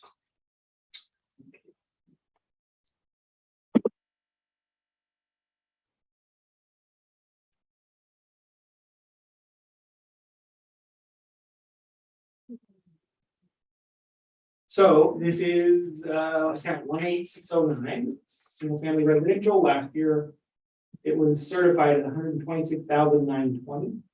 And we have, we got a deed. We didn't know what the total sale price was. The property did sell in September.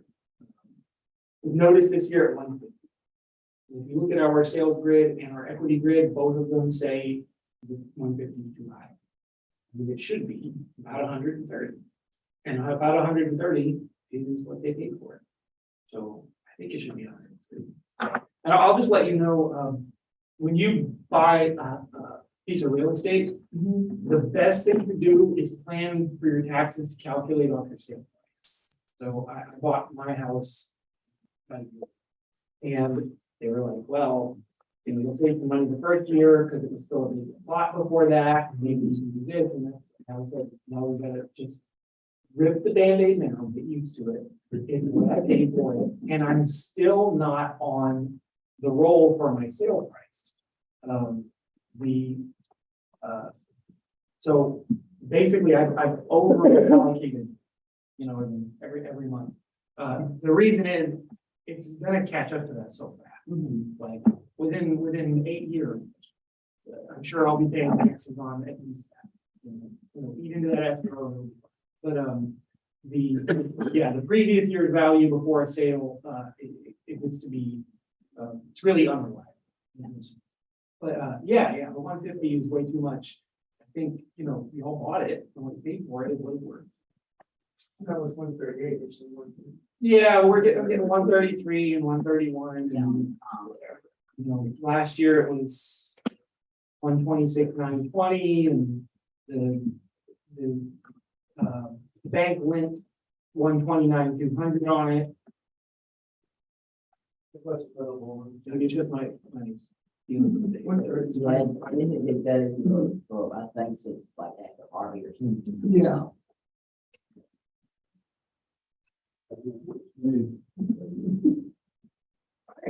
Go ahead and make a motion on any of the case, which is case ID 122 to 169, it's now 186, 738 South 12th Street, Rockport.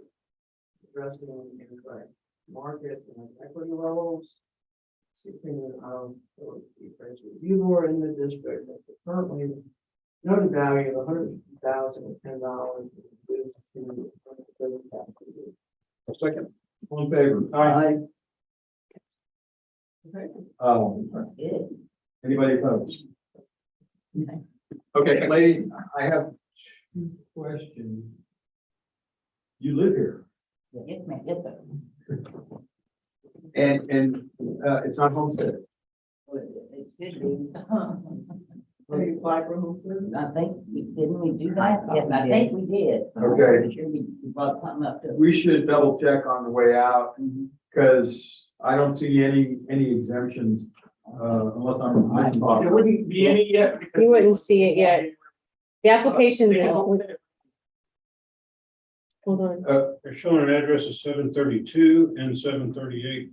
Yeah, we sold that in 32. Gotcha. Okay. I don't see Okay. an application. And Just let me know. the second question is, you mentioned, But and I don't think you can even apply for it once you have that. You can't do it yet. After January. Yeah. Okay, we don't even have a home. If that will be within here next week, that actually. Okay. Well, Don't they have to live there homestead until January 1, they weren't. because it wasn't 22. where you were living primarily, in January. Okay. January That's versus right. 23, you can will be where you're living, that's when your homestead starts. What's where that is 65? same Well, they're thing. living there now, correct? Yeah, we moved in April. There's that Yeah, now it'll. prorated. Yeah. If there wasn't an exemption on there.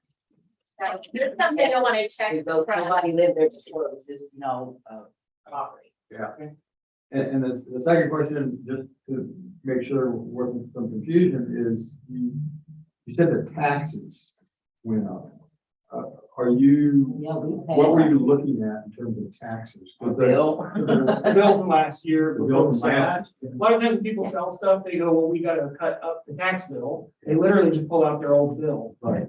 Sometimes people have exemptions in the play, sometimes it's developer discounts. Since all this kind of transacted in the latter part of 21, I was Mhm. thinking that maybe they were looking at an appraisal and. trying to We had figure out to- what the- We had to Okay, pay I'm- 22 or $2,300, so Okay. I don't know what'll happen with that. We should get more phone calls. But we get none. Okay, I think we're all done. Okay. What were we thinking? 120, 130 even. Okay.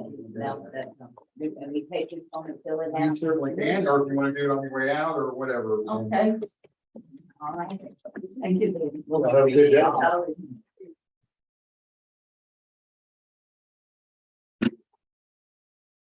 Yeah. There was something I read. When I was looking at the homestead exemption, that we voted on in May. Something dealing with the timeframes. Yeah. What changed, you know? Yeah, now it'll prorate to part of the year. So it used to just be January 1 to January 1. Yeah. Now there's a little procedure where you go hey, did I buy it in the right window, and was there an exemption before, and it's kind of tedious for us to check, but, yeah, it'll save you a little bit of money for where you own it, for that latter portion of the, is it all old business? Yes, it is. Very good. And over 65 is still the whole year. It's not subject to the probation. So you get the whole. So. I think they're doing this, it's just gonna keep adding more complexity and more, and it's gonna eventually just be this inscrutable black box of calculation, and it's like, You wonder if it happens because of, they mean. But they well, just- but well, it's lack of attention to the Yeah. whole picture. The detail. That's it for one Band-Aid thirty. here, Band-Aid there. Anyways, So we have a 3 o'clock in person. I'm sure y'all want to take a break. Yeah. I'm gonna go get her notarized, sign my notary book, and then when y'all are ready, I'll be back in. thank you. Yeah, did you update that? What? It changed, did you get my text? No, sorry. Well, you didn't know, but there's. Yeah, I just. Is that the one we just did? Yeah, that's what I just did.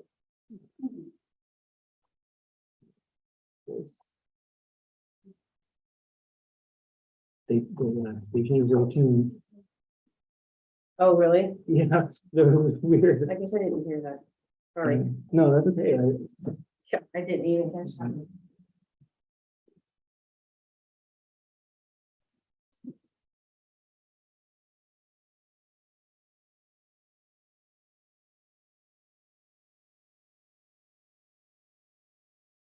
We did good. We didn't pass through line. I said, we did good. We made it through line.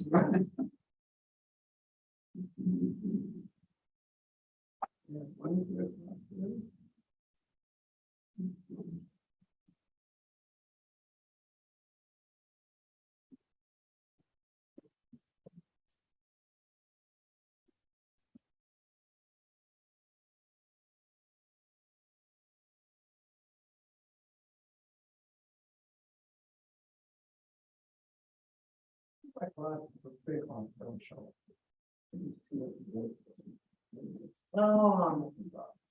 Two of the ones from one didn't show. That's not bad. We were moving along. Good. We finally got the hang of it. It's the end of the thing.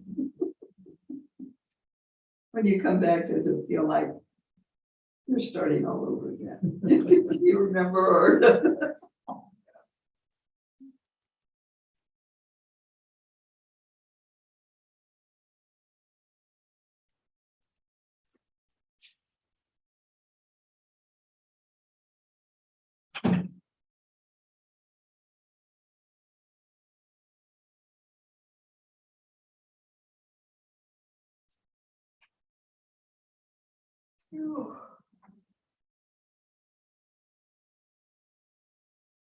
No, 3 o'clock.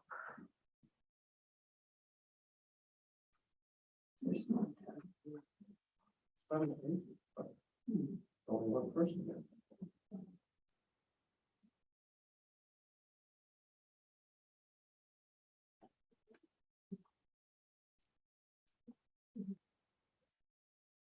one of them looks like it's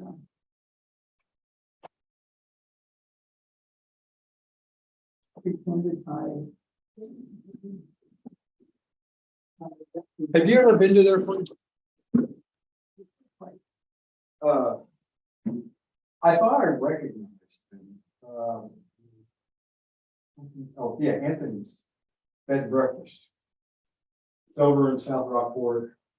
And I think it's the same place. Is that the 3-story? No, not a brand. No. Might be the same house, the house is too small. Well, it's a really unique, weird setup. There's one house and then there's a big courtyard area.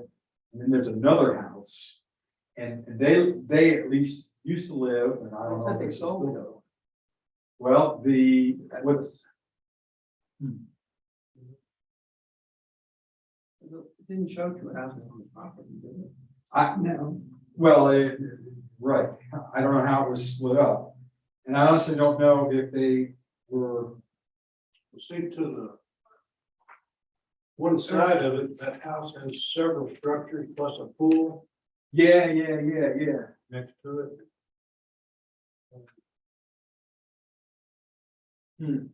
Actually, there's several houses there on that one. But it could be that they're still using that name, that email address. Yeah, this is the house they lived in. It was 732, so that would have put them here. And this is 738. And it's on Pearl too. Yeah. But that was what that had the U-shaped drive. It looks very western or. No, no, this is like almost a covered area. Oh, now I know what it is. Okay, so it's this is this property here that we've been directly. They want to have this studio. Yeah, because they rented this out. This is like a covered area that they would have parties and things like that. The South Rockport Neighbors, that organization, they would always meet at that place. And I barely recognize them because I have not actually seen them for a couple of years. My wife was there quite often for South Rockport Neighbors. Anyway. You're about the Davis at 3? It should be people in person and online. Okay, this looks like 1716. Yeah. Count number 8810519. Page 11 at the top. In 8105. 19. Oh, I messed up.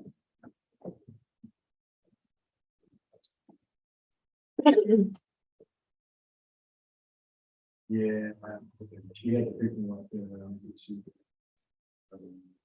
Okay, so this is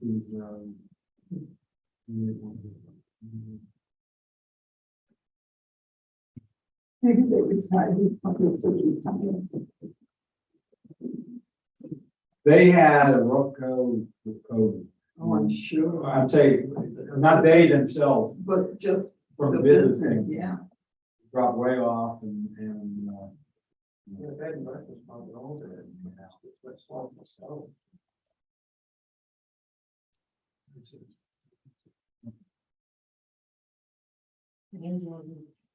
Oh,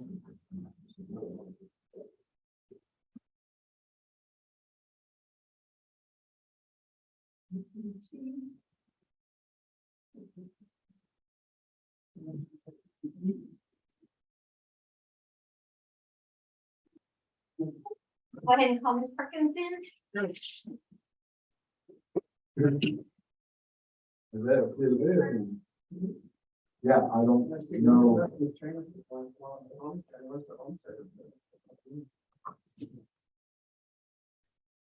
We have a seat right there. So, Hi, how are you? very good. Good. You're Evelyn? Yes. Okay. I'll tell you that.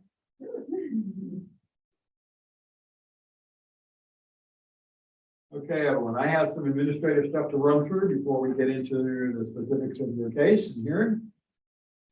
We are going to commence a hearing on case ID 2022-1716, account number 8810519, which is 211 South Cassuth Street in Rockport. Is it 211? 201. Good catch, though, if I said that. Which I may have. This hearing is being recorded and streamed live on YouTube. Verify what's in the protest. Market value and equity level are under protest, okay? We are the appraisal review board that will be hearing your protest today. We do not work for the appraisal district. We are appointed to perform an independent review of your protest. At the end of the hearing, you may complete a survey regarding your experience, and the survey may be completed using the survey form, which is, there's one left there for you if you'd like. There's also a copy of that survey that will be included in the determination package that will be mailed to you after this hearing that documents the result of the hearing. You can also take it online, and information about how to do that is at the top of the form. The survey is entirely voluntary. We always appreciate any feedback you may wish to offer. You also have the right to appeal our decision. Appeal information is included in the package that will be mailed to you to document our determination. In accordance with Tax Code Section 41.45H, all written material and evidence that has not been submitted must be provided at this time. Have you submitted all of your evidence? I do see you have an evidence package. You can verify, okay, fine. So everything that you plan on referencing, we got 324 pages of pictures and stuff like that. You submitted everything you were going to reference.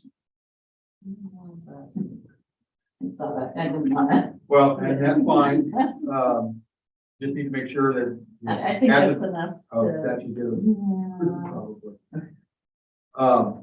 We can't introduce anything else after the hearing starts.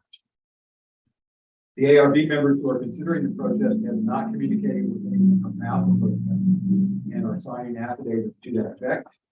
I, Scott Wagner, do solemnly swear that I have not communicated with another person in violation of Tax Code Section 41.66.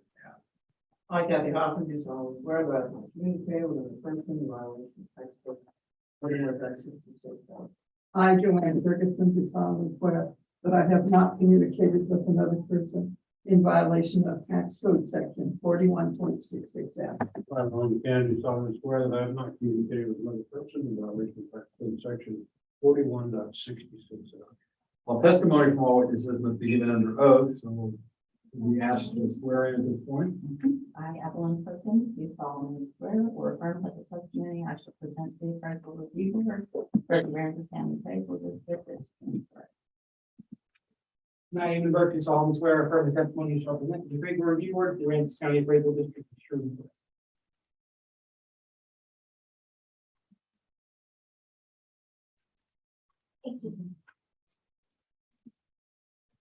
Evelyn, I need to ask whether you hold a license or certificate from the Texas Appraiser Licensing and Certification Board. Okay, thank you. So on the left side there is a chart that's the hearing procedure time. That's how we're going to run the hearing today. And it is broken into two parts. Either you can present first or the appraisal district can present first. You both have equal amounts of time, regardless of who presents first. You get to make the choice of whether you would like to go first or whether you would like the appraisal district. First, I don't know how to start. And that's fine. So this is 8810-519. Last year it was certified 182-120. This year it was noted 182-120. Oh, because it's in the house. Depreciation doesn't happen for every year. And then 1% a year after. 1% a year after the third year, and then bottoms out at 35%. Okay, so and there was no adjustments to the neighborhood in the land or the improvements year over year, so it's exactly the same dollar amount as it was last year. Exactly where Yep. Oh, no. This is all 35. That's the marina by Cove Harbor, the new RV park, and there were little houses. That, yep, that were on stilts, and they kind of got, someone put the can opener to them in 2017. And now there it is. Yep, it's this one right here. Is that a pool in the back? Yeah, that's a little pool, in-ground pool. Yeah. Yeah, but more for medical purposes, yeah. I don't think that we even have the pool.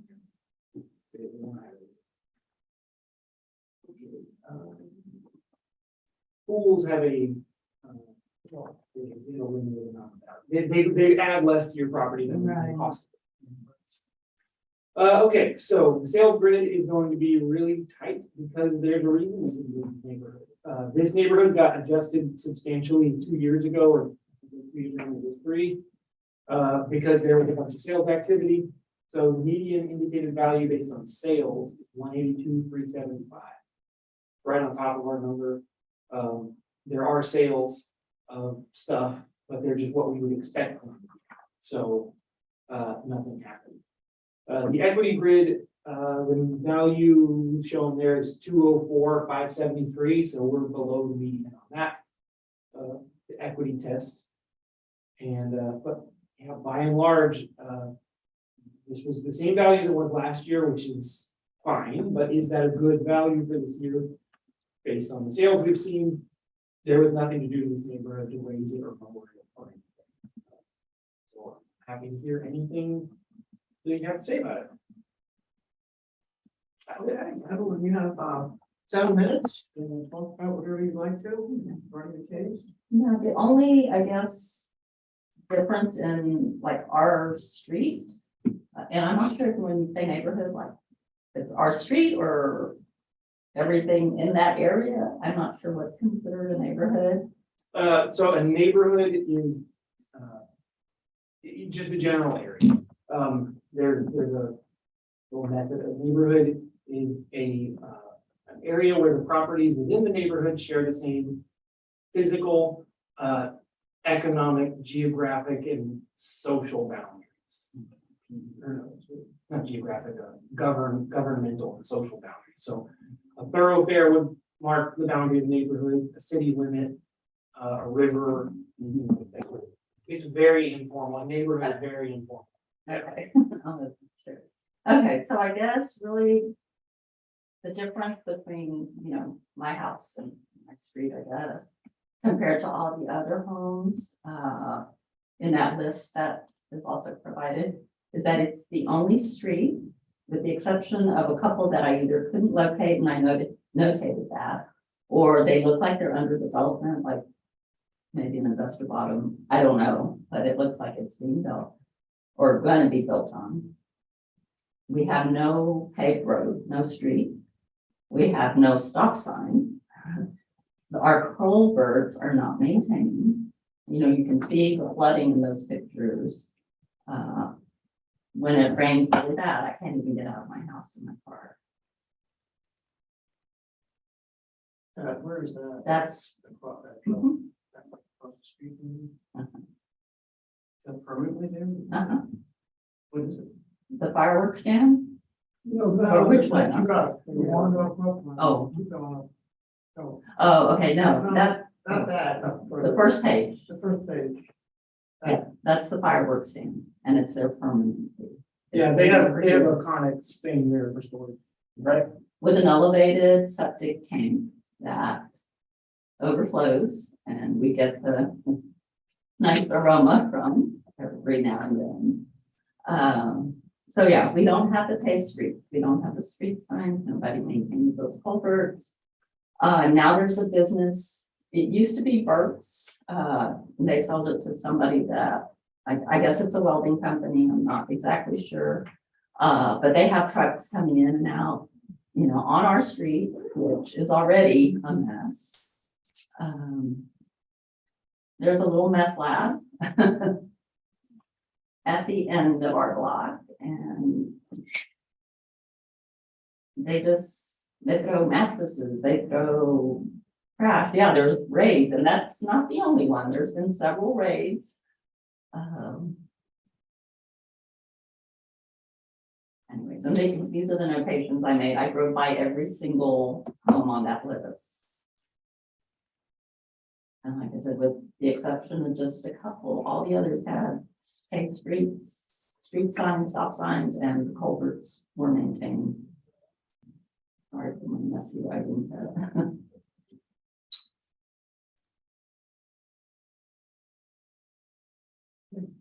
There's more time, thank you. you know, we do experience some noise from 35. It gets pretty loud, constant, you know. Fire trucks, police, it's an everyday occurrence.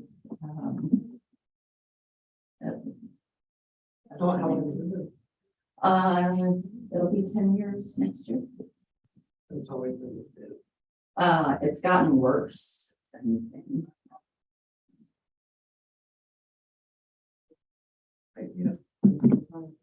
You know. That's basically all I have. You realize you have a 10% cap on it. I wasn't sure, if I did or not. You do. Oh. Explain that to me. Yes, but there's no, her cap, I wasn't looking at the wrong evidence. She didn't have a cap Value. loss. What? She didn't have a cap loss. Because there's no value to it. Right. Oh, I see. But if your value does ever increase, because it's just home value going up by more than 10% in 1 year, it's gonna only go onto yours at 10%. So maybe your neighborhood over the next 3 years, every house goes up by $50,000. And we don't even notice. For years we go, oh my gosh, homes in 50 grand. It's gonna get added onto yours slowly. And year over year, it's gonna creep up like a stair step until it gets up there because it's your house. So there's that. Yeah. It's one of the advantages of having a homestead. You have a comments, Aaron? No. Any issues going on? Nope. No, go ahead. Did you have an idea of what you wanted this lowered to or adjusted to? I don't know what I can ask. I mean, You I can paid ask for the world. I paid 95,000 for it, which is what I could afford. What did you say? 95.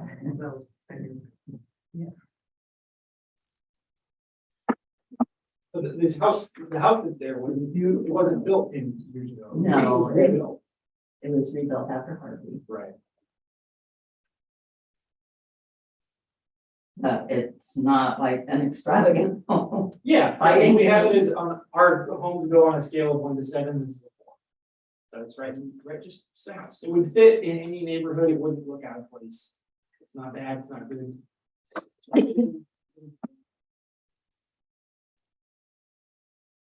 Actually, it looked nice in the pictures. You Just got this horrible stuff. Can you zoom out a touch on this? Have they told you why the street is not paved and? that called,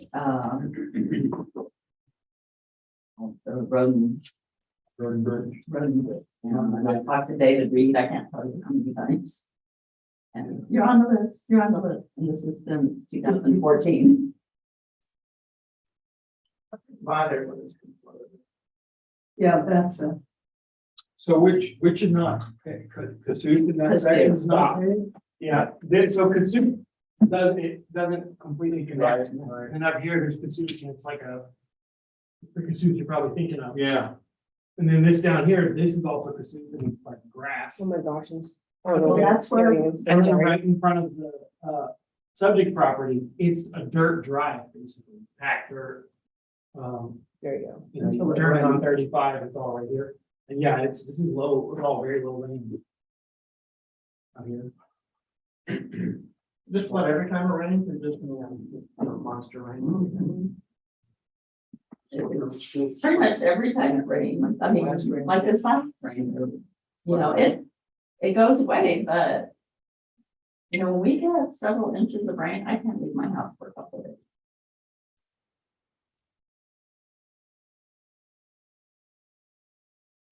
And I love my home, you know. It's not. Yeah. It's just, like I said, the roads, the meth lab, the fireworks, you know, the constant, 18-wheelers going by.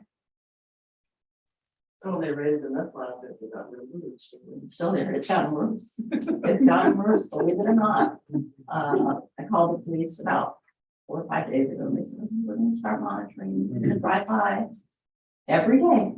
We haven't seen them from by one. Is that city out there? No, Okay, just kidding. like, the sheriff's office. Yeah, yeah. I wonder if they tried putting on gel bait. Sometimes that works. Gel bait. It seems like it's like a pest problem. It's like you get rid of it. Coming back, you get rid of them, they go to a rent. How we went back. Yeah. And it actually looks nice and neat right there. Yeah. Not what it looks like. Oh, that's it. That's it. Oh, That's a January 22. oh, That's what. Yeah, they the look two like. brothers were actually, In jail. in jail. Now they're out and they're. Runs in the family. Yeah. A bunch of new people there. yeah, that's what it's like. You're like, well, we arrested them, gone. Yeah. We're replacing a different one. Yeah, they violated their parole and that's why they got arrested. Oh, darn. I Yeah. hate when that happens. Mhm. People coming down there by drugs. Yeah, and they started, I know I probably should not subject myself to this, but I started going out there taking pictures.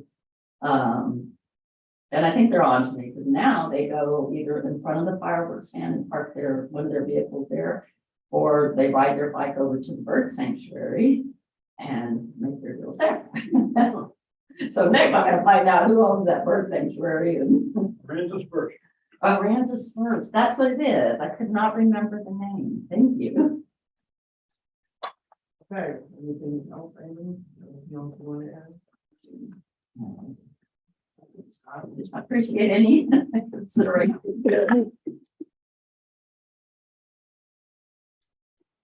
Yes. Is that trailer, this one, is that next one? Is that the left one? That's the meth one. Yeah, there's that house, that blue house is in between us. Okay, cool. Yeah.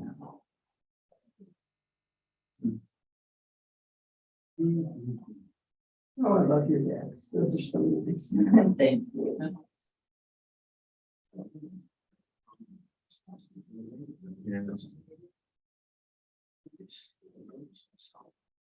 It's scary that there's that going on. It does. When the SWAT teams are out there, they're, yelling at everyone to stay in their homes. Nerve-wracking. You had it in here, right? With the- Pardon? You had the picture. I guess Yeah, there you go. right there. That was during the day. We had two during the day, I think in the past year. One in the middle of the night.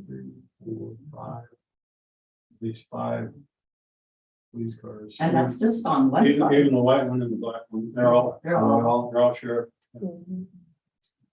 They go on the opposite side as well, and they try and block them in. They're shoving stuff down the toilet and.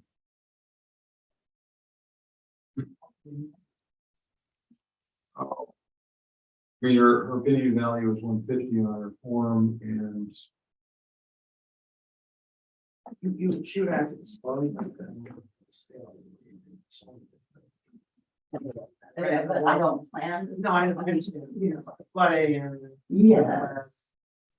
Use speak themselves. I would have a problem. No, I had realtor friends tell me. It's really good.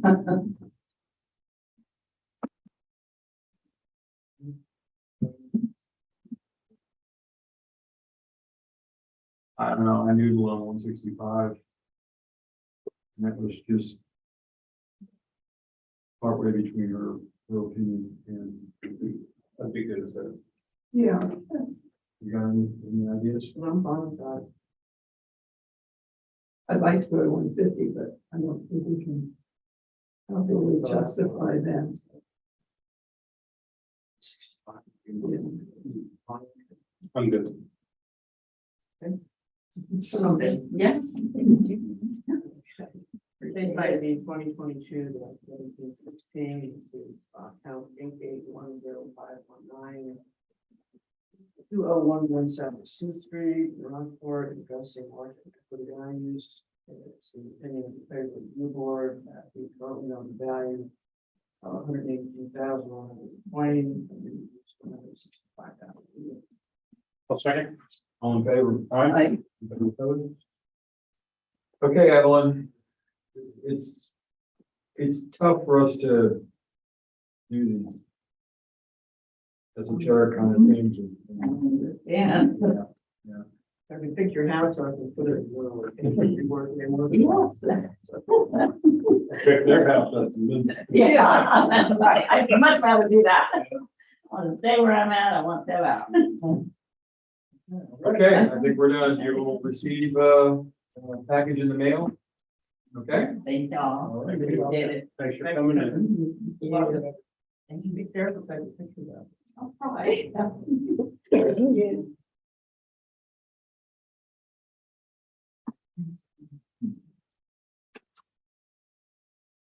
Yeah.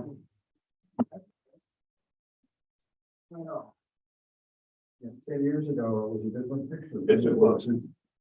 And years ago, now we're everything for them all down. Hurricane cleaned it up. Yeah. Even Always ARB like it. cleaned it up. It's a shame, but. That's what it took. Did it change your area? Because I didn't keep a real good close watch on that area after I settled into my Not- place. At least on Coconut Cove in our specific area. We have places that were just, never rebuilt. Yeah. Well, I don't know how deep water you encountered over there, but Texas A&M came out and explained it to us. It blew all the water out of Coconut over to Suck it that out. area. Yeah.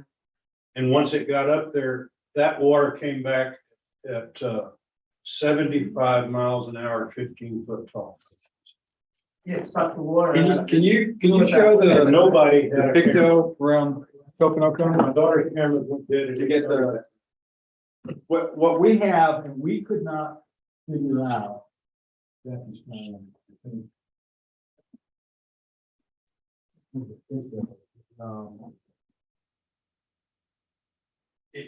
and whether it was luck or design. She was gonna try and climb Coconut Cove. Because I wanted to show you. Yeah, Texas A&M said Coconut Bay was dry. Yeah. It blew all the water They're out. out of by Lamar. Yes. Okay. Just slide down so you can see Salt Lake. Yeah, cool. Sorry, it picked us after that. Hold on. Oh, that's good, that's good. Slide a bit that way.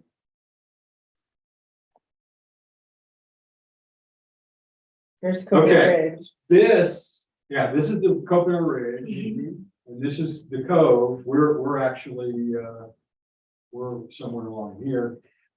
But what's interesting is that's the only place to get out to bay. And so ours, okay, Coconut, so our house is like right around here. And a bunch of us, boom, boom, boom, boom, boom. Yeah, so we're right here. I had higher tides than what we had for water. And the only thing I could figure, because I had maybe 3 foot of water rise, but people here in the back of Salt Lake and on the canals and so on, just got hammered. And the only thing I could figure was water was pushed in when it came back in. And there's a little bit of kind of a barrier island. It's really shallow there. And we figured that the water spread out this way and that way. Yes. And left us without a real problem. And These houses down here. they got, yeah. And the guy across the street, when I talked to him, he was really pissed. He said all the water came from us, but it didn't. Okay. It came up the channel. And he got flooded because water's pushed into those channels. There's no place for it to go except up and out. Not with that wind. Yeah. There for 10 hours. Yeah. So, and where's your place? Is it on, yeah, you on Allen and Parks? Yeah, you were back up on it. I figured. This is that one part. Yeah, Here. yeah. Yeah, I'm like right here. But you're Yeah, not- my house was gone. Really? Yeah. Wow. Yeah. And my so- friend lives on Lee and her house was gone. We're right across the canal from each other. And we had, our house was structurally okay. I had some roof issues, you know, and which was from tornadoes, Mhm. and not from the wind. This guy on the end right here, oh, half of his house was cut off. Yeah. It's like someone just cut his house in half. Water probably flooded up that canal, Uh-huh. and now like everything is flooded. So, and you could go across the street from me. Little damage, oops, wiped out, pile of sticks, Mhm. damage, and so on. I mean, I'm sure it was just tornado.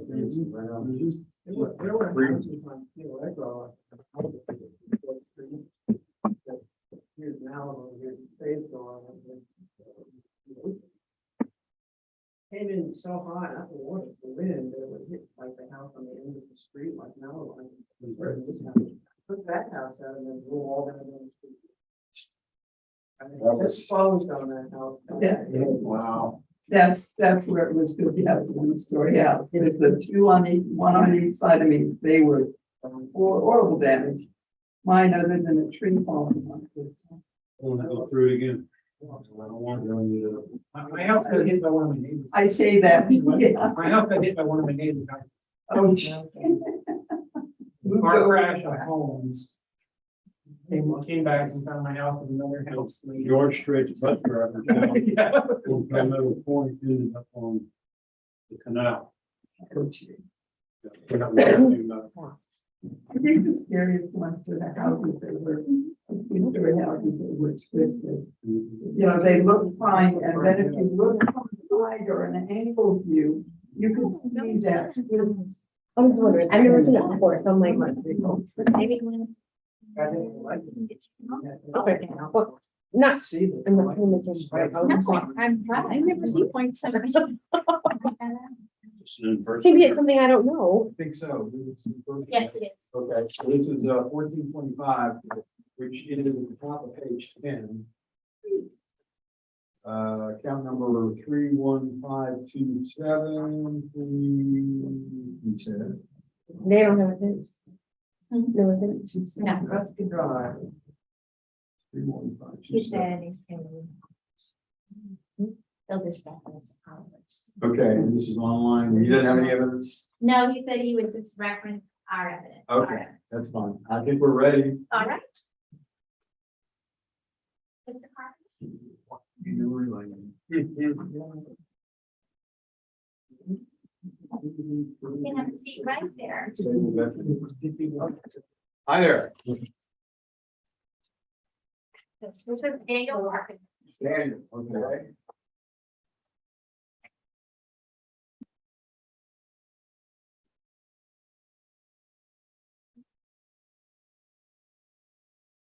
Okay, Daniel, I have some administrative stuff to run through, and we'll get into the specifics of your hearing. So we're going to commence a hearing on case ID 2022-1425, account number 31527, which is 445 Augusta in Rockport. Yes. Anthony Huntfeld, yes? Yes. Yeah, okay. This hearing is being recorded and streamed live on YouTube. And I see we have an online submission. Yep, market value and equity level. We are the appraisal review board that will be hearing the protest today. We do not work for the appraisal district. We are appointed to perform an independent review of your protest. At the end of the hearing, you may complete a survey regarding your experience, and the survey may be completed using the survey form. We've left one for you there. There's also a copy of the form that will be included in the determination package that will be mailed. You'll receive it in the mail after this hearing, which documents the result of the hearing. Information about how to return it, or if you want to take it online, there's the URL on that form. The survey is entirely voluntary. However, we always appreciate any feedback you may want to offer. You also have the right to appeal our decision, and appeal information is included in the determination package that you'll receive in the mail.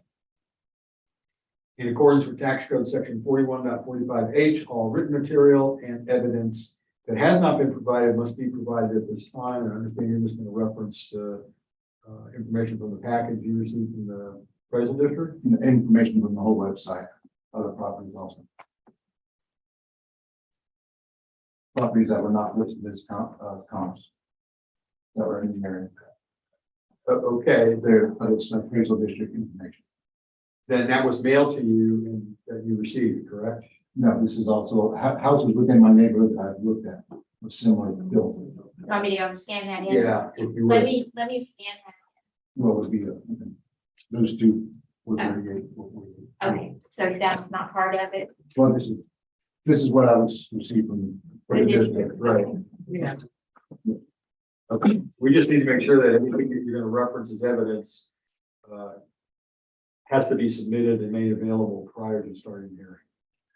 Okay, well, yeah, well, I assume that since it's appraisal district information, that it was It's already not, accessible. well, it's, So we present at the hearing a subset of our information. So anything we can present at this hearing has already been given to you. Anything that you can present at the hearing needs to have already been given to the board before the hearing takes place. So if you just want to talk about it, you can talk about whatever you want. But if you want to show some kind of document or whatever, we can scan it in. Okay, because it's just comparable houses. Within a stone throw. It's generally, you know, this feels weird, but it would, to keep people from showing up to a hearing and then spending their entire time pulling out news and what about this, and I'm gonna go look at this and pull that up, and it would just be chaos. You gotta have a deadline for what we're gonna discuss. And so the deadline is when the hearing starts. Okay. So she'll scan it in and we'll be good. plus anything that is referenced as evidence or written material needs to be left here, so to speak. Right, So for your determination. yeah, and just to document the record of what was presented in the evidence and that type of thing. So it's no big deal. She's scanning it right now, and it'll show up here in a second on. Yes, sir. Look at that, our computer's new. Here we go. Yeah, it's I release it all the time. Thank you, Val.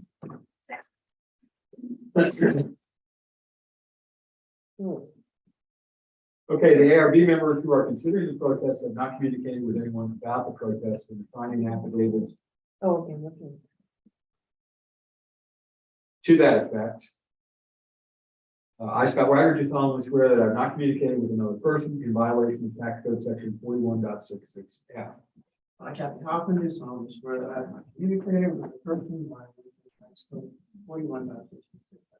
I, Joanne Ferguson, do solemnly swear that I have not communicated with another person in violation of tax code section 41.66.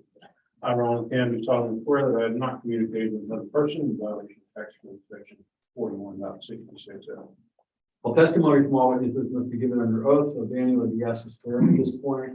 I, Daniel Carpenter, do solemnly swear and affirm that the testimony shall present to rendered by the appraisal review board for the Aransas County Appraisal District is true and correct. Now, you Berkeley solemnly swear from the testimony shall present to the review board, the Aransas County Appraisal District.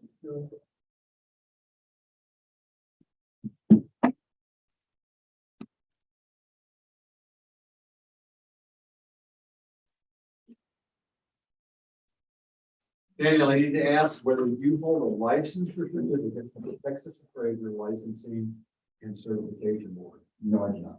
Okay, thank you. Underneath that survey form is a chart that's the hearing procedure times, and that's how we're going to run the hearing today. It's one of two forms, either you can present first or the appraisal district can present first. You both have equal amounts of time regardless of who goes first, but you get to choose whether you would like to present first or whether you would like the appraisal district to present first. I would like the district to present first. Okay, so this is account 31527. Last year, it's single family residential in the country club. Last year, it was certified at 260,780. This year, it was noticed at 302.50. It is homesteaded, and there's DV exemptions, disabled vet exemptions. There's a cap, so it's at 286.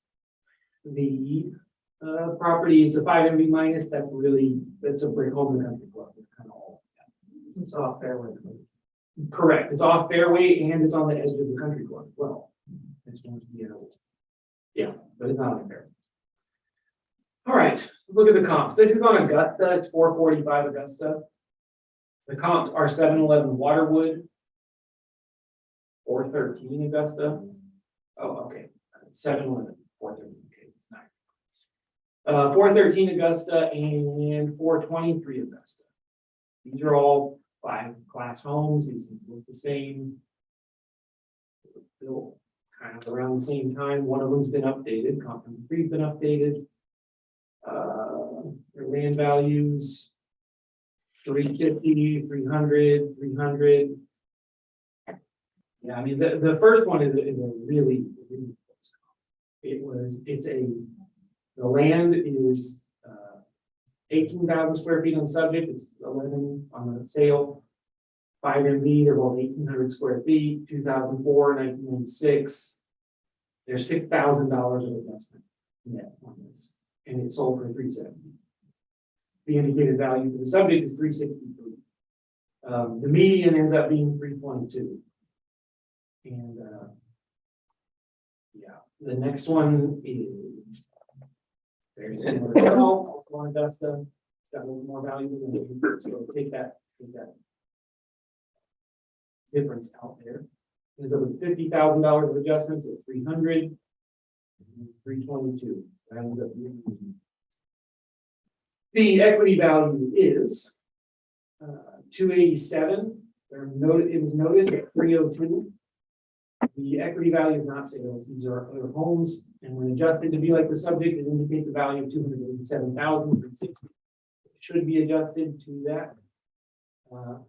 It's coincidence, but it's right around the assessment. But still, it does need to be adjusted. Not every tax caps in. So.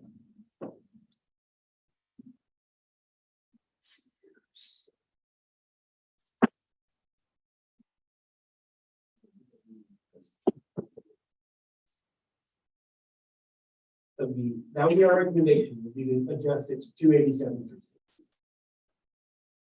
Okay, Daniel, you have 7 minutes for making your presentation. Okay, first of all, I would like to speak about the 711 Waterwood. The price on that house occurred after the first of this year. So that should be stricken completely from the record. Because that was sold after January 1st, I believe it was sold in March at the price it's listed as 300 plus. Also, I have a couple of these houses have been sold recently. We all understand that it's been inflated values lately. I have compared square footage prices on these for building. I'm not questioning the land value on my property nor any other, because that is what it is, and I feel that's a fair assessment. What I would like to say though is that in a matter of 4 years, this office is attempting to raise property value of my own $92,630 in a 4-year period. I understand there's a cap that next year is going to carry over, so I understand that, but a $92,000 assessment raise is, in my opinion, absurd.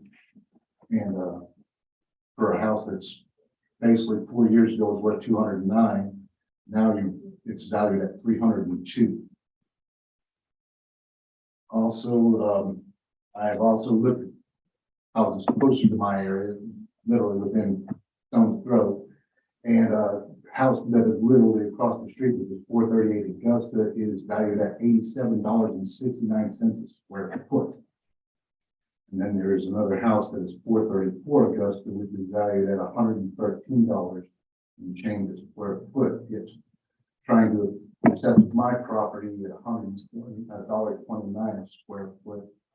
Seems to be a bit more expensive than my neighbors and the houses that are similar in build and square footage is within a few hundred feet. So that being one of many things I would like to do. And also, I have trouble reading, right? The first one, Augusta, was it 438? 438. Okay. It is directed, actually, it's right across the street from Corn.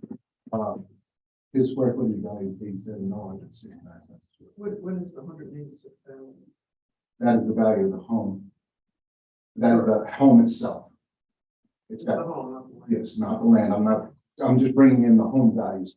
Because I understand the land is what it is, and it's pretty much across the board. Wherever your location is, whether you're on the fairway or whether you're on the fairway, I got woods in that. I understand that. You're looking at $87 square. Well, I'll start to see, round up to $88 square. And you're saying, they're saying that my house is worth $40 a square foot more. That's literally across the street. And then there's a house that's 2 houses down from that is $113 a square foot. And change, so we're looking at value 26, say my house is $26 a square foot more of similar construction.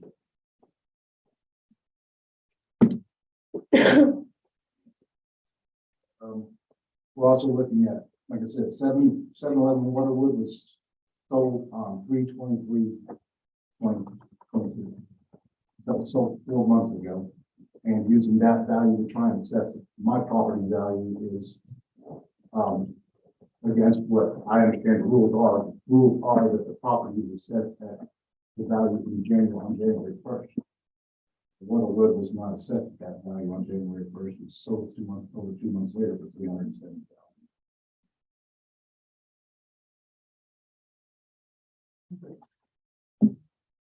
I guess that's about it, really. I have to say for now. So what is your opinion?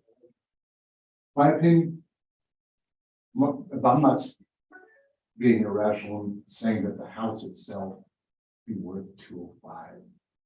They're about 2.5, 2.10. And the property? The property values is, I'm okay with, that's what it is. Property value, I don't have to question it. The value of the land itself. 20. I'm sorry. 205 is, I don't think is an unfair assessment of the house itself. The land value, I'm not challenging in any way, shape, or form.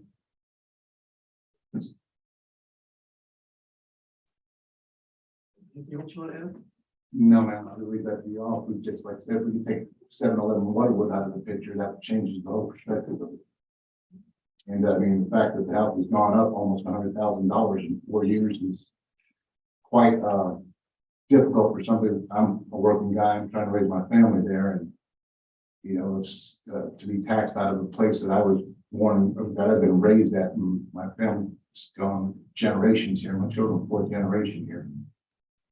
I mean, it's kind of hard to swallow when I can move into a smaller house and still end up in the same place I am today, 4 years from now. Okay, Damon, you have 1 minute. Okay, so.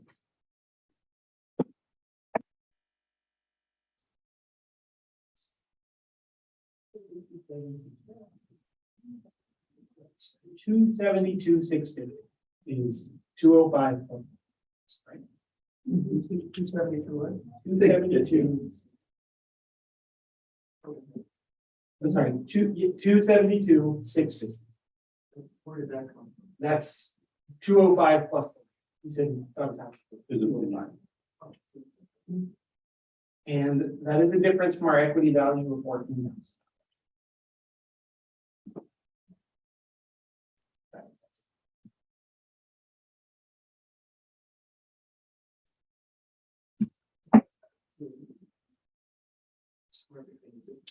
Great, so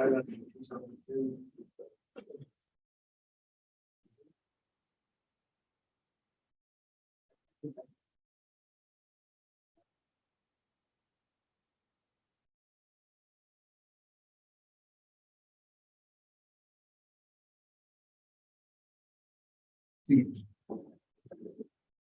I'm not going anywhere. I want my children to live here unless they get an exceptional job here, which is impossible. I want them to raise their families here because I was raised here. It's my own country. I'm finding it harder and harder to be able to stay here and raise my family. fortunate enough to buy this home after the hurricane. We, no longer had to rent. That place we could set our family down. I have no intent on selling this home. That's not where I'm going with this. Because right now, honestly, 4 months ago, it was magnificent time to sell this house with interest rates. But, I'm not going. Can you add? Anything else on add? No, ma'am. Yeah, 280 is fine. I just want to mention two things. One is, this is before we make our final decision. Your comments, and Eamon, can you make any comment about the 7-Eleven Waterwood sale on 3/23? Sure, I mean, sales that occur after January 1st are like, totally, we use them, everybody uses them. The date of appraisal is not an end date. That's the date that the value is set. We haven't even sent out notices by March. So there is we're still doing analysis when this thing is sold. The window when our values are checked is July to July. So it's the previous July and the following July. The only time there would be anything to consider at all would be markets where there is a constant directionality of value. So it's always going up a measurable amount within a single year. So like I would expect Austin to have a time adjustment. So if you buy a house in central Austin in February, it will actually sell for more by November. It's that quick. Yes. There's enough volume of sales, they can measure that. There's no time adjustment in Aransas County. Now, will there eventually be a time adjustment in Aransas County? I think so. I've been saying that for years, that we're kind of counting down the days until we have, or years, until Aransas County appraisal district has to adopt a formal time adjustment. Because land value, home value, real estate values are just going to continue to go up. And the rate at which they go up and the intensity of it is going to just keep going up. They're building more, people are going to keep buying more. It's not going to ever slow down or go back down, ever. So, yeah, the fact that it sold after January 1st, it's fine. We wouldn't actually expect that to be much of a different price. Nothing really changed between March and January 1st to make it measurably different. Okay, but even having said that, if we were to not consider in the sales and equity grids, that property, 7-Eleven Waterwood, the effect of not considering it is probably not as significant as you might consider, because in the sales grid, it would knock down the median from 322 to 310. Okay, and that's been thrown out with the 7-Eleven Waterwood. In the equity grid, it would take us from 287 to 286. So the effect is rather negligible. The last point I'll make though is, and I mean, we all live here as well. Is plan on sticking around. Yes. And rightly or wrongly, the tax code says that things need to be appraised at market value. And with a hot market, it hurts. It's tough to see people paying as much as they're paying, and the effect that has on the property. So anyway, that's all I'll say, and I'm okay with the 280. You guys. But what we're doing is taking care of us.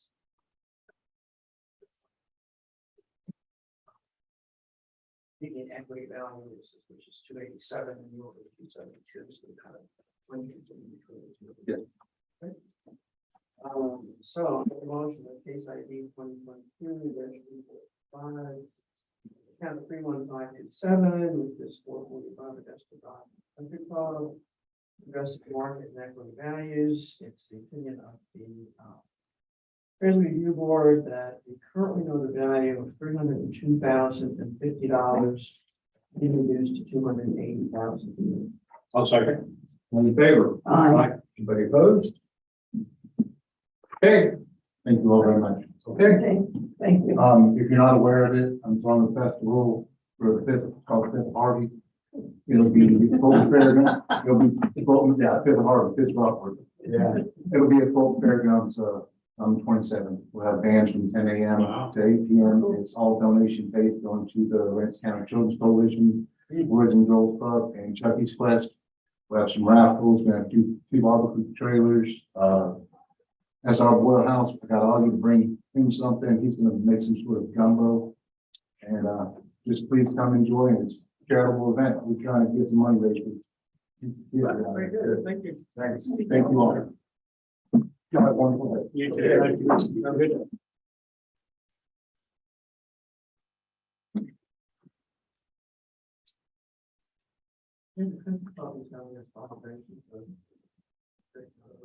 I can't bring myself. Oh, I want to solve it. Yeah. I just don't want to do it again. Oh, God. Mm-mm. Myself. I don't know, you know, I keep on saying I'll never do it again, but It's too bad. I don't think I'll have stuff board it up. Send me the insurance here. But, you know, I think one of the things is you come back and you look at everything and you get so mad. That I don't think I was saying really for the first 6 months after that it was get this done, nobody is gonna. So I don't know how I'll actually. Maybe I'll be too old and have Alzheimer's. This is by phone. Here is the phone number. 1644 and 1645. Same page? I think it's on this. It's eight. Bottom of the page.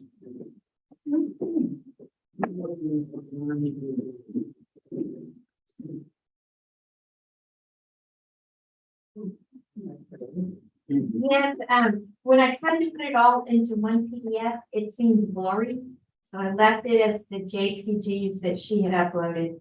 So it is all different. And then the other account only has the affidavit. She have any additional. She does. It's 44 and 45. Oh, they're both together.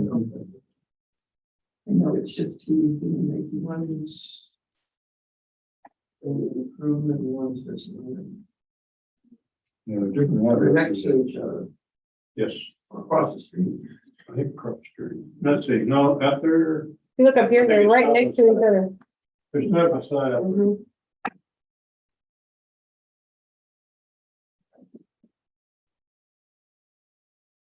We'll want to check there. Which one are we doing first? 2198?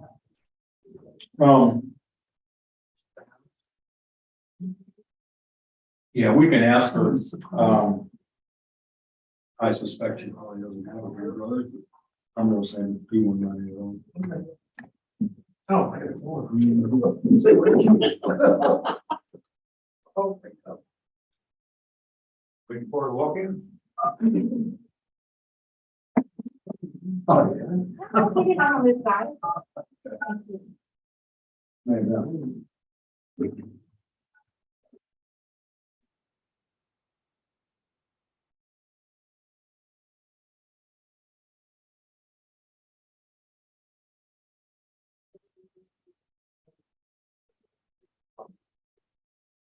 I heard her say something.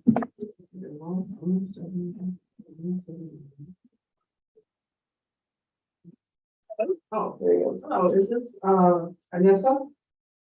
Okay. Hi, this is the appraisal review board calling for your protest hearings. Hello, how are you? Oh, we're doing okay. And this, I have some administrative stuff to run through. And then we'll get into the specifics of the hearing. We're commencing 2 hearings or hearings on 2 accounts. I'll announce each one as we go into them. This hearing is being recorded and streamed live on YouTube. And we'll verify under protest, it looks like, oh, these are both online, okay, great. So market value and equity level are under protest. We are the appraisal review board that will be hearing your protest today. We do not work for the appraisal district.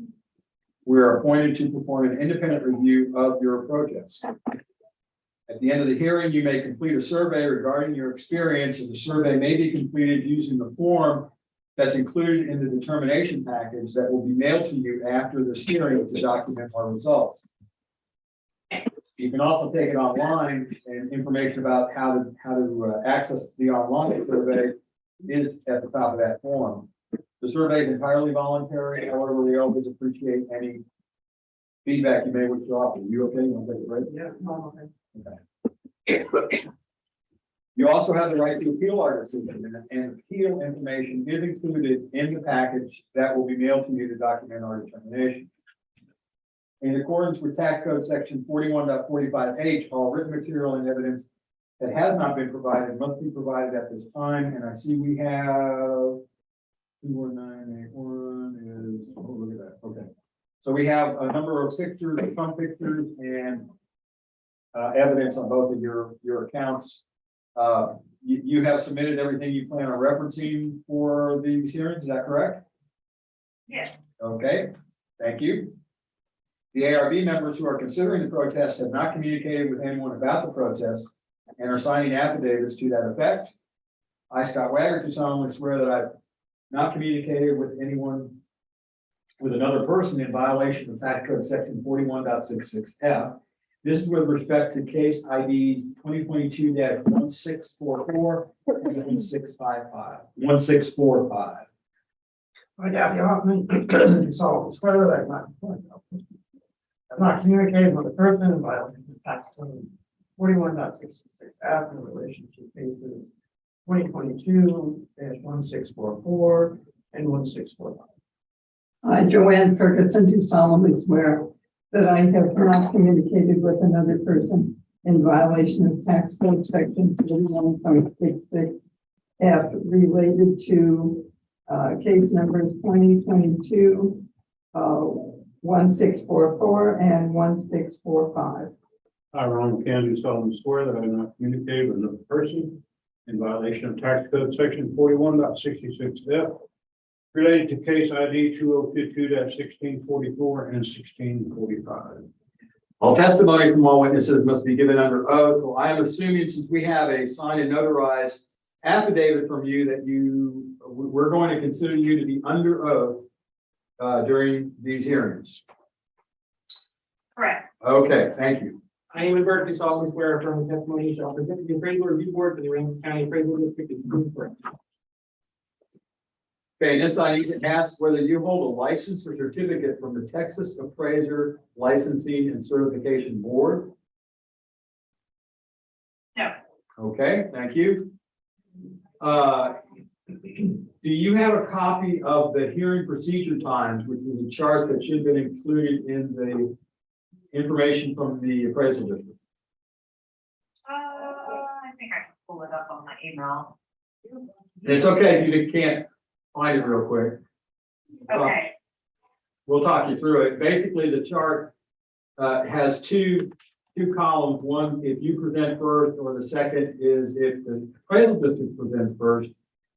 You both have equal amounts of time, irregardless of who presents first, but you get to choose whether you would like to present first or you'd like the appraisal district to present first. Okay. Would you like to go first, or would you like the appraisal district to go first? I think I'd like the appraisal district.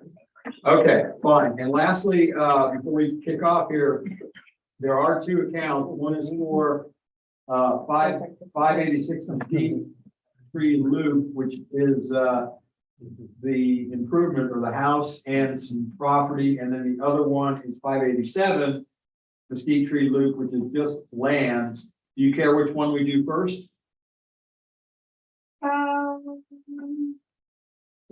I don't think it really matters. I mean, have y'all had a chance to read over my No, we haven't. We have not reviewed any of this ahead of time. So, I think it would make more sense if you did just a lot first. okay, so we're gonna open a hearing on case ID 2022-1645, account number 21981. Okay, Jackie? Yeah, you're still gonna give me a minute, because I was on the other one. I gotta set up anything. Come on, give me just a second. Sorry. Okay. And who's presenting first? You're gonna go first. Okay, then Jackie, it's okay, take your time, I'll go through it, you can see it on the tablet. Okay. Sorry. So this is account 21981. This is a vacant lot that is, let's see here. Oh, okay, so these two properties are adjacent. Right. It's two lots with the house on one driveway. This lot, it said sold in 2018 for 12,000. I don't know if that was for both lots or just for one. And then the last year, the value was $6,600. This year, it's 10,000. Okay, so where the value? The land value did change out here. It's all $1.90 a foot in Holiday Beach West, the dry portion. The whole kit and caboodle is $1.90 a foot. So the comps are on Forest Oak, Live Oak, Pin Oak, and then the same one that sold twice on Pin Oak. The value for these things, indicated value per square foot, $246, $530, 95 cents a foot, $2 a foot, $1.95 a foot, and 52 cents a foot. The median ends up being, or on average, $2.21. So the weighted average is 12,674.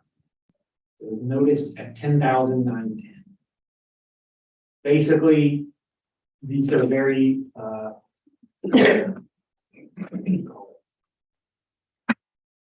lots are they're very similar to each other, and the price per square foot is just measuring the sales. A ton of them they get transacted all the time, and this table was moved to $1.90 a foot because of market activity. So that's all it is. On the equity grid, it's again, this stuff's all $1.90. Unless something's wrong with it, it's $1.90 a foot. And the last thing I'll do is I'll just ask, because she probably knows. Was the purchase in 2018 at $12,000? Was that for both lots or just this one? Both lots. Okay, yeah. So there you go. And so in 2018, that would indicate it's not exact because this was bigger than the other one. Roughly $6,000 for this lot.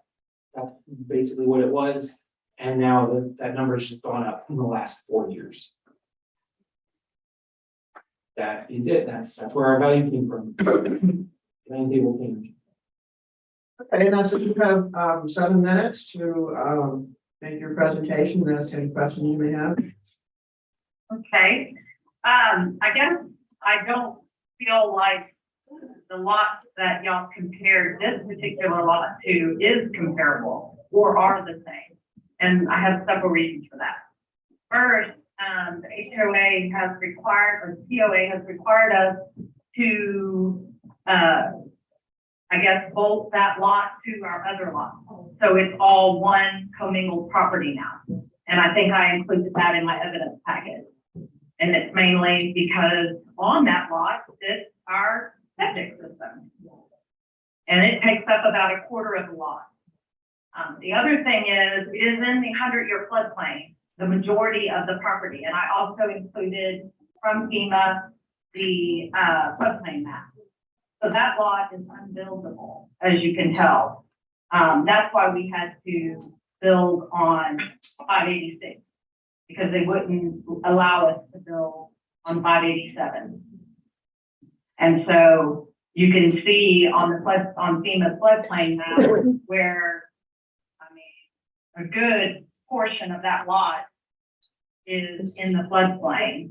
Our, portion of our driveway, even our entrance, and then it goes all the way up to where that light kind of green square is our septic. And let's see, and I guess the other point would be that since this lot is not independent of itself, it's just not a lot. It's actually bolted to our 586 lot. We could not sell it because it has amenities for our home. And it's our second home, not our primary home. And then I guess too, that part of our driveway is also on that lot. So, to get to the back part of the second lot that we have there, just due to the nature of how we built the house. So that's the info I have. So you're saying the septic system is on this lot Correct. Oh, I'm sorry. and the driveway goes through that lot as well? Yeah, the little green patch, if you have that FEMA map, Yeah. that little green blob, It's square easier to see rectangle, here. that's our. I would do this, Your septic. right here, there's the,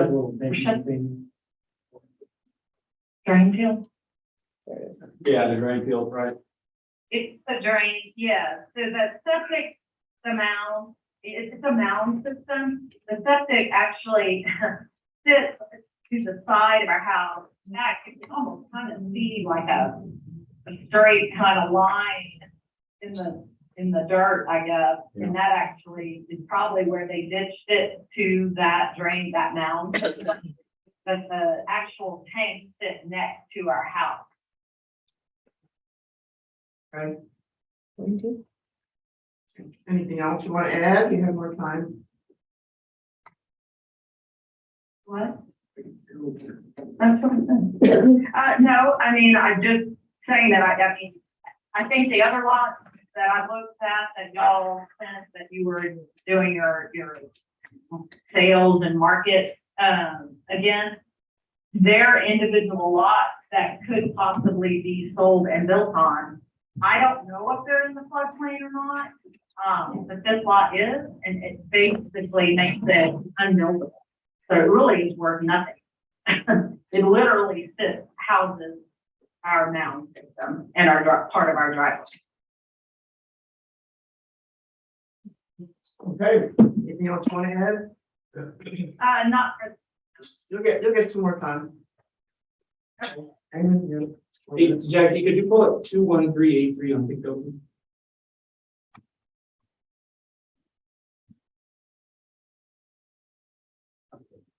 This is,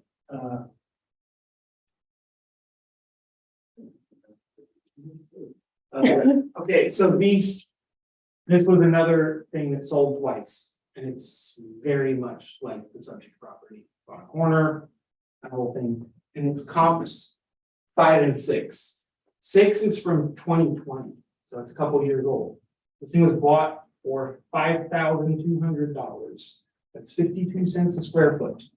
And then it was sold in June of last year for $19,500. So narratively, this used to be 6, and then in a couple of years, it's gone up. We don't think that this lot is some kind of independent thing.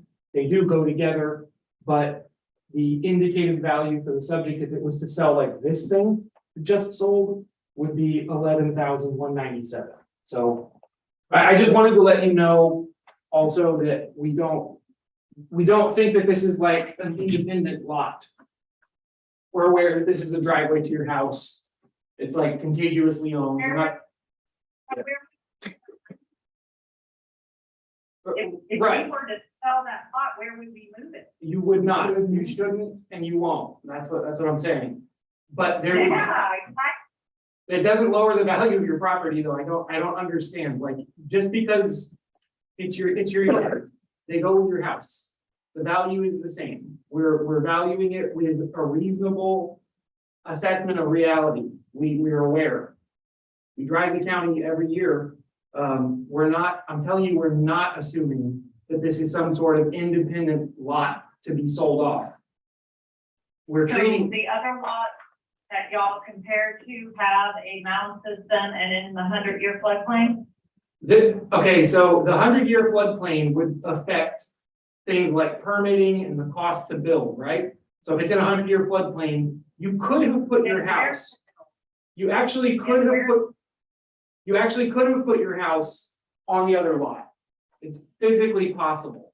You just have to bring in a ton of dirt and raise it a lot, maybe even concrete. So what that does is actually just increase property value because it makes it expensive to put a house in. What we're gonna look at is this thing gonna cost a lot of money to develop? What does it sell for? This whole area is very wet. This is a coastal wetland. I would consider the coastal, the 100-year floodplain cutoff to be ridiculous. The whole thing's a floodplain. It floods all the way across the highway and past that. It's Holiday Beach. So I'm just trying to let you know, we're not saying this is some kind of premium, independent, buildable, ready to build, put your house on it lot. We don't think that either. But the market is telling us lots like yours have gone up in value in the last couple of It years. doesn't do anything. No break? Nope. Okay. Right. Already did, it's 0.2507. Yeah. And it won't change the value. Okay. Nessa, anything else you want to add? You have 4 minutes. And no. Amy? Right. Okay, and that's remember, it's the ARB's time then to determine what kind of value we're gonna place on this. Yeah, it's land table driven. Jackie did verify the land table doesn't have a break by combining those two. Do an effective size thing, so. Okay, that's that. So it's, There is no break. okay, and that's we're considering whether if you join those two properties, it would be an economy of size there, and there is no break, so it would not affect the value of this property. Anyway, so I think we have to still look at 10,910, which is below the actual sales.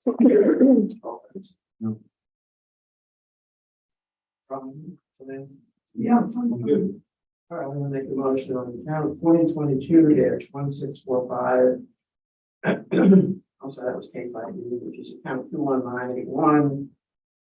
587 Street Loop in Lockport Holiday Beach, addressing market and equity values.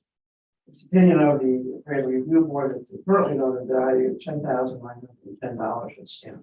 I'll second. All in favor? Aye. Any opposed? Okay, that closes that hearing on that account. Now we're going to open a hearing on case ID 2022-1644. Account number 21980, which is 586. The Steep Tree Loop. Vanessa, would you like the district to go first again?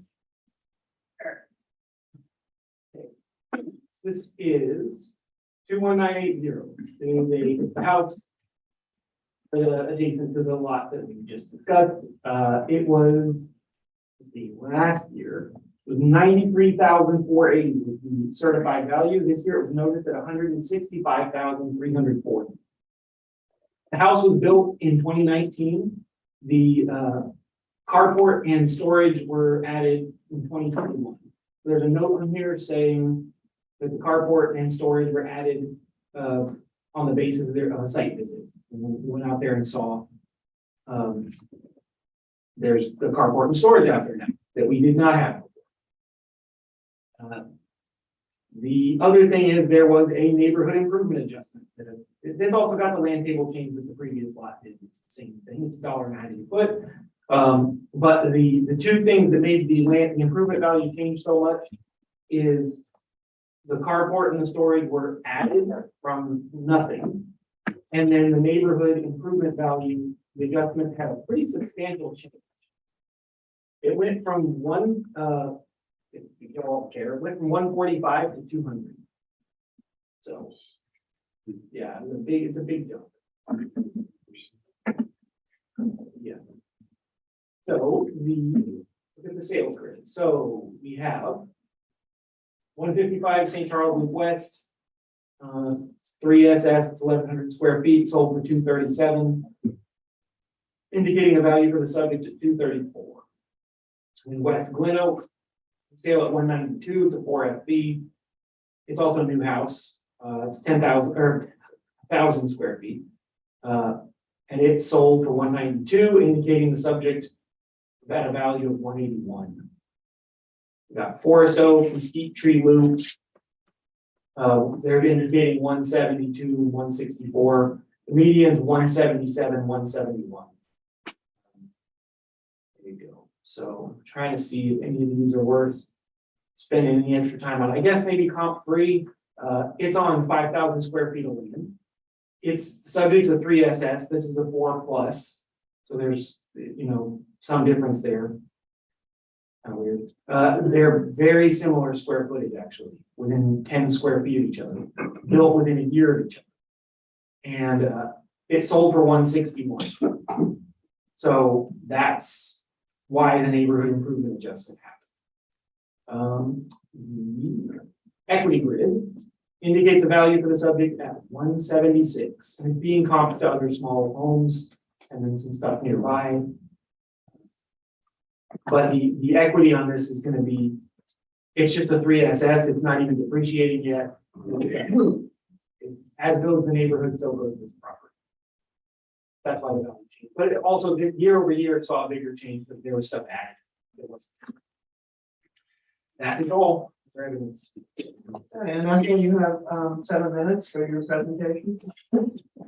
Okay, yes, we did build an open air carport with a slab storage, and that has increased the value at a basically at the same amount y'all appraised the house. I mean, it was as though we built a whole nother house there.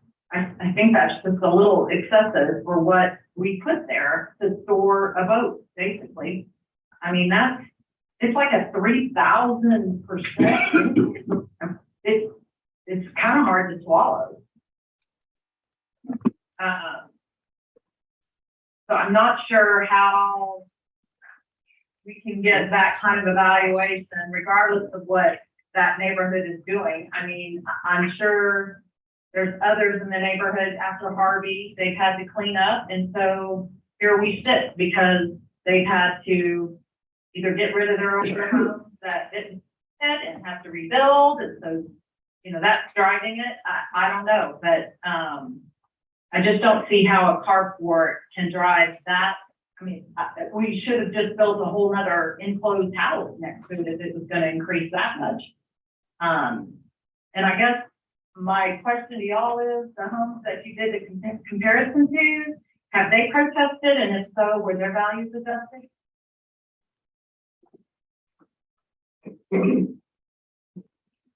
Yeah, we can. That's not something that we can answer, Vanessa.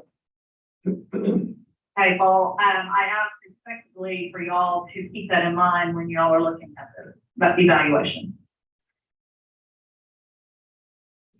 Okay, anything else you want to add at this point? Yeah. Cameron? Yeah, I'll just some sort of technical stuff. And I don't know if I doubt I'm going to change your mind, but I would just like to maybe give you some consolation. The garage and storage change affected your value of your property by about 30 grand, not the whole change year over year. And it wasn't even really to that extent. It's that all of the improvements value went up on your entire property. The percentage change year over year was for everyone in your neighborhood was about 45–50%. And for you, it was about 75. But the difference on yours was just because there's new stuff. If they had built something, their percentage would also look bigger. It's not 3,000. 3,000% would make your property $2.8 million.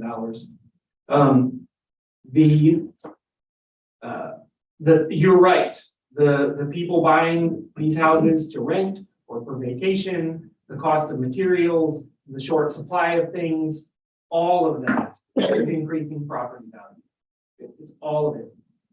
we have to measure it. What we're doing is we look at what stuff's selling for and we figure out, we let that be the guidepost of what stuff is worth. We don't want to put neighborhood improvement adjustments on people's houses. We don't, it doesn't matter one way or another. It's just, that's the job. If we didn't do this, we would be short on every single sale by a lot. And that's just not doing our job. Does that make sense?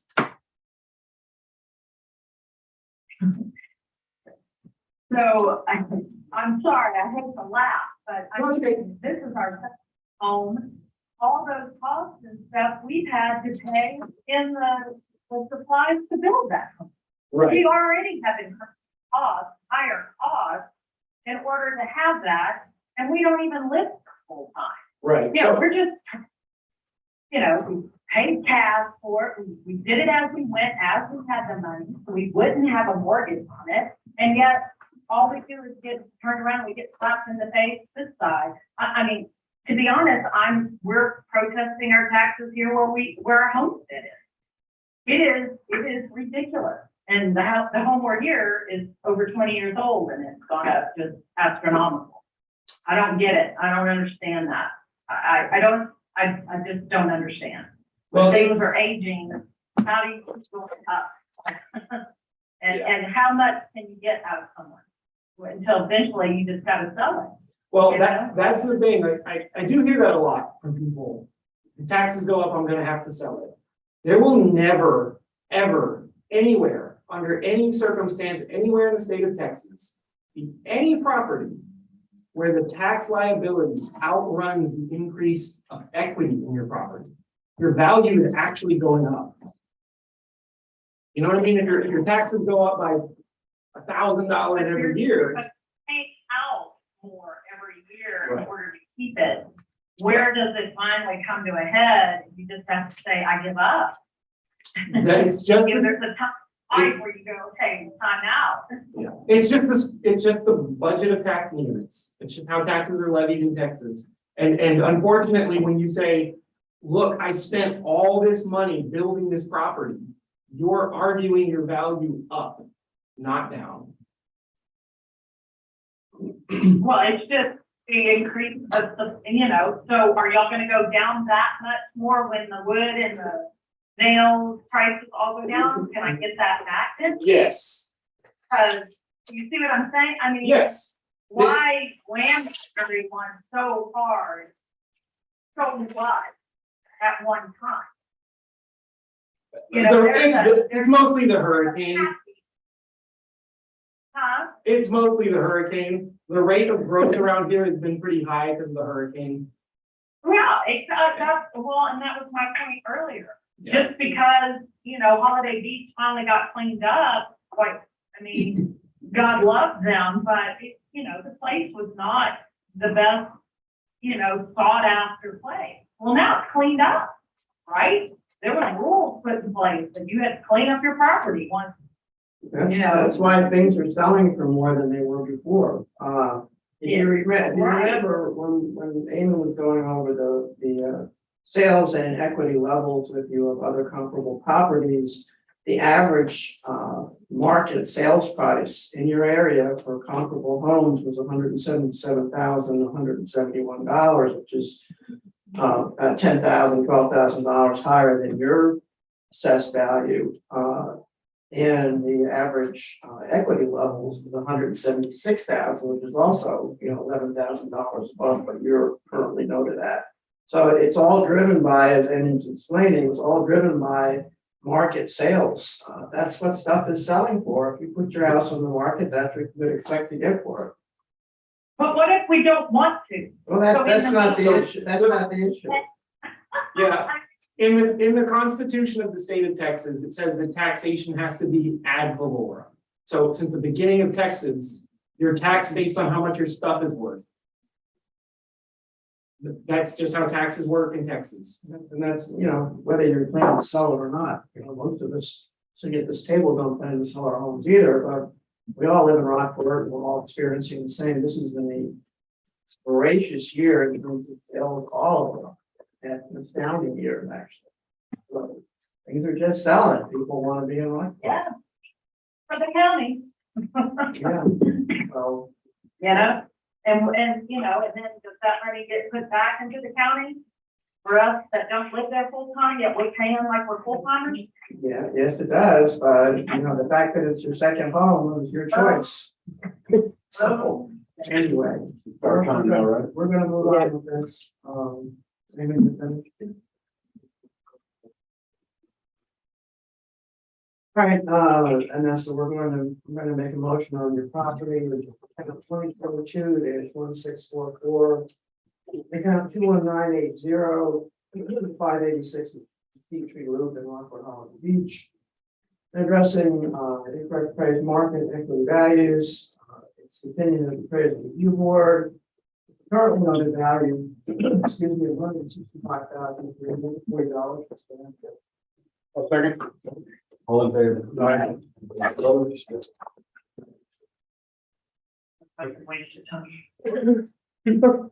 Thanks. Oh, well. Okay, sorry. That's best we can do. Hey, thank you for your time. Okay, thanks. Right. Nobody likes to tell them. And I mean, I can't. Sorry. People don't they think this is great, and you should make sure you clean her up with.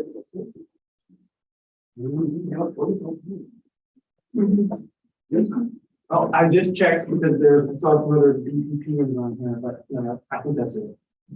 Yeah, I settled that player or whatever this morning. What is it? Captain, lady captain, yeah. Is that spelled correctly? Yeah, It's Captain? yes. Why is that? I don't have any idea. Yeah, it's a clothing store here in Rockport. Oh, no, it's in Broadway. I haven't even been there. It's, Really, I figured. but it's like, Wait, it's for people who are not me, not me. Okay, folks. It's a big position. Yeah. It's like. You're like little earrings and you're like clear animated. Oh, yeah. And you'll go, "Oh, I have most of these, you know? Maybe a second. 200. Oh, God. Wow. Let me double check. Okay. Yeah. But if we could- Goodness. Maybe buy something really nice today. Yeah. And it was like. Anyway. Okay. You forgot. Okay. Yeah. They'll buy like little studs. You got no thanks. No, thank you. Okay, I guess you have to reopen it. We didn't vote never, we didn't vote. Yeah. Let's get it here. This Lambrecht? Yes. Okay. This is the letter we received today, August 15th.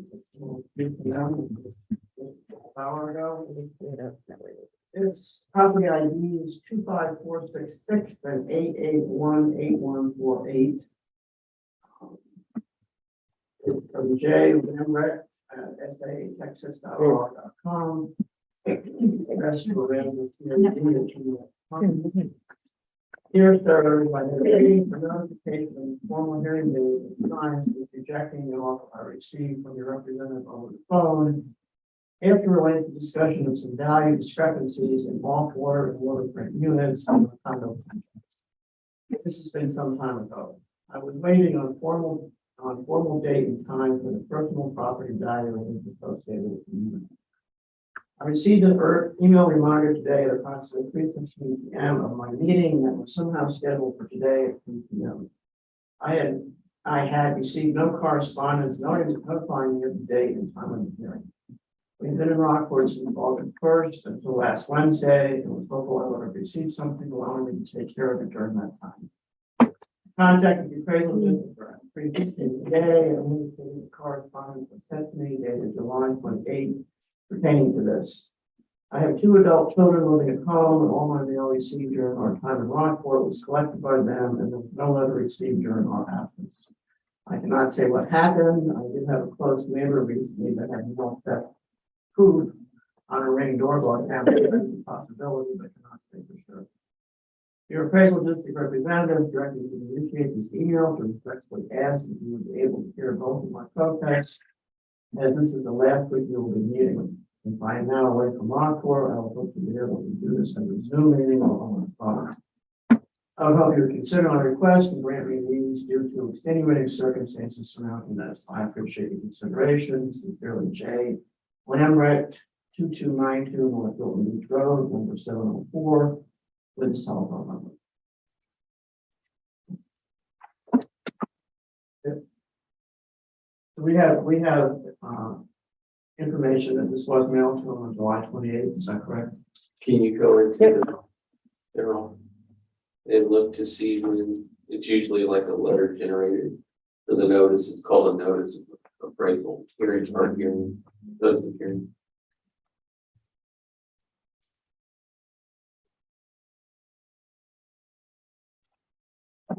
You just say it out loud when you know their date. Date certified.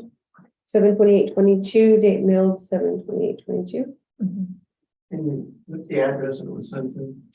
Was sent to 125 Brian MAWR Drive, San Antonio, 78209.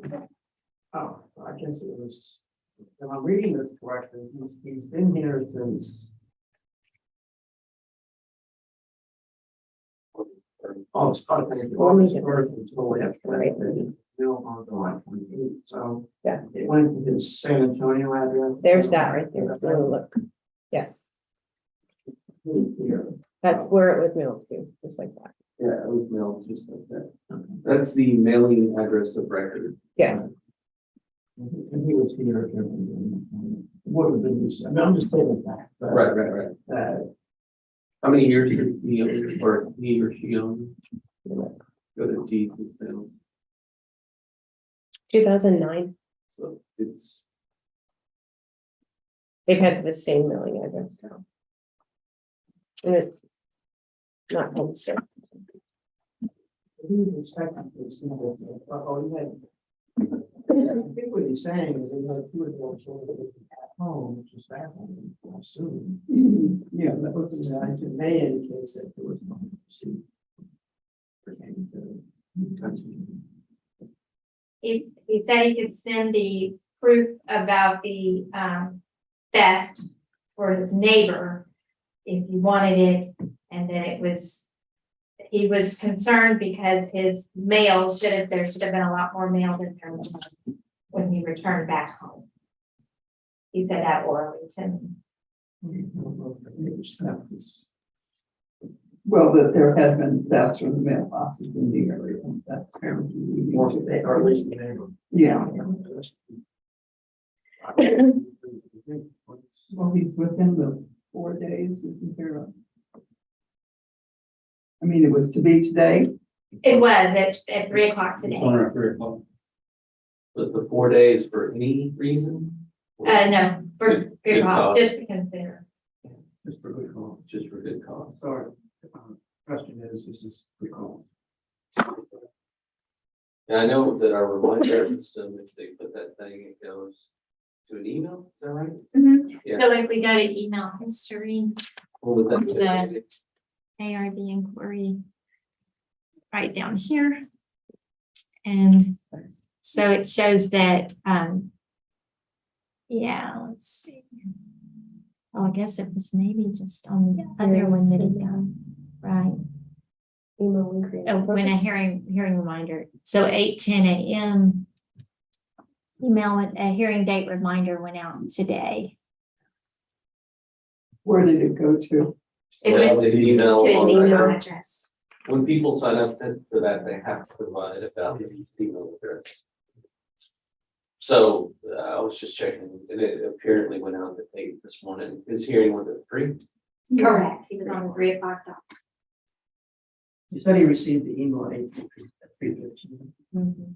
It is odd that he, Well, it was, okay, he was going back home today. well, He's home. He's in San Antonio. this email was generated at 4:03 today. It's odd that it happens the same day. Either here. Right, when he called in, he was just like, that it was time for it and what could he do? So he jumped on it to try to get something accomplished.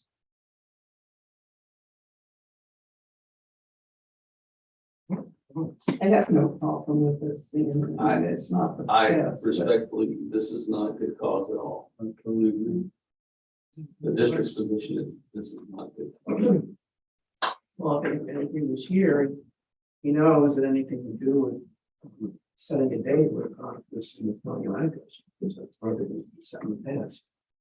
So, Yeah, that's what I checked to see how long the person's owned it. We send out notices every The year. notice was mailed to the same time. And it appears that he did speak to a representative from our district and they just didn't have any resolution. Yeah. I don't think it's a good call. Not just one. Right. That's my suggestion as well. I hate kind of stuff. And not that it's necessarily germane. When you guys, when they send, okay, somebody files a protest. On the protest, there's a checkbox about whether to be notified by email or how does the email stuff get worked into this? Yeah, This one is an online. so it's an online created. I believe there's a place where, we already have their email address. Yeah, right. If it's online. Here, Is it like this one online? here. It is online. Can you go to and bring that over so that they can see the OLA or I guess it's now NS, but. So there's So go to general. what And is then this? put it on It's there. just- From the practical last year. But this is it. Yes. So you can see this is on this line appeal right here, online appeal. And so by that virtue, when they go into the system, we already have their email address. Yeah. And so in that procedure, I believe there's do you want to receive the notifications prior to, this is the new thing this year as well. That, hey, not only are we gonna give you a written piece of paper to tell you what your time is, but also we'll remind you through the email that it's time. And apparently, if you go into the events and codes, I'm sorry, yeah, right there, events and codes. Email generated for notification of a new protest. So there was an email created of a new protest on 17, notification of settlement offer, which that was rejected, and then scroll this way. And before you go past there, the settlement offer, was that done by email as well? Or was that? Yeah. Really? Okay, that's cool. I'm just interested in how this flows. So change from status for online offer available to property needs to be scheduled, because Yes. they obviously talked or he had rejected it online. Yeah. Offer rejected, getting to PNS to, online offer was rejected. And then it goes from there to PNS, which is, it needs to be scheduled. There's an email generated at this time for here, there's notification. And then today is the 15th. Hearing to no change. The email generated created shows at 3:20. That's for the final, Yeah, right. like That's the after reminder. you did that. But, and I don't know that it shows right here, but it does show. It's more condensed under email history. That very last rating. Okay, let's see. Yeah, okay. So, I mean, just as, And this is this is matching what we have right here, that, the evidence packet, but we mailed it anyway. After a certain time, after certification, we were mailing everything. where was it again? Evidence package Yeah. generated? Yeah, that was way back in July 28th. My goodness, okay, so that just. That to me, just enforces the not good cause. The other thing is email, yeah. That's what I was interested in seeing. Do we send an email when a hearing is scheduled? And the answer is yes. At least according to this. We do, but furthermore, after certification, we send everything by mail. Yeah. And then you can see at 8:10 a.m. this morning, Yeah. hey, don't forget, you have a hearing today. So he should have he would have gotten an email on the fact that, hey, a hearing has been scheduled. This is when it's gonna be. Yes. As far as I know, now, after the certification, the online Doesn't work. link is broken. So they just get a notification, a hearing's been scheduled. If he tried to go online to see when it was, he would not be able to see it. We do have people call, say, okay. But he would get can't get a online. notification that there was something there, and then he would say, hey, I can't see anything. We'd say, what are you trying to do? And we'd go, we mailed something to you because we know it's broken. And he and I didn't discuss email at all. I didn't bring it up just because of the online being, that the link is broken at a certain point. Of course, My perspective was if the system wasn't sending an email, when you're in this mode of getting stuff by email, if the system wasn't set up to send information about hearings that were scheduled, to send information by email about hearings that were scheduled, that was gonna be something that I would just add to your pile of crap to work on, because that would be a great thing to have, but it looks like you're doing it. To me, The system knows that those are questions, so it generates a log of when those things go out. okay, so all this is, yeah. All right, make a motion regarding property IDs 25466 and 8818148. I don't know the addresses. I believe are on one of them on those. That we denied the request for a hearing based on non-just cause for that to take place. One second. All in favor? Aye. Anybody opposed? Okay. That was a short discussion, but thank you. Mr. Wagner, if you have like after you adjourn and everything, I have something to show you. Okay. I think it sounds like we're done. Yeah. Okay.